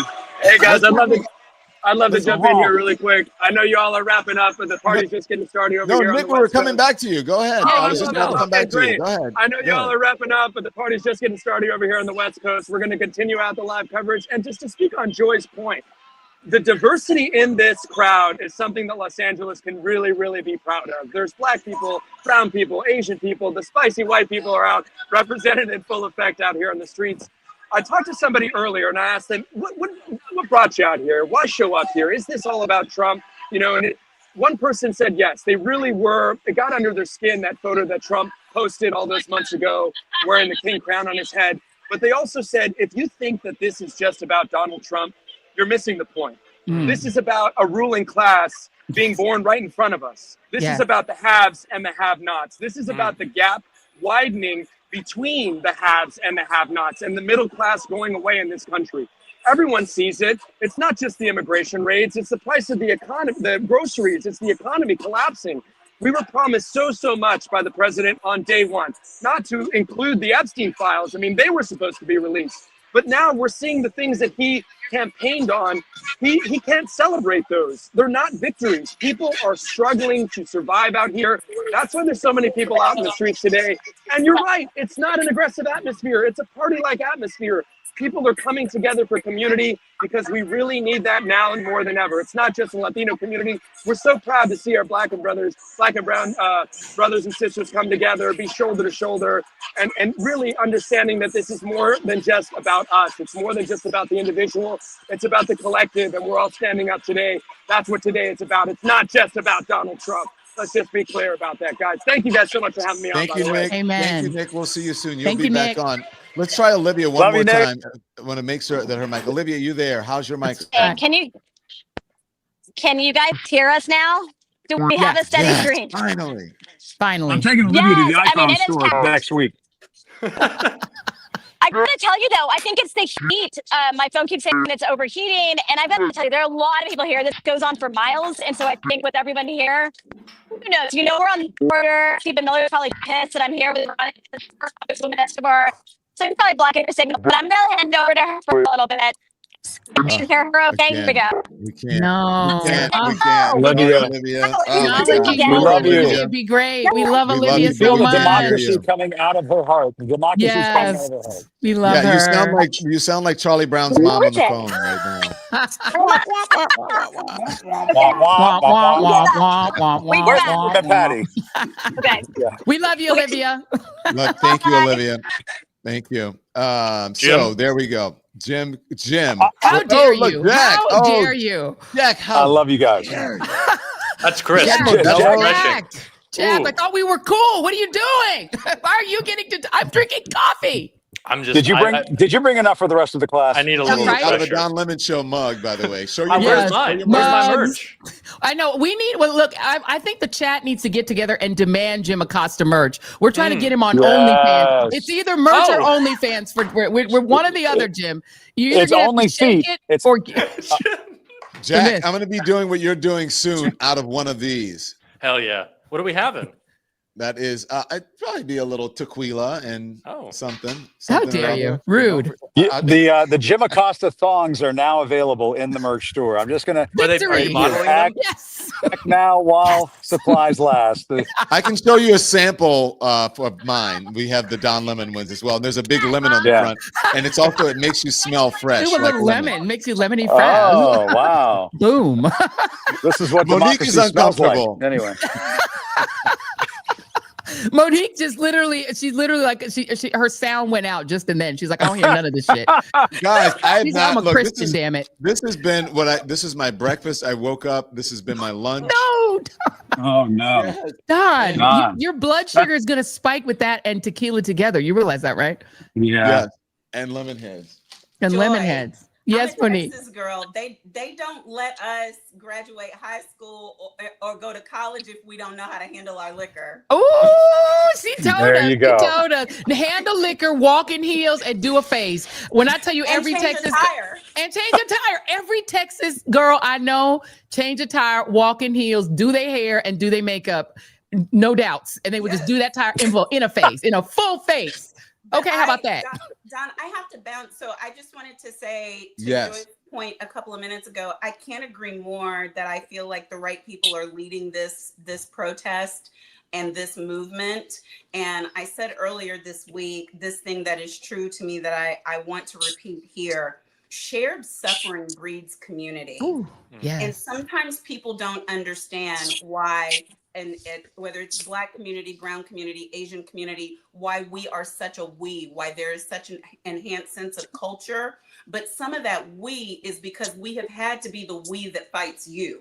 So if the you that we have fought breaks itself down and forms its own we, and it doesn't have to be a culture of whiteness. It has to be a culture of humanity and shared suffering. And that's what I see out there. And when enough of that part of us figures out, oh, wait, me too.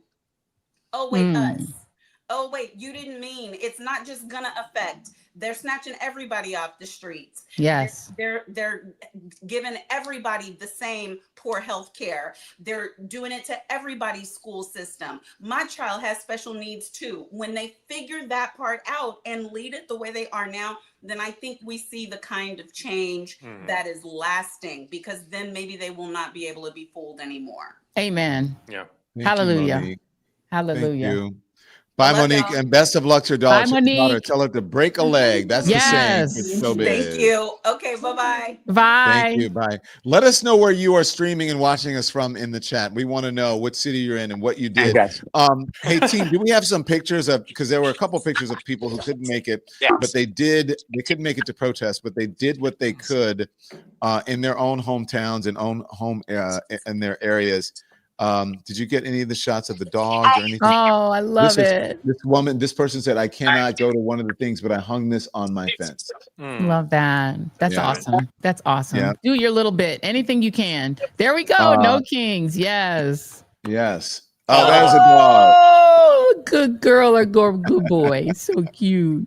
Oh. I believe that's my friend Quinn's dog. Look at that. Oh, yes. amazing. Costume characters. We love it. Yes.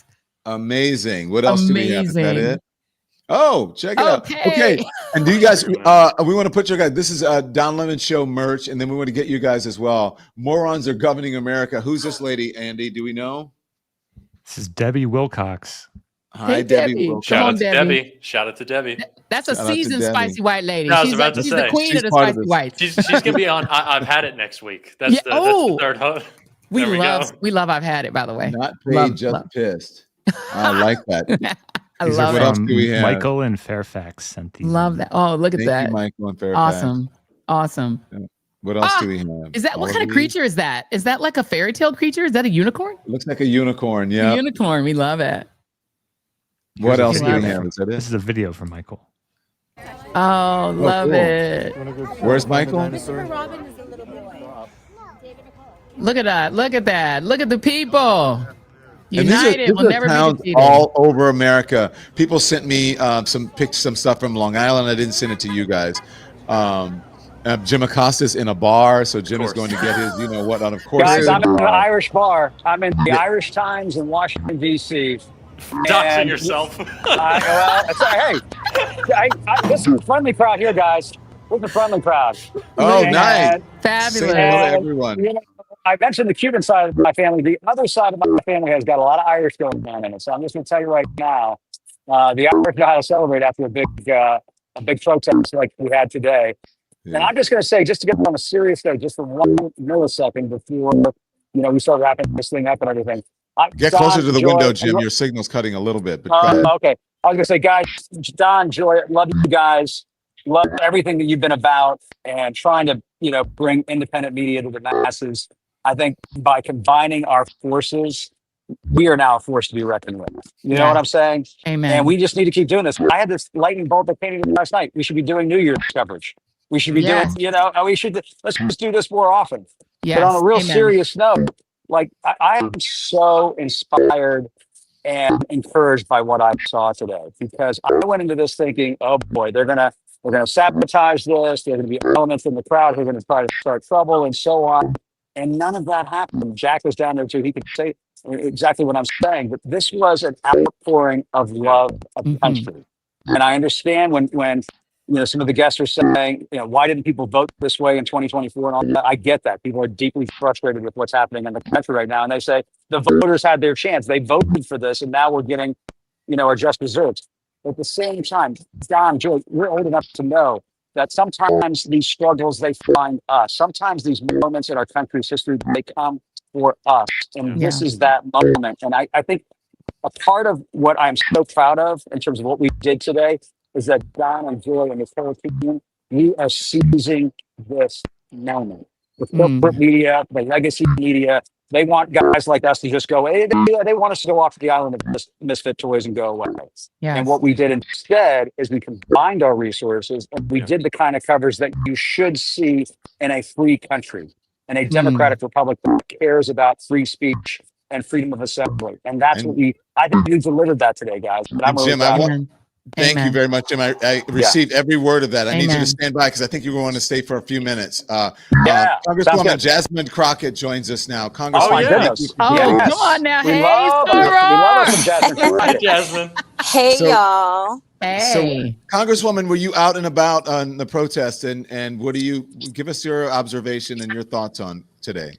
Yeah, so I am in Houston, Texas right now because my candidate for the special election, Christian Menifee, has me busy doing some stuff. But I had to make sure that I showed up for the people, and they are thirsty, right? Like, I know people think of Texas and they always think that we're just some ugly, deep red place, but we're not. And so the resistance is real. The people are out there, they're energetic. And honestly, at a normal rally, I'm kind of like just trying to like get people pumped up. But as I've traveled the country, as I said to them, people are feeling hopeless. And I wanted to make sure that I like address the fact that there's all this hopelessness that people feel and how that is when they win. And so I really wanted to pour into them more than just kind of pump them up. And so it was great though. It's always just warm fuzzies, especially when I'm in a major urban city in Texas. Amen. And do you feel that, Congresswoman, the forced gerrymandering of the state of Texas and this drive to destroy the Voting Rights Act, has that lit a fire under people who now understand that they may not be able to vote for the person of their choice because Donald Trump ordered the governor of Texas to change the lines? Yeah, I think in theory that sounds right, but I won't know until we actually get out there and vote, right? I think that we recently saw polling that said that in the state of Texas, overall, they are not approving of this gerrymandering scheme, right? And so honestly, if we were in a state that had half the integrity that California has, then we would have put this to the people and let the people decide. And I'm pretty sure the people would have decided that they didn't want to do that because it's not a good feeling. And I think even those Republicans that are against this, they look at this like, well, what if this happens the other way? We would never want that. And granted, that shouldn't necessarily be your only reason or rationale. But there are people that are thinking like that. And with this administration, they are not worried about consequences. They are not worried about clapback. They are not worried about anyone responding in kind in the way that they do. And maybe it's because people know that, like, by the nature of being a Democrat, that you are someone who has a heart and that you are not necessarily just out to do evil. Like we, as we're in this healthcare fight right now, I appreciate the fact that it has been made very clear that the vast majority of the people that will be most detrimentally impacted by this fight over the Affordable Care Act, or even as it relates to the big ugly bill, they are not people that are voting for us, right? Like they are not. Like we are fighting harder for their constituents. And because when we swear in, while I am a Democrat, I carry my title. It is U.S. Representative. I represent for those that voted for me as well as those that didn't vote for me. That is what we're missing out of the real leadership in DC. We're not getting that from the president or the leader of the Senate, nor out of, obviously, the leader of the House. Congresswoman, where do you think that, Jim, do you have a question? Sorry, I don't. Well, no, I was just going to echo, I mean, to play off of what the Congresswoman was saying, is that so much of this is about the issues. And the issue of healthcare is one that I think is going to hit people in the face with a trouble. When people's premiums, their Obamacare premiums, start to double and start to triple because of this big, beautiful blunder bullshit of a bill, that is going to hit home for a lot of people. And I think it goes back to a lot of people voting against their own interests. And so, Congressman, how do we get across to those folks who have been voting against their own interests? Do they have to just sort of feel it and have it hit where it hurts, which is in their wallet? What's so interesting as I listen to you explain that, what I have found, right, when we look at the demographics that are voting for the Democrats, we don't tend to get those voters that are maybe have a little bit less formal education.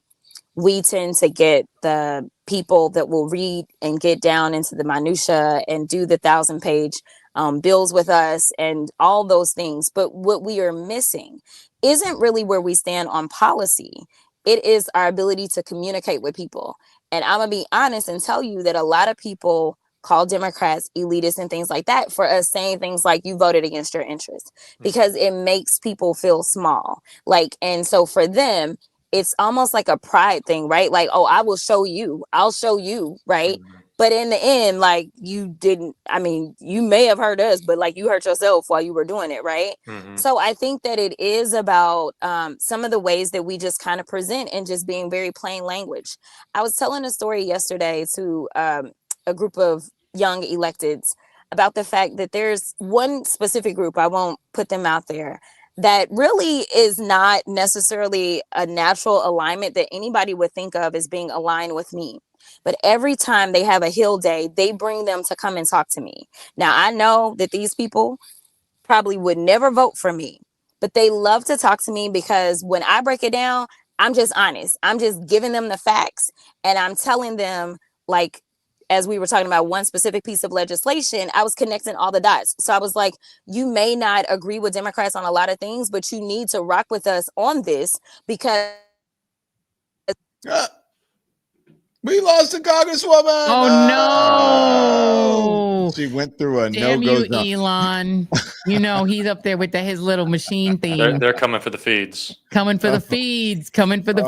Man. By the way, just looking at this AP story about these protests, these are nationwide. We're going to see what the final head count is, but these appear to be the largest protests. Obviously, since the No King's Day, June 14th. But I'm going to be interested to see what the numbers look like, Don and Jim, versus the anti-war protests, which were record-breaking, and also, obviously, the protests against Donald Trump during the Women's March. So we will see what the numbers are, but they're looking pretty big. And speaking of the numbers, Don, if you mind if I don't just jump in real quick, I just kind of want to echo a sentiment. Jim, you're talking about the incredible platforms, of course, that all three of y'all have built.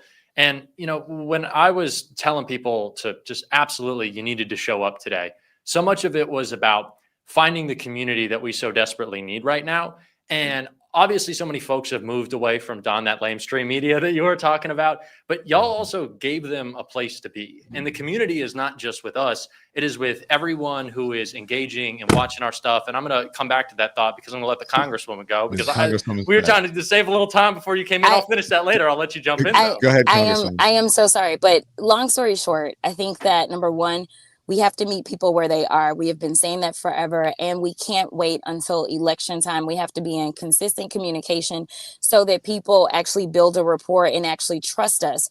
As we went out and said Project 2025 was the plan of Donald Trump, people were like, he said it's not. And they believe that. And that was just that, even though I could sit there and say he is mentioned over 300 times in this book.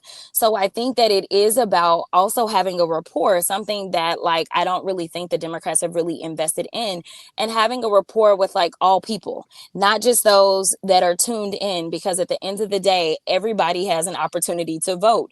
So some people we have to force feed the information to, and that's okay because they are our constituents as well. But if you wait until election time, I don't really care which demographic it is, people tend to not trust you. So we've had to deal with this within the Black community, where everybody want to show up to everybody's church when it's election time. But where have you been all these other days, all these other months? Like, why are you not telling us what's going on? So we have to be very consistent.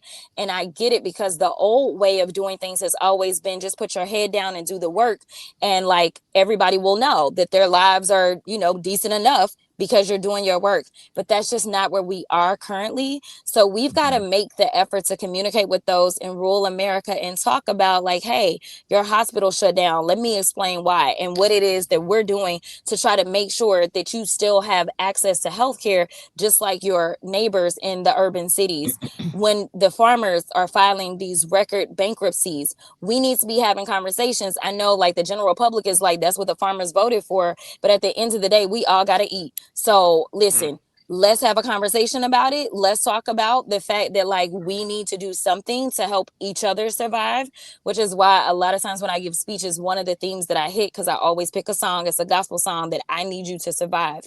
And that's what I go into, whether it's farming, whether it's immigration or whatever, to make sure that we start really connecting each other. So long as they keep us siloed, then we will continue to lose with the division. So we've got to come together, but we got to show how it is that my life impacts your life, so that people will actually understand the beauty and like honestly sometimes the burden of having to work with people that you wouldn't necessarily believe you should be working with. So we can do it. We just got to work harder, and we've got to work consistently. Amen. Can I just say something on a personal level, please, Congresswoman? You don't have to respond. This is me saying it. I just want to say, can we get some of these bojankety, tap dancing? Don got to it before I did. Tap dancing, ignorant brothers out here, Black men, to stop attacking Black women publicly, especially when they don't know what the F they're talking about. We need to be supporting each other. And if you're going to come at somebody, come at them with some real information, come at them with some facts, and stop tap dancing and cooning around because you want to increase your profile and your wallet. We are in this for democracy. We're in this for support. We're in this together. Stop going around criticizing Black women because the shit is just ain't right. This is 2025. We have someone in office who is a tyrant, who doesn't care about you. Perhaps you don't care about you or what's happening, but just stop it. That's all I'll say. Can I just add something, Don? We got your back. No. Wait, you said what I was going to, and I thank you, Donna. We needed to hear this from a Black man first, but let me just say something. Everybody saw the movie Django Unchained. Remember the name of the person who cared more about the love of the slave master than he did about the love of his people or the care for his people? His name was Stephen. And Stephen was somebody who was willing to sell out his fellow African enslaved people because he wanted and needed and sought and craved the love of the white master. And so Stephen, historically, for me, when I think about it in terms of Django Unchained, is somebody who would never protect a Black woman, who will savage a Black woman for his own benefit because he was going to get a few more crumbs from the master's table. So what I would say to the Stevens who are in our world today, who are behaving as Stevens in the historical sense, understand that the master will never love you. That when they're done with you and finished with you, and you have done for them what they felt that you have done, and now all they could do, they will treat you the way they have now treated Diamond or Silk, whichever one is still alive. You don't hear from her anymore. You don't hear from Herschel Walker anymore. You don't hear from the what was he, the lieutenant governor of North Carolina that was on the naked. Porn Nazi. The porn Nazi. You don't hear from him anymore because they serve their purpose. And so when the master is finished with Stephen, Stephen will go the exact same way as the enslaved he refused to protect. So what I'm going to say is we are Django up in this bitch. We are fighting against the slave master. We don't roll with Stephen. And so, Stephen, if you decide that you think that you can pull a Megyn Kelly and make your entire purpose savaging Black women because that gets you clicks from white folks, again, your influence is not with Black men. Don Lemon is influential with Black men. D.L. Hewley is influential with Black men. Your audience is a different audience. This is what I'm, hello, Roland is influential with Black men who you are entertaining and dancing and stepping and tap dancing for are the white conservatives who will discard you as soon as they're done with you. So, Stephen, we are just telling you right now, Django is on the side of the people and will continue to fight for Black women and with Black women and against the enslaver and against you. You on your own, buddy. Enjoy your time on that vacation with what's his name from the Supreme Court. You can go with Clarence. That's your people now. Go with them because we were Jasmine. Congresswoman. So I will say this because I've clearly not said anything. I will say that I appreciate the community because when you are in DC and you are doing the work and you are fighting, you never know who all is paying attention, nor what it is that they understand about your fight, whether they understand that like life would be different if I opted to be out of politics. I would have more money in my bank account and I would have less death threats. Like whether they understand that, yes, you see me on camera, but you don't understand that like I don't go to sleep until the wee hours of the morning because I am always trying to make sure that I am prepared for committee, whether they understand that I get that the people that I serve, the people that elected me to Texas 30 have to always be first and foremost, because that is who elected me. They are the only people that can decide that I don't go back to DC. So we're always trying to come up with new programs and making sure that we are keeping them informed and engaged. As today is No Kings, we still have our kids and fishing event that's also taking place today in my district, even though I'm physically not there. We are always making sure that we are informing them and we are listening to them. As I just had my quarterly town hall the other day, where it's not just me talking to my constituents, but it's also me listening to my constituents, or the fact that as a freshman Black woman Democrat in the House, the biggest thing that I accomplished my freshman year had nothing to do with Marjorie Taylor Greene, but instead bringing an ARPA H location, one of only 3 that had been approved through legislation, to the only Republican state, but to my district, and doing that in a bipartisan way where almost every single Republican in North Texas signed on to get that investment made into my district, which for those that don't understand how big of a deal it was, this is like bringing the CDC to Atlanta. There are people that have taken the time to understand that I always keep at the forefront the people that elected me to DC. What you see, if you're not in my district, may not necessarily be all of the substance that also comes with me, but there is plenty of substance. And if anybody ever wanted to ask, just like anything else, I always have receipts for the work that I have done. So I will just say that I appreciate the community and the culture, because this is something that I never even had to address or deal with, because the community decided to speak up before I even knew what was happening. So I appreciate you. I absolutely, obviously love the both of you. Specifically though, Don, as a Black man, I will tell you that there are certain attacks that I fully anticipate as being a Black woman in politics. But I will tell you that it does cut deeper when it's somebody who looks like me and just happens to be a Black man, especially knowing what Malcolm X always said about Black women, right? Most disrespected. So, exactly. So the thing is this, it does hurt, because it's like I expect more and better, And frankly, I am always down for a real conversation. I really am. I mean, but I haven't even experienced that type of stuff coming out of even black men on the other side of the aisle in Congress.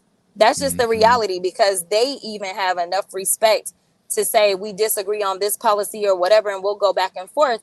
But like, they have not tried to do what somebody else tried to do. So it's all good when you know that you're walking in the purpose that God has put on your life.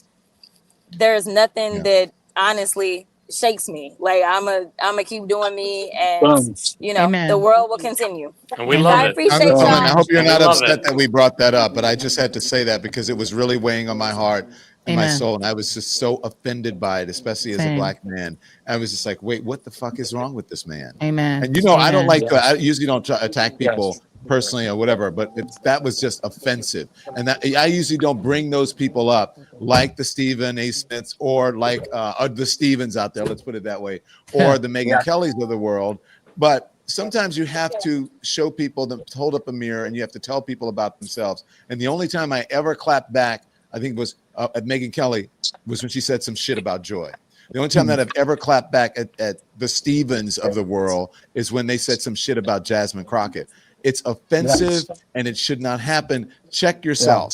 Yes. Because Well, Joy is right. They don't give a shit about you. Go ahead. At Jim. all. And if I could say one quick thing, and I had a town hall here in DC in June, and I was like, I want to find the person in Congress who I think is the up and coming, rising Democratic force in the party right now. And I had one name on my mind, and it was Jasmine Crockett. And I invited Jasmine Crockett to come to my town hall, and she came and she electrified that audience. Amen. And I will tell you, we're going to talk about democracy, people not being represented by their officials in Washington or being denied their democratic representation. Keep in mind, I'm in DC right now. We have taxation with intimidation right now in DC. We do not have statehood. We do not have elected representatives with full voting rights in Washington, D.C. And this is a city of 600,000 people. And it is a largely populated by African-American Black people in this city. And I will just say that when Jasmine Crockett came to the town hall that I did back in June, he absolutely electrified the crowd. And I will say to you, Congresswoman, I think that you are the future of the Democratic Party, and you are the future of America, because you are saying what needs to be said right now, and you deserve all of our respect. Amen. Amen. I didn't get to. I was so overwhelmed when the last time I think I saw you in person. I think it was no. You came to my event. You came to my event in New York. But I was so overwhelmed that I didn't properly thank you for presenting me this award, announcing me when I got, and I just got it. It just came in a box 2 days ago. Oh, wow. Look at that. What? Wow, That's cool. amazing. The Hollywood Impact Award, and the person who introduced me and handed me this award is Jasmine Crockett, no more than a couple of months ago on the stage in Los Angeles. So thank Love you. that. Love that. I'd like to thank the Academy, but I'd like to thank Jasmine Crockett. And thank you, All right, Jason well, I Lee. gotta Thank jump. you, I gotta Jason. go. Bye, Congresswoman. So Bye, raw. We love Congresswoman. Thank you. you. Bye, y'all. Thank you. Not only Bye. does the Congresswoman have to jump, I think we have to jump. Jack, I thank think you we so do. much. We're overtime. Thank you so much for having Bye, me. It was Jack. great hanging out with Word. you. Yeah. I got to be in the inner circle a little bit. I love Watch it. out for Jack. Thank is you. great. All right. But Jack, So now just we know have our. everything you heard here is classified. Say Confidential. I'm anything. gonna keep it We're locked down. coming I for promise. you. I don't know. The Jim Academy and I are going to have a Secretary. couple of these. Jim and I are going to have a There couple you of these, go. and we might do our own live stream. Do So it. Go you're for going to it. see us Jack. apologizing later. It's going to be okay, though. Don't worry. Don't worry. So We we're going to forgive leave you in up advance. the Queen and the Two Thorns, the Rose and the Two Thorns. So Look, here's the thing. Here's the thing, Rose and Two Thorns. Thank you. Where Joy, tell everybody where they can find. Well, first, Jim, you tell everybody where they can Go find for you. it, Jim. Hey, has a- guys, I mean, obviously, Substack, YouTube, wherever you get your podcast, the Jim Acosta Show, always appreciate being with you guys. And, you know, to me, this is about the cause. The cause comes first. And the cause is we are going to save this country. I'm not just me and you and all of us here on the show, but we, the people, are going to save this country. And it is starting with these No Kings protests. It is starting with independent media rising up in this country, giving people the real voice that they deserve, not this corporate media bullshit where they pay the bribes and they bend the knee and they do the bullshit and they got to have the MAGA guy on, excuse the MAGA bullshit, and the doesn't get fact checked. That shit doesn't fly anymore, ladies and gentlemen. It doesn't fly anymore. Not because Joy and Don and Jim say that, but because the American people say it doesn't fly anymore. And so I just want to say, hats off to you guys. You did it again. And I can't wait till the next time. And I love you guys. Thank you so much for making me a part of it. Love you right back, Jim Acosta. I am such big fans of these guys. It is the best thing in the world. This is why I love my job, is that I actually get to hang out with the people that I respect most in the world, that I love and adore, that have all become my friends. We are a squad, and I think we're the best squad, personally. I think if you want to get breaking news, you want to get it from this dynamic trio, Jim Acosta, Don Lemon, Joy Reid. You can follow me at thejoyreidshow.com. You can also follow me at joyannreid.com, which is my Substack.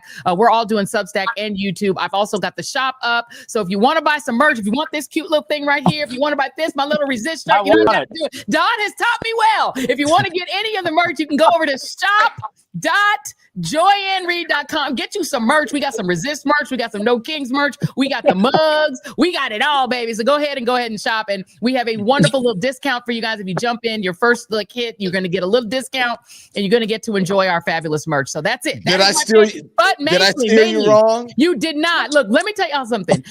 Let me give Don Lemon his flowers right quick, because Don has been teaching. Jim and I are newbies to this new media thing, right? We're the new. Yep. We are the freshmen, and he is the senior, and he has been teaching us all of the ways of making all this work. Thank you to Don Lemon's team, who's helped us and given us tips. If we ever need advice, we go to each other. And so, what you guys need to understand: this is not competitive. What we've been doing in this new media space is we're bringing together people who worked at rival networks, people who are in print, people who are on social, everybody. Reese Colbert came from social media. We're bringing people from all around the universe of media, bringing us all together. And as you saw today, the diversity of ideology, conservative, liberal, you name it, we come together because what we are pro-democracy.